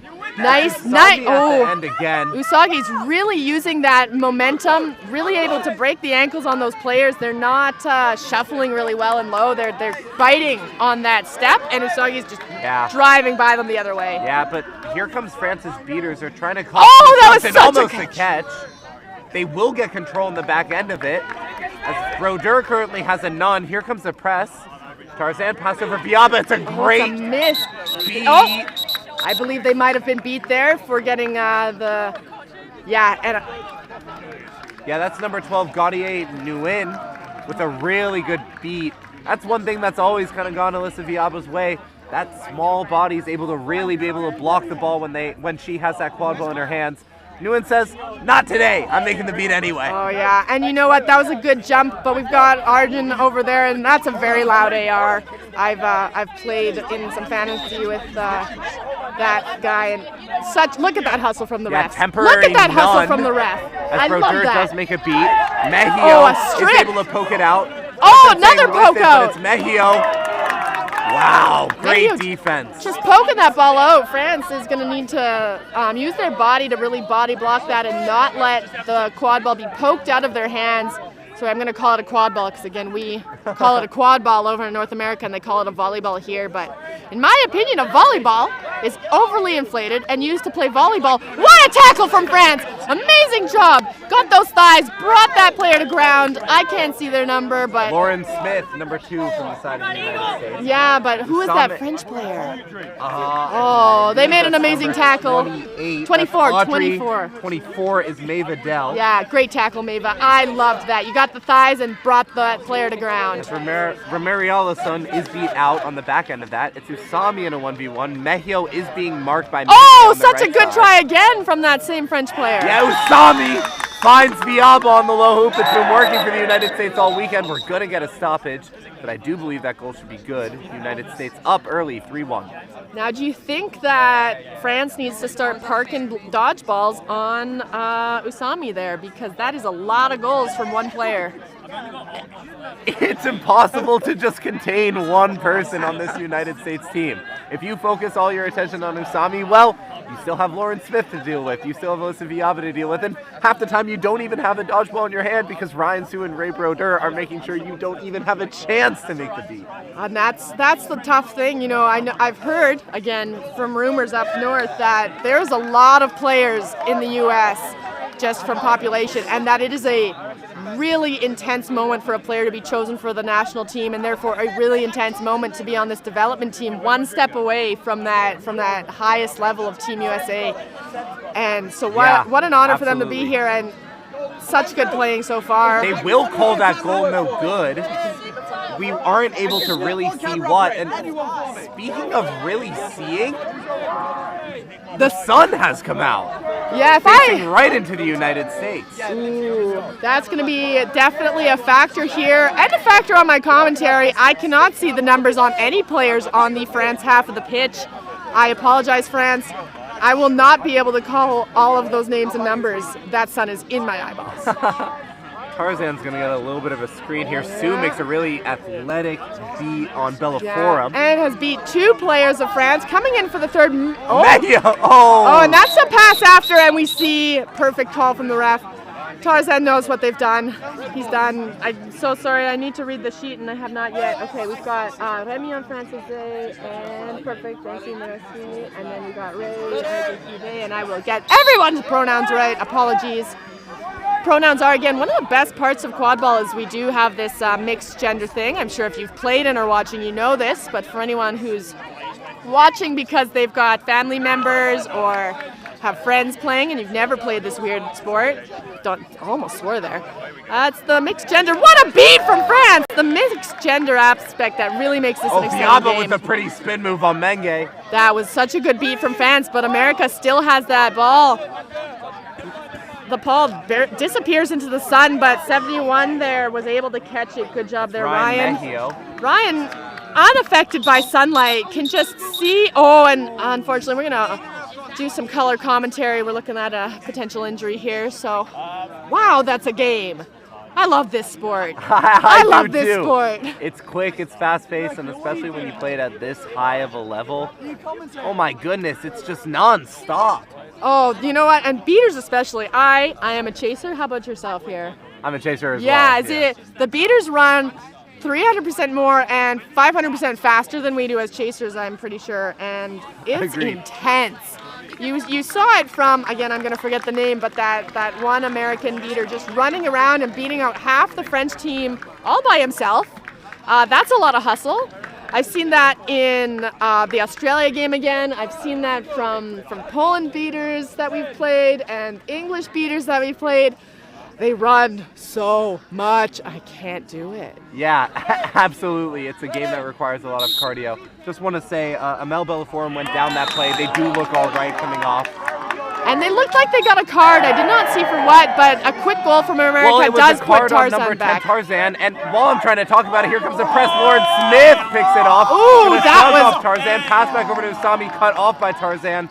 And the press will not work out initially. The United States might choose to reload. Good. I do want to say that's crucial. Number 10 on France, that their star player Tarzan has received his first yellow of the game. That could really dictate how much contact they're willing to give going forward, how much they're willing to stop Ryan Mejio on these drives. Yeah, you're also not going to want to see another yellow there for Tarzan because that will create an ejection situation. We do have a new beater in for France. It's Colleen Bernier. Oh, what a catch! What a catch, number 12! Oh, amazing, Gauthier. That was beautiful catch. It's not able to be turned into a goal, and here comes Ryan Mejio. Full speed down the pitch, puts it through. Oh, such an unfortunate break there for France because the beater game there was beautiful, but you got to be in front. You have to have someone to prevent that fast break because Americans can run really fast. Yeah, we do have our first beater change over to the side of the United States. That's Kaiser pulls in, number 8, just deciding to run full speed into the France team. It's a pass back over, number 15 on France. That's Benjamin Malbon. Is going to be taken down. Mejio says not that's today. some neck contact in my opinion, but unfortunately I am not a ref and I do not have a good angle. Oh, such a good catch attempt. Yeah, just misses that shot. Again, just to clarify, that's Kaiser pulls in and Lauren Curry, now the beaters for the United States. Okay, France, you know, I'm cheering for you here. We've got one American on commentating, and I'm going to have to abandon North America here. Let's go, France. Take it to them. Let's go. A new chaser in for France. That's Emile Arafroy over on the other side. Some really aggressive beater play. Yeah. There goes Tarzan. And a goal from Tarzan, and a hustle back on defense. We were seeing the 1.5 there from France being really effective in blocking those beaters from engaging with the chasers who are on offense, and France dominated there, got the goal. That's got the fan section just jumping for France. Oh yeah. Here. Let's go, fan section. We see some communication there. France number 28 maybe, pointing, talking. We love communication on your team, but the game is stopped. I wonder if this is going to be a call. I believe both beaters for the United States had a moment where their fists were up, but that ball's going to be teleported over to Lauren Oh, Curry. maybe it was a French. No, it looks like the French. Well, again, you could hear the ref. French keeper there seems to have created a foul. I'm seeing the headband being taken off. So Benjamin that Mobon up in the box now. Yaba going to turn. There goes Lauren Smith. Hand through. And a hoop, goal. You're back in. You're back in. So that was. Oh, and the referee got face beat, and I went. Oh, okay. Accidental face beat on the ref. I really hope they're okay. American beater there, number 8, going on so hard. Good effort there, Kaiser, but don't name it the ref. Yeah, but you're better than that. There's currently none for the United States, even though they had control. They were on all the way on the other side of the pitch. Yeah, and that's another goal for France. Yeah, you just can't do that to Tarzan. You need a beater on him 24/7, because if not, he's going to do that. It's currently 30. It's 50-20, United States up. 50-30, United States up. That is amazing, France. Keep it in range. do a catch. You know, France is here for a reason. Everyone's like, America, they're really, really good. Okay, obviously, but you know what? There's a lot of really, really good teams. Oh, for sure. I know that France played England and we lost to England. That was a tough game. Yeah, pretty goal there by Alyssa Viaba. We do have some new chasers in for the United States. That's David Avila out of Texas State and Hayden Boyes just graduated from SHSU, Sam Houston State. Oh, you got all these young people. Oh my gosh. You know, one of the players on my team said the word very cutesy, very demure in real life, and I was like, oh no! I'm old, and I'm not that Different old. different generation. And you know, I might piss off some Americans here, but I like faster subs. I like not depending on your first line. Tarzan moving with Trupiano. There is going to be a screen set by number 28 of France as there Oh, goes a double Tarzan. beat. Maybe dodge the first one, but another beater on Tarzan. Yeah, and there's none over by the side of None. France. And Great skip pass over to David Avila. The Texas connection, boys to Avila. Such good hustle there, though, Tarzan. Was beat, ran back, almost got that hand in front of that small hoop, and honestly, I love that hustle. You want to see people running fast. You want to see everyone putting their heart into it. And let's see what Tarzan does next. Oh, for Number sure. 34 here is being a nice reset option, not going too far in. Let's see what France can do on this half court. I'd love to see a little bit more passing around. Problem is the United States really likes to cut those off with the beaters. Oh, that's a strong... Oh, and... Avila posturing behind. Olsen will keep the ball. Here comes number 15. What a dunk from... Can't see the number yet. Came off... That's Benjamin Mobon, but it was called no good. No good. As a ref on the sidelines, I will wildly speculate that I think it was great. It's boys to Avila, the 1-2. Hits one more time for the red, white, and blue, and it's a really pretty goal. Yeah. Oh, and Tarzan is beat there. I certainly believe that Tarzan is beat there. Do you think it's time for a French timeout? You only get one of them, so it's really difficult to decide when to call it. I mean, it might be. You just got to be careful with these fast breaks. The second the United States gets running, you really lose a lot of chances to make some stops. French beaters need to stay back in this game. Yeah, or, you know, we've been practicing in Canada the tackle alley where you got two people and you're just kind of guiding them in so that you don't. But unfortunately, that leaves a pass open. And as we've seen, America can really hit those passes.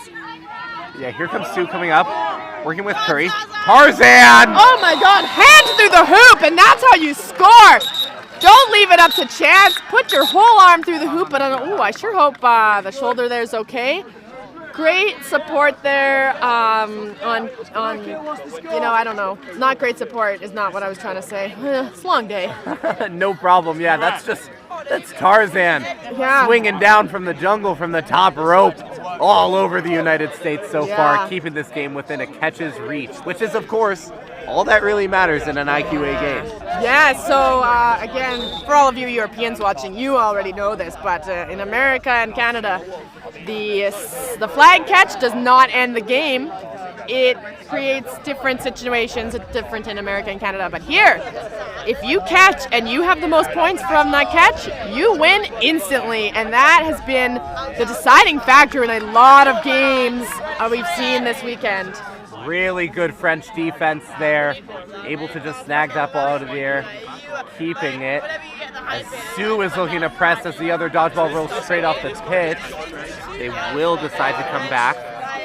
Now I'd like to see some communication here from France and set something up, not necessarily just for Tarzan, but let's have some direction. Yeah, it's more of a I believe I'm seeing a screen pick here.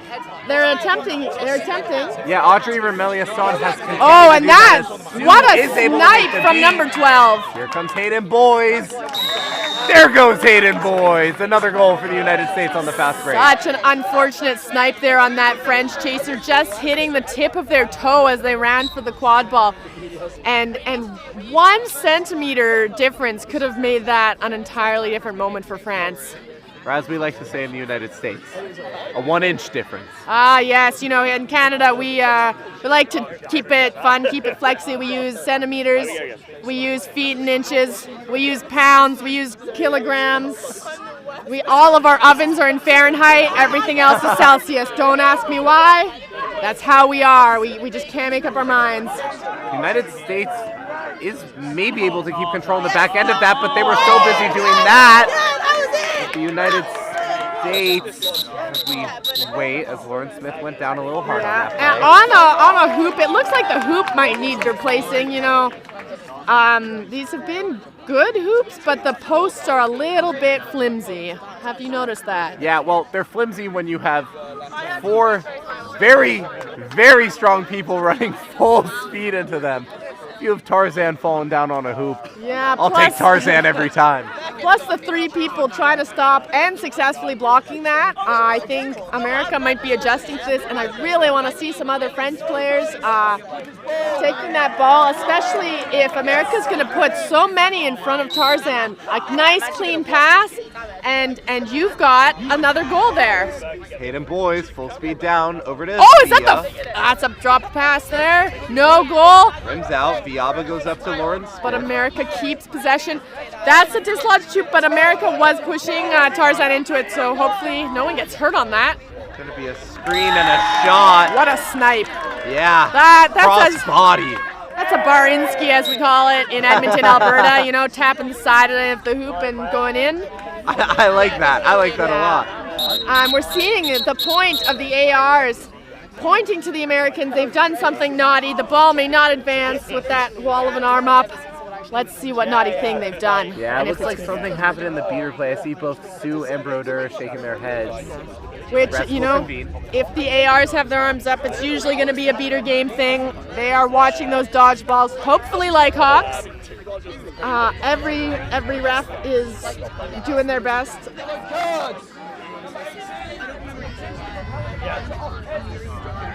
Okay, so 18 has intentionally propelled a bludger off pitch.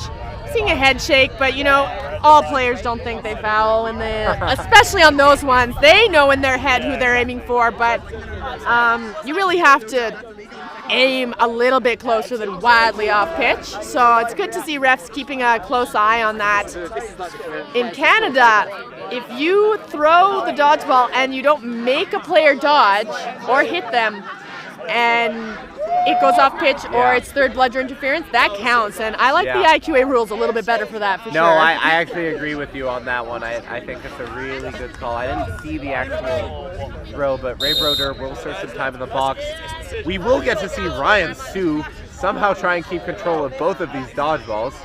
Unsure if they're going to be able to do that. Right now, they just made it into a 1v1. Tarzan flanked by boys. It will be a pass behind. Yeah, I would like to see will France. Be control for France. I want them to score on this. You know, France, let's go.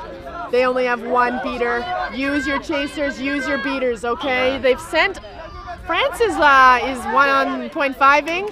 And, oh, okay, this is what the 1.5 is for.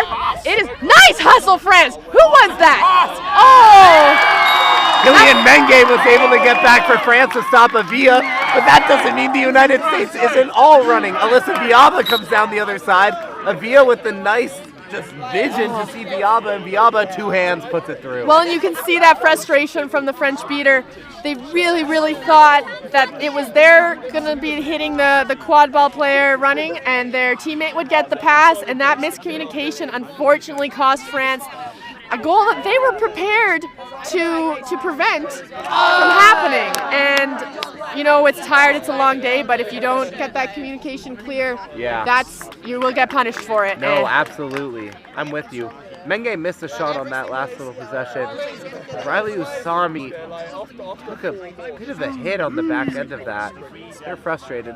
Talking to the ref. Yeah, ref is explaining what the call is. And I love a ref that communicates. I like to know what they're going to call. I love consistency, and that's what we're seeing there from the refs, making sure that, you know what, I saw this and I have the final say. Yeah, and absolutely. Always difficult as player, but we got to trust our refs, and we got to let them, you know, I don't make every shot, and a ref's not going to make every call perfect. No, absolutely. I'm 100% with you on that one. Sue makes a D. And that's another one. Usami makes a shot and hits a pose. A little sassy on that pose. What's the score? Is it high enough for them to stop being sassy? It's 120 for the United States. It's 40 for France, and they will take that timeout. The United States is hyped. you know, They know the momentum just swung their way a little bit more. Yeah, well, and I wonder, you know, France, if another timeout earlier would have stopped that, but we're now at quite a big gap in between. I believe in you, France. Let's go. You can do this. Looking to keep this game competitive, absolutely. Well, and you know, a catch from France puts them up 30, and maybe some tighter defenses, and we might see a close end game here. Yeah, absolutely. And I want to say this timeout could also be big for the United States because shout out Lauren Smith and Alyssa Viaba.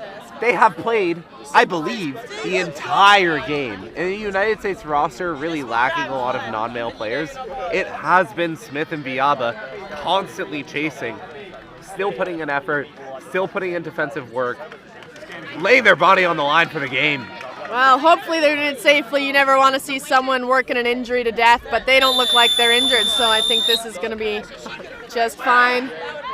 Love to see how that development can go back and what they can take back to their teams to help encourage other female chasers to come out. For sure. And for sure.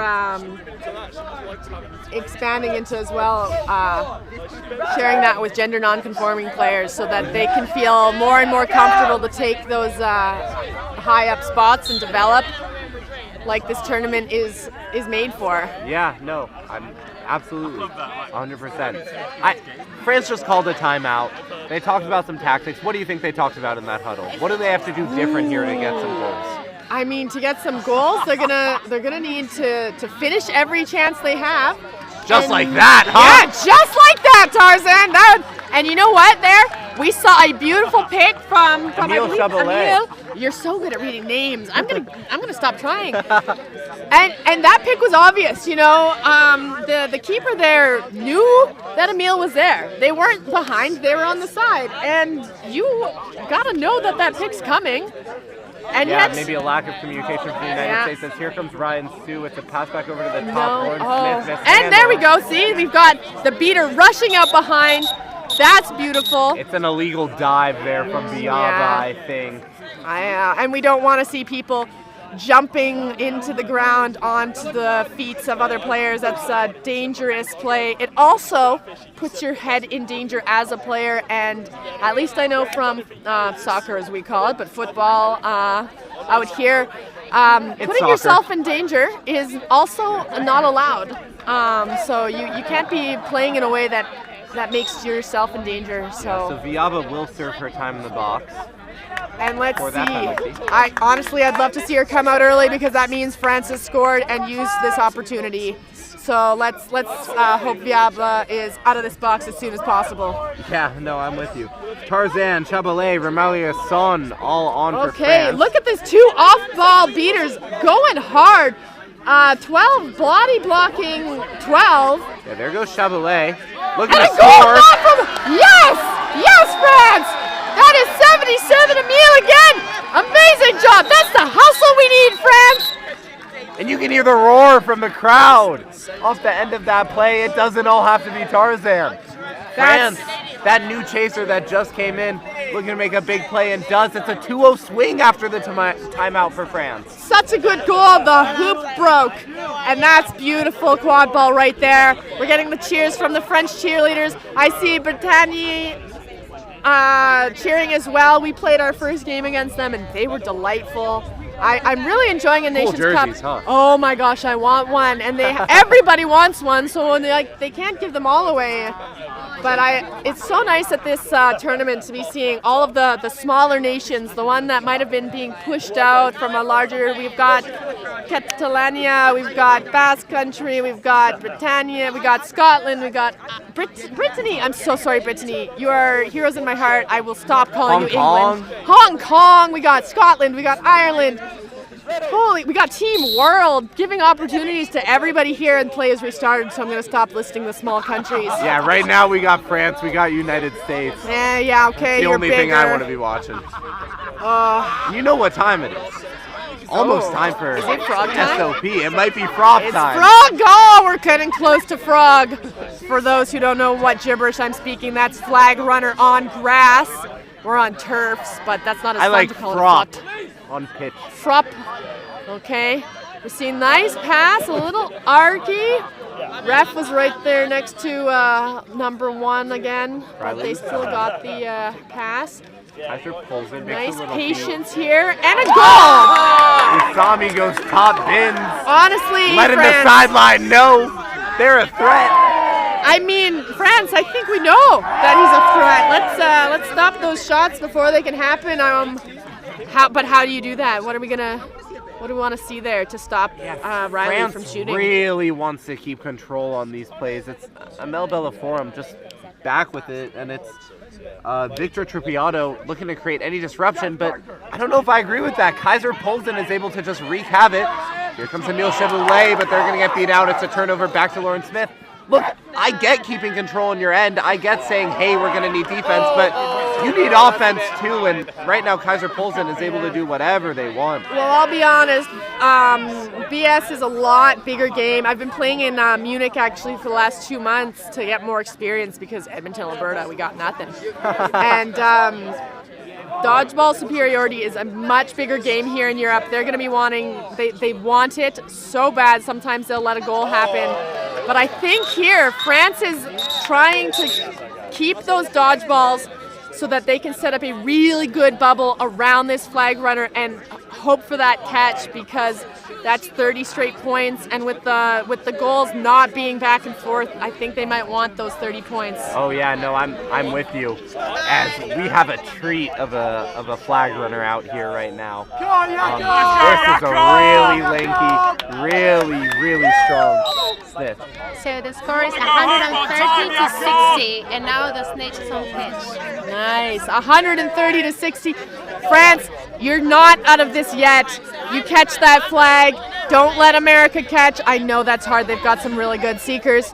Yeah, it's Neil Peterson in right now. That's the University of Michigan seeker. He also played for Detroit Innovators in MLQ. Looks like maybe 21 Valentine there. I think it's Antonin Lefebvre. I'm so sorry. I cannot see your number. Wonderful French seeker. Either that or it's Valentine Thierry. Yeah, Antoine, I think it's a 1. You know, I'm going to stand up right here. We've got another spot. 21. Yeah, it is 21. Valentine. And I love to see seekers going in. Just let's see what they do. So it's a turnover in the dodgeball game right now. Lauren Curry just got that dodgeball off the back of some play. I'm not entirely sure what it was for, but that's big with the flag runner just getting on pitch. Especially after France worked so hard to maintain that dodgeball superiority. Never mind. They gave it to Curry. Now it goes back to their end. The United States should be able to keep control on the back end of it, but we will see. And that's going to be devastating here for France. That is not what they wanted. They were working so hard to maintain that control, and now the Americans have it. But, let's see what they go. Such a good try. Such a good try there from, I can't see their number, but the hustle in, just right off the bat. I need that dodgeball. Thierry and Neil Peterson. Okay, so how is this flag runner? You know them? Pretty good, lanky, physical, big. Neil Peterson's going to need a lot, and honestly, I think the flag runner's going to need to get tired before anything happens. We're going to do our best here in the commentary booth to be able to talk about both the flag runner and the quadball game as it happens. Neil Peterson currently being pushed down. Yeah. Usami is just looking to score. Okay, and we're seeing every seeker's nightmare. The snitch has grabbed both wrists and you can't move. And meanwhile, France makes a really good play on the defensive end. They're looking the other way with it. Usami shrugged off by Tarzan. Back over Menge. Chasers all over him. Oh no, I'm a little worried that could be a red. And we're going to take a moment to talk about just the volunteers who are making this tournament happen. Thank you so much. This has been such a wonderful experience for so many players developing. We have pitch managers making sure that people are showing up for their reffing slots, making sure that all of the positions are covered. We've had people organizing from I don't even know how long. And from I don't even know where. It's an international tournament. We've got a wonderful after party to hopefully look forward to that is again being organized by volunteers that have set things up. And as number 34 is coming off, is okay, walking off on their own power. They should be fine. Love to see own power walk-offs. It's a full contact sport, and that is part of the immense fun. It is not fun to see injuries. We're seeing the heart hands from the French player. So loving the fans, and the fans are cheering, ready for France to take this and take it back to America after that injury. Yeah, absolutely. And this game is far from over, especially if France is able to score here. They made a really good play on the defensive end. It is going to be a straight red for Ryan Mejio. Straight red. That was a defenseless receiver card. Mejio's going to be out for a little bit here. So when a ball is in the air and a player is catching it, whether they are jumping or having their arms up, if you hit that player before they receive or while they receive, that's defenseless receiver, and that is not very nice. A little bit dangerous, as we saw, and often with a lot of force in that, it will be a straight red. And May Vidal's injury sub there, you have to imagine they're just going to be able to put this ball straight through, make it a 50-point game, as they do. And they do. That's right, France! Let's go, you're in this! Of course, okay. That doesn't get David Avila, who is serving time for Ryan Mejio, out of the box. And if you're in the United States, you're really looking for a catch here. Because right now, France has all the momentum and 2 full minutes with only 3 chasers. Yeah, that's a tough position to be in, and hopefully France can... Oh, that was a close, almost catch Peterson there. is close.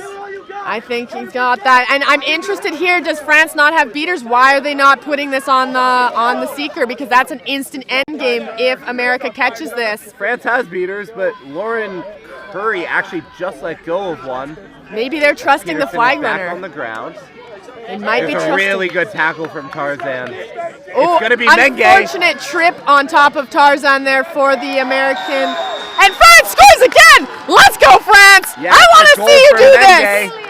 And this game is getting really close. They have not been even close to the snitch so far. As Peterson and this looking is a really little tired now.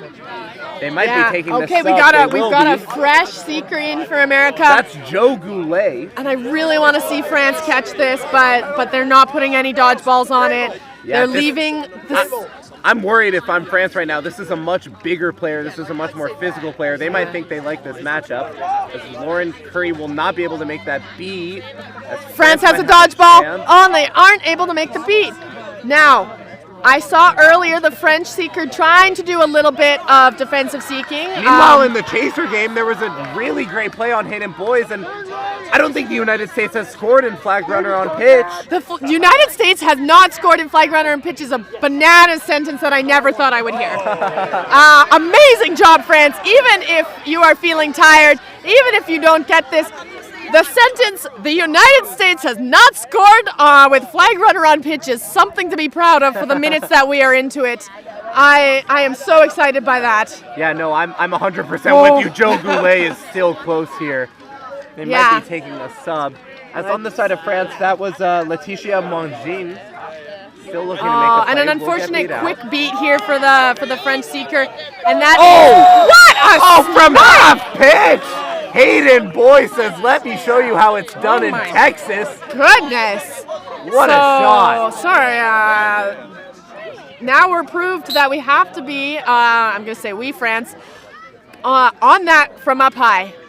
But the French seeker has been doing a lot of wind sprints, has been getting a lot of... And Mongin is stuck here too. I don't know if they're going to have a chance while they decide to stay on this broom. Now I would like to see a twisting motion, okay? I would like to see an up, twist, and out, unless they're trying to defensive seek. Yeah, the flag has to prevent that from happening within 3 seconds. But that is still a strategy that France has been employing by getting a seeker to try to impede as best they can. If we're going to get a stoppage, I believe France scored a goal nice job, while we France. were focusing on the other half of the game. And it looks like another hoop has been broken. Yep, that's a shard. I am so glad they called that down quickly. That's a weapon. The hoop has become a full-on spear. Good job, volunteers, bringing it out with the hustle to get a safe hoop out there.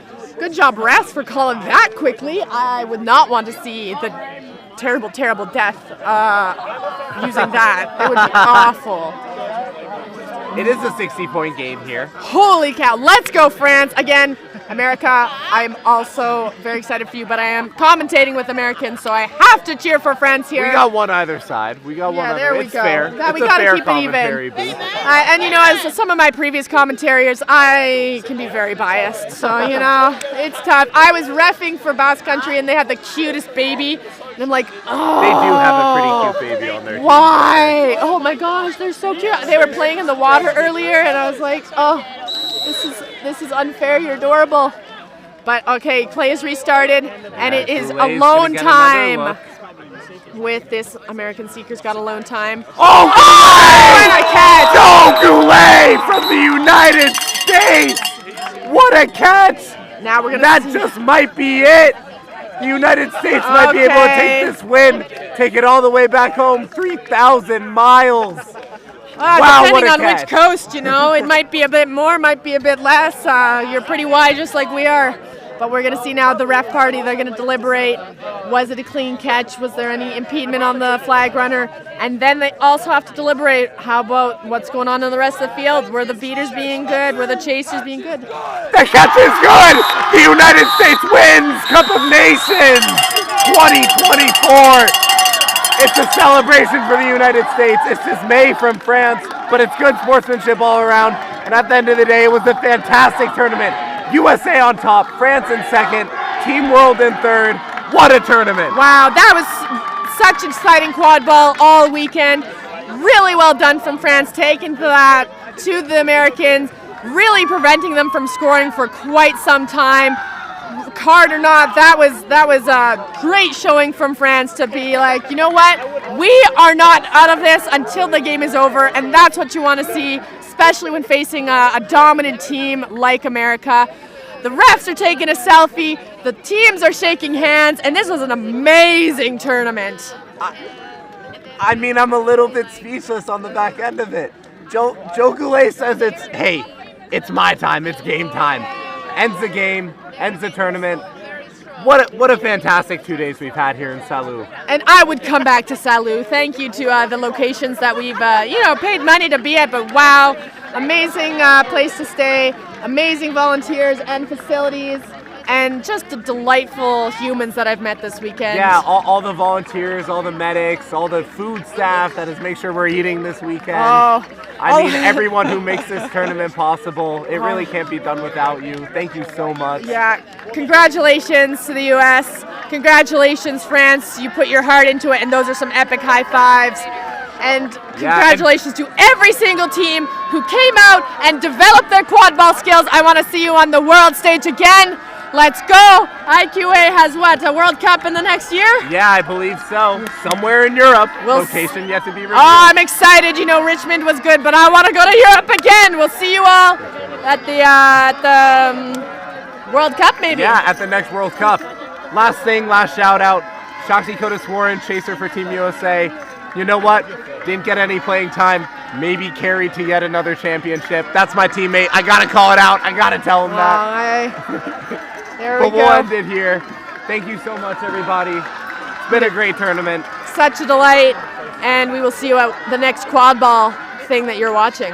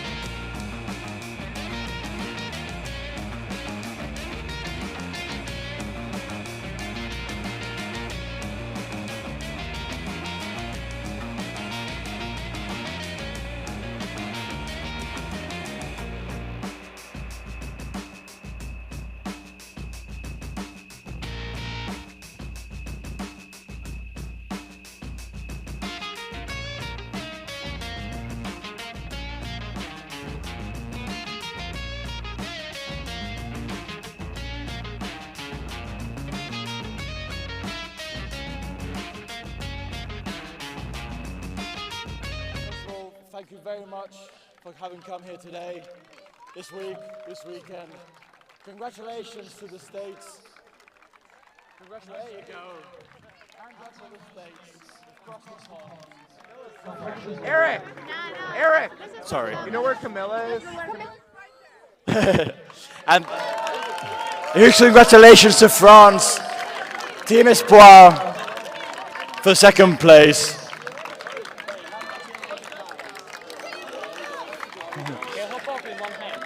Yeah, that's true, yeah. Okay. And finally, congratulations for third place, Team Worlds. There you go. There's the love.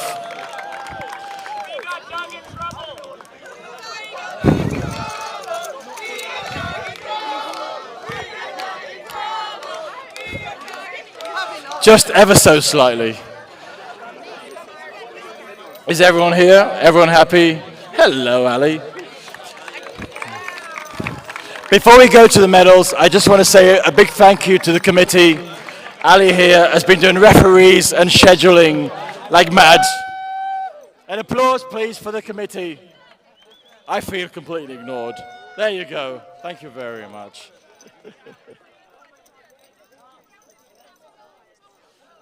Also, a big thanks to Sarah here, in charge of volunteers. There you go. Bit of applause for Sarah. Nothing. Are we just... Oh, fair enough. We've also got Sasha here, who's doing social media.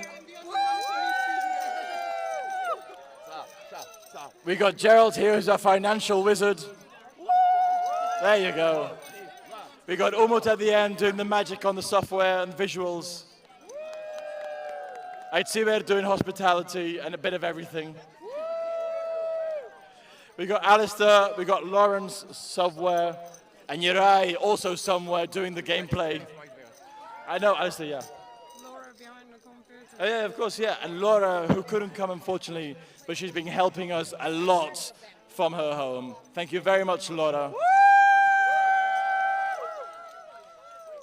So yeah, with no further ado, Team Worlds, can you come slowly but surely?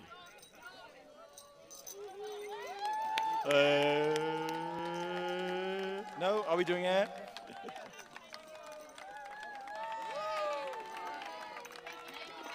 Hold on. Hold on. Hold on. Hold on. Hold on. Jij dan kabel dus. Afleiden. Valerie. Petia. Westel. Afleiden. Well done, Team World.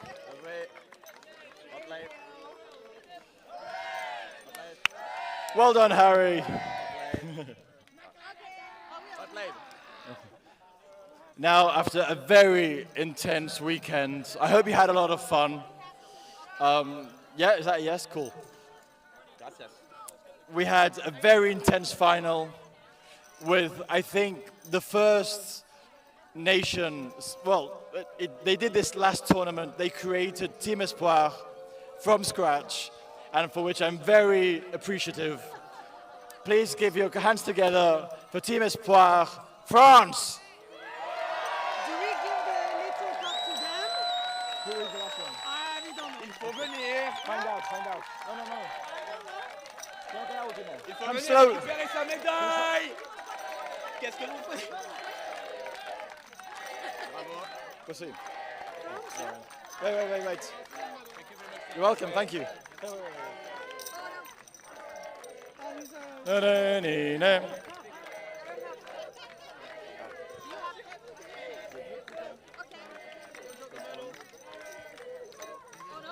It's so nice to see how Brittany, who wants to leave France, is here clapping for them. Well done, Brittany.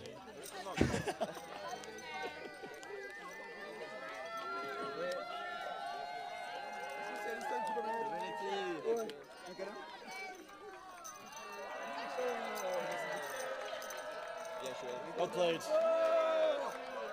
Well played.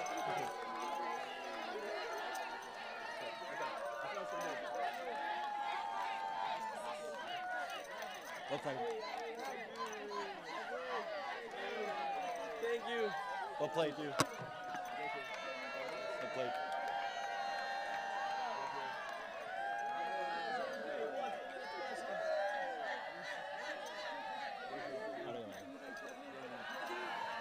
Thank you. Thank you. Merci, merci beaucoup. Merci.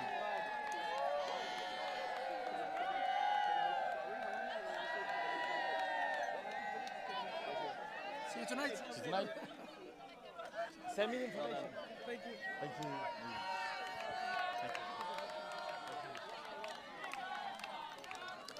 Thank you. Good job, sir. Thank you.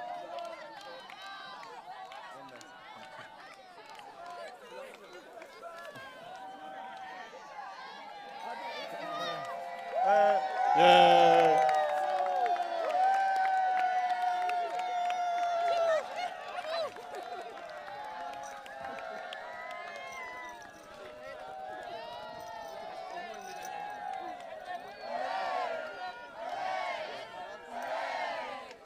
I'm sorry, could the speaking captain of France just come a second?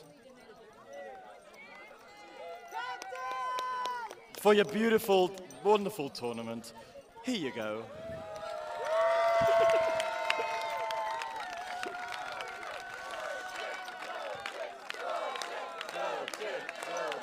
Go, Dick, go, Dick.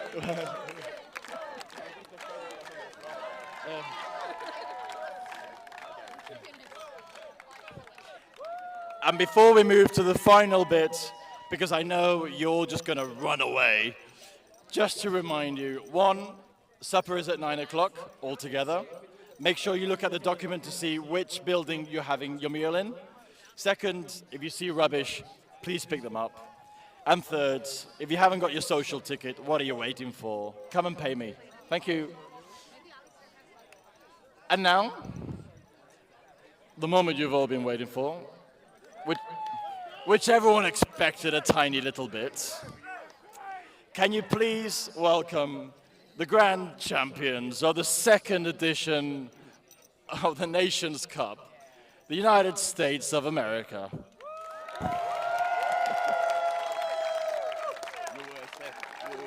USA, USA.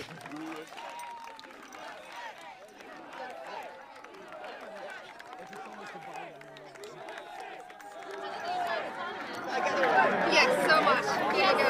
Okay, thank you so much.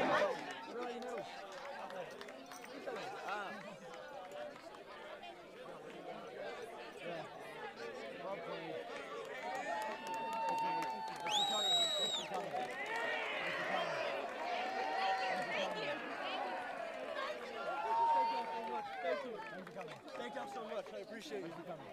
Thank you. Thank you.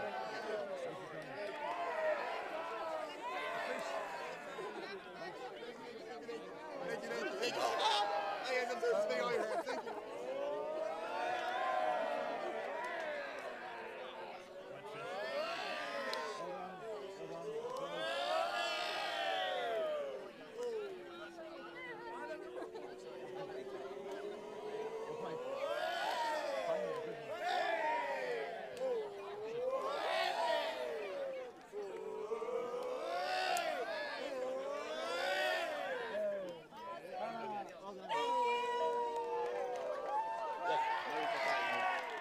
Oh yeah, that's true. What do we do? We just give it to... Okay. Yeah, okay. Sorry, I forgot again. Could the speaking captain come a second, please?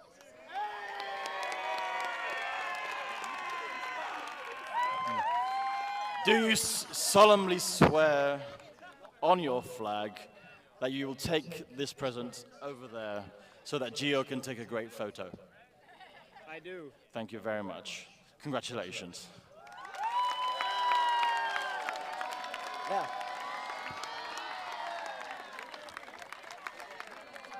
Hannah, Hannah, Hannah!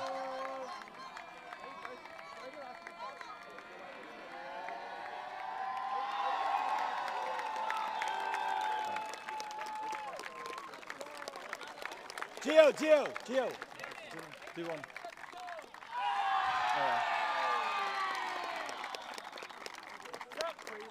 Can you strike a pose for this camera here?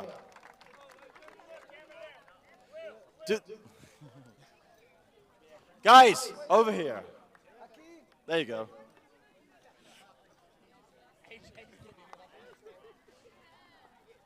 Get that trophy up. Trophy up! Trophy up! Yay!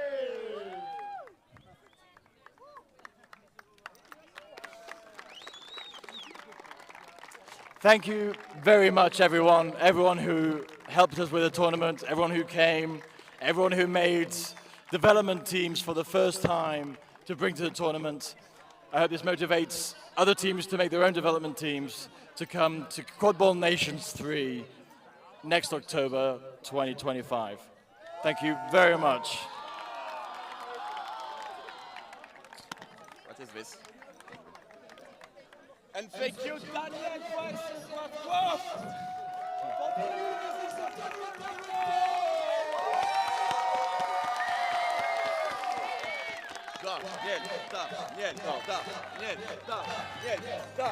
Daniel.